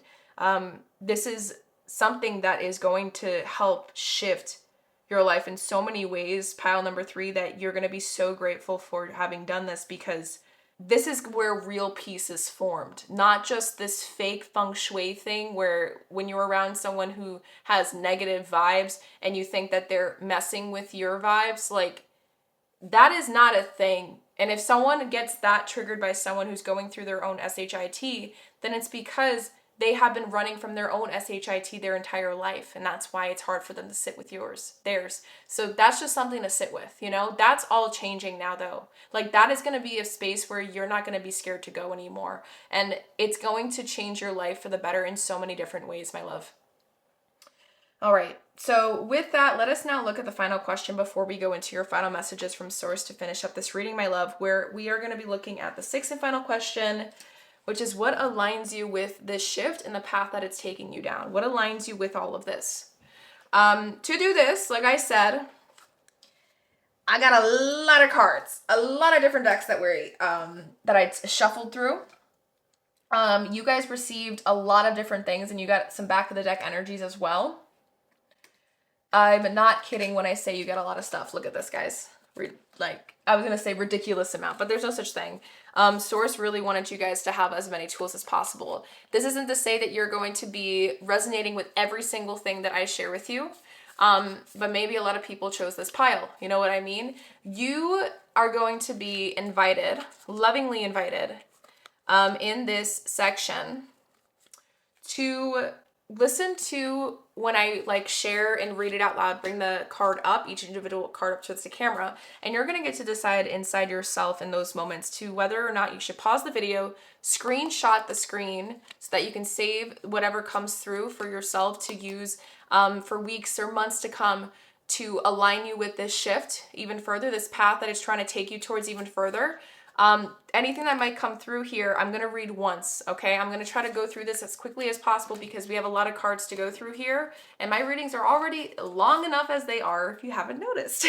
So to do this, I am going to read through them quick. I'm going to give you guys a moment. I'm going to bring it up to the camera. You're going to have an opportunity to pause the video, write it down. Write down whatever resonates in a journal or something with you, or take a screenshot to use for later. These are going to be tools. These are going to be prompts. There's going to be exercises for stress relief, mental resilience, for your overall well-being, self-discovery prompts, self-awareness, soul truth prompts. There's going to be mantras, affirmations. There's just going to be hard truths that are calling you out. There are going to be a lot of different things in here, is what I'm trying to say. Not everything will resonate, or maybe everything will. It's really up to how you listen to them, take in the information, okay? But these are all the things that are going to align you with the path that this shift is taking you down. If you wanted to go that route, if you wanted to go through all this spiritual growth, if you wanted to gain the wisdom, if you want to soften, if you want to feel more emotionally fulfilled and more true inner peace and not just a facade of it. All that is going to change if you were to listen to all these things, okay, my love? So that's just something to keep in mind, all right? But before we do this, because this is going to be a lot of stuff, let us first roll the dice for this part, this section. Okay, there it is. We'll roll the dice for this section. And let's look at the back of the decks first. So for the back of the decks here, for my Hard Truth deck, you got blind spots. So warning, this is a little bit of a call out. Your limited perspective is causing you to miss important details. Expand your view and seek input from trusted sources for what you may be overlooking.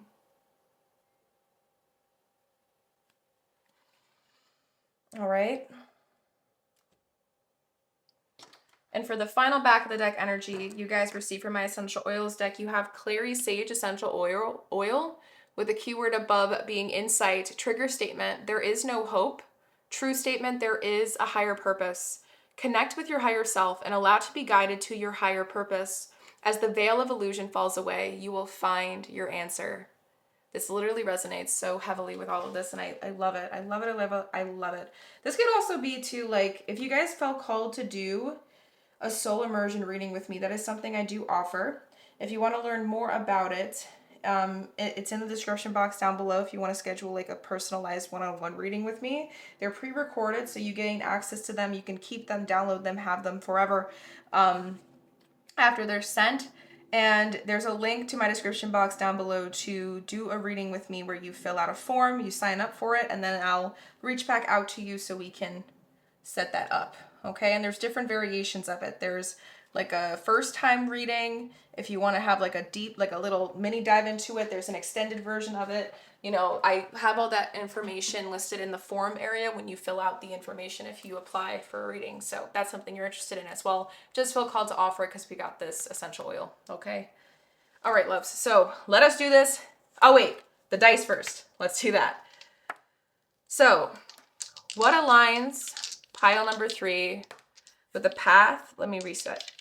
What aligns pile number 3 with the path that this shift is taking them? What aligns pile number 3 with the path that this shift is taking them? We have Saturn and Capricorn in the first house. Doing the things that are necessary with discipline and true sacred responsibility to show up authentically in your truth and to show up authentically because you know that is the thing that is going to serve you the most in this journey. That is it. That is what this means. But I'm going to write it down and then we're going to explore. But that was just like such a straightforward thing. Saturn and Capricorn, first house.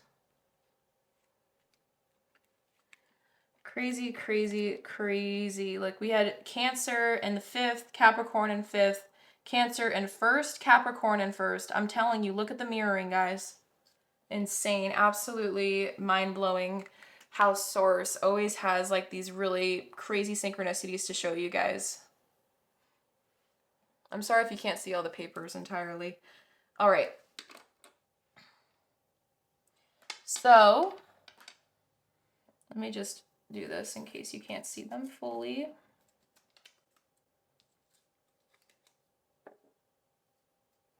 There we go. All right, let us do this now. Okay, loves. So this one wants to come through. The first card we have for you. Am I ready to let go of this buried shame?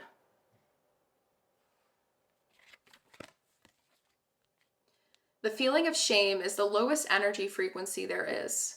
When you live in shame, you live in darkness. What part of you is ready to stand in the light? Is there any shame from a past experience that is ready to be healed? Today's soul action: heal the shame by giving it a name. Bring it to the light and let it be seen, heard, and healed. It's revival season. Replace the shame with your soul's truth. Fill in the blank. My soul's truth is blank.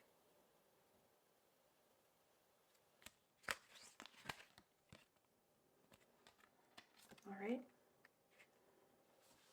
Next up, for a prompt with the life category, what self-perception do you want to improve?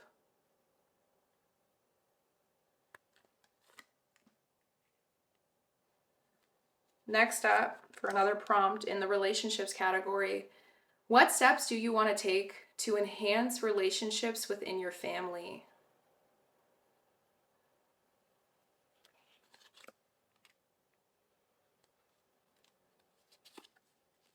Next up, we have consultation. How have you developed your ability to do things? What has it brought you?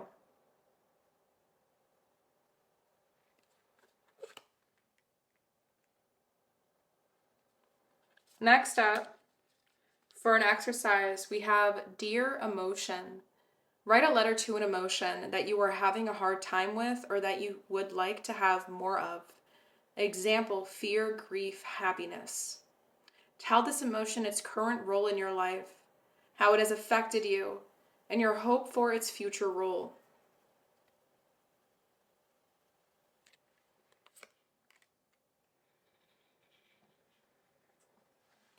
Next up, we have another consultation category prompt.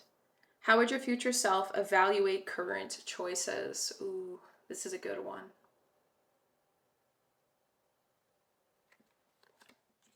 The fact that all of these are so like in sync with each other is absolutely beautiful.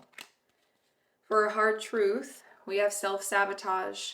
Your actions stem from fear and self-doubt. Consciously address patterns and behaviors by questioning the purpose they serve.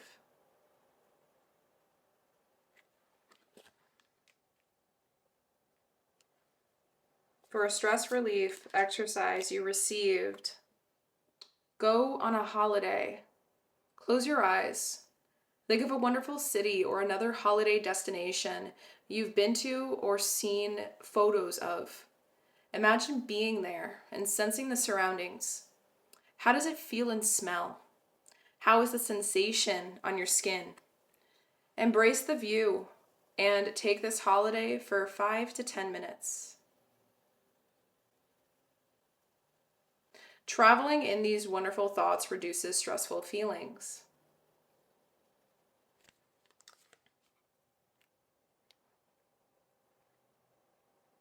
Next up, for an essential oils card you received, we have focus with the keyword empowered. Trigger statement: I don't want to be here. True statement: I am exactly where I need to be. You are ready to allow the energy from the divine and Mother Earth to fuel you as you fulfill your potential here.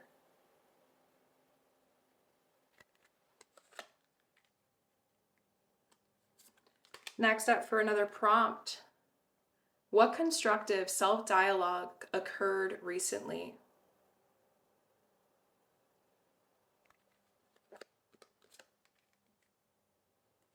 For another essential oil card, we have juniper berry with the keyword projection. Wow, it came through again. Trigger statement: my mind doesn't rest. True statement: I listen to my higher self. Look at each story that repeats itself in your mind as a stranger would. Ask yourself, is this true?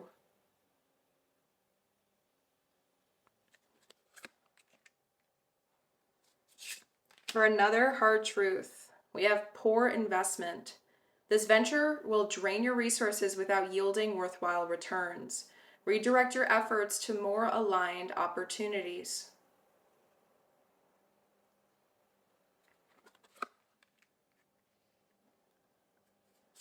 For another hard truth, Right person. Nurture this relationship. It holds the potential for mutual growth and support for this phase of your journey. That's what I'm saying. Like, I feel like you guys have all like so many different situations. So you really got to choose the things that resonate, loves. You'll feel a pull. And for a mantra, you guys receive one mantra, you have action.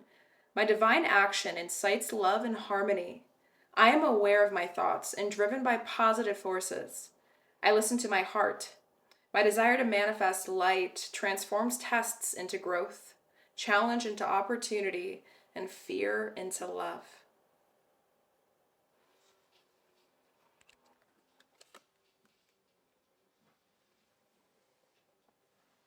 All right.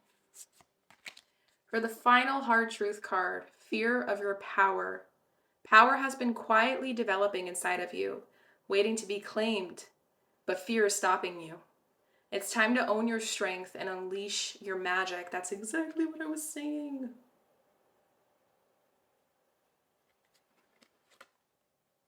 Okay, I'm going to start layering, guys.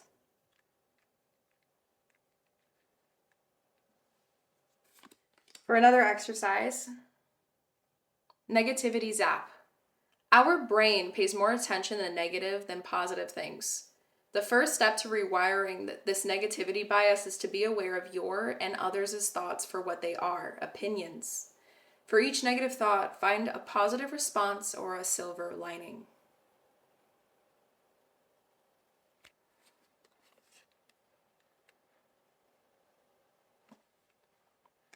For a final exercise stress relief card, imagine you are a bird. Close your eyes. Imagine you have wings and the ability to fly, a bird, if you will. Take to your wings and fly off. See your situation from above, the same situation you just left. Let the wind under your wings soar freely across the sky. Feel the freedom in the wind and pay attention to other feelings you might have. Do this for 5 to 10 minutes. Stress creates anxiety, which narrows your point of view. Things seem like slush stuffed in a small box. Giving your mind air, freedom, looseness, and a new perspective, the mind and body get some rest and you might get new ideas and perspectives.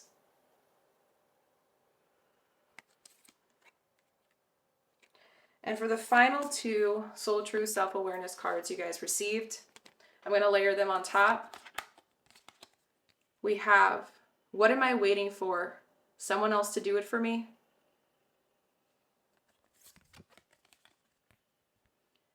Are you waiting on someone else before you can take the big leap? What if you were to take life into your own hands and forge your own unique path? Put your heart into action and ask yourself, what risk can you take to move towards your dreams? Make a decision and do it. No more waiting for others. Do it scared. Take the leap. Today's soul action. No more thinking, only doing. Be brave and you will discover what you are really made of. Wild soul, strong heart, can't lose.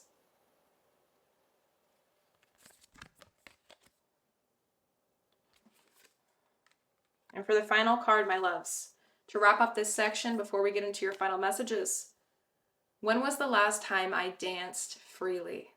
Ooh, I love this. Intuitive movement medicine. Dance. Because it will shift you into a beautiful state. Because it will get you out of your head into your body and heart. Because fear lives in the head along with anxiety, control, guilt, frustration, and impatience. In just a few minutes of dancing, you will make the shift. You will feel a charge of joy and confidence take over, and you will feel a soul reminder to live and lead from your heart. Dancing is a tool to ground us in the now. It triggers happiness, and it is the gateway to freedom. To become free, dance. Today's soul action. Dance for 3 minutes to your favorite song. Notice the inward fire grow within and the feeling you feel being you. You are a wild, loving force. Express it and dance today. Express it with dance today.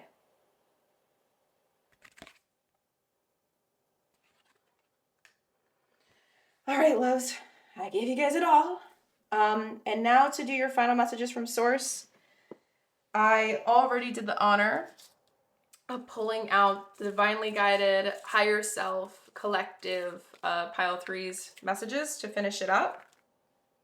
And for my Journey of the Self deck, the back of the deck energy we received from your final message from Source is the noise isn't you. Overwhelm identity and pause. You are the silence beneath the storm. Okay, so with this, the message from Source, your final message here to walk away from your reading with, my love. Source really, really, truly wants you to remember, pile number 3, that you are not these fears, you are not these actions that you have been doing all this time.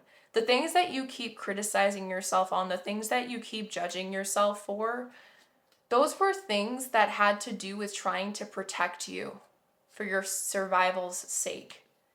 They didn't know any better because there was a lack of awareness to those things. And that's changing now. So you don't need to be giving yourself all these shameful messages to go off on, or to let this inner critic in you, the voice that isn't even your truth, but maybe the people that have raised you, maybe a trauma response in the sense of like a person that has created enough PTSD in your soul and your body and your emotional world to be the very thing that you think is you talking in your own head to yourself. That's not your truth, and that isn't the real you. It's an illusion, it's a trap, it's a facade. And you got to remember, it's the silence beneath the storm that holds your truth. And that's why you've been feeling such a loss into self. That's why you've been feeling so disconnected. That's why you've been feeling so kind of reckless and frantic and trying to grasp for the very next thing that feels like new. Because the moment you settle, that's when the scariness and the scary stuff starts to come up. But it's in the scary. After that, you find stillness and you see the truth of something. And there's something here about, don't be afraid of that dark. Don't be afraid of the noise, because the noise is just, it's like a sandwich, and it's just part of a layering of the process of the sandwich, but you're trying to get to the base. I know this sounds really stupid, but that's the metaphor that's coming through. Like, to get to the base of it, like, you need to let it come through. Think about the movie Soul, you know?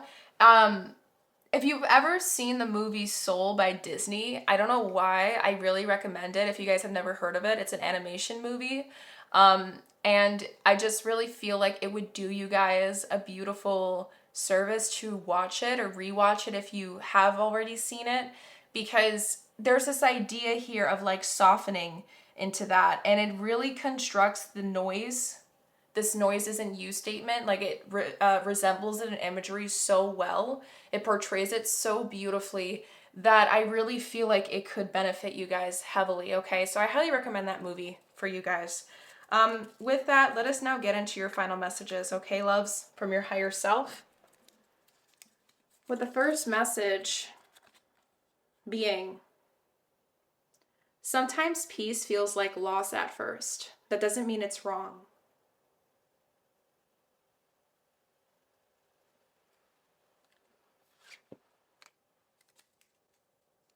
Next up, this isn't about being right. It's about being real. Something in your energy is still being filtered through who you think you're supposed to be. Let it go. You don't need a mask to move forward.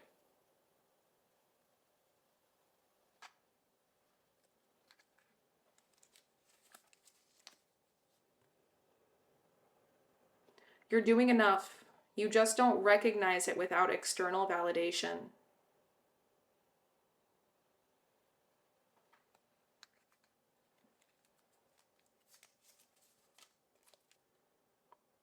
Your next breakthrough will be triggered by something annoying. Pay attention.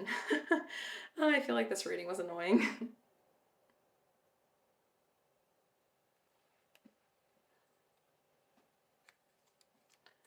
Oops. Now the second to last one.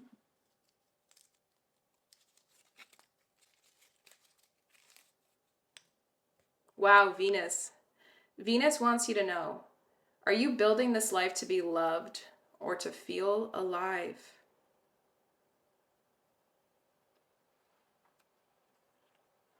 And lastly, my loves,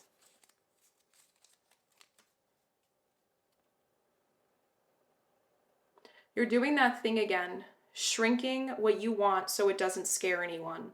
That's not safety, that is self-erasure.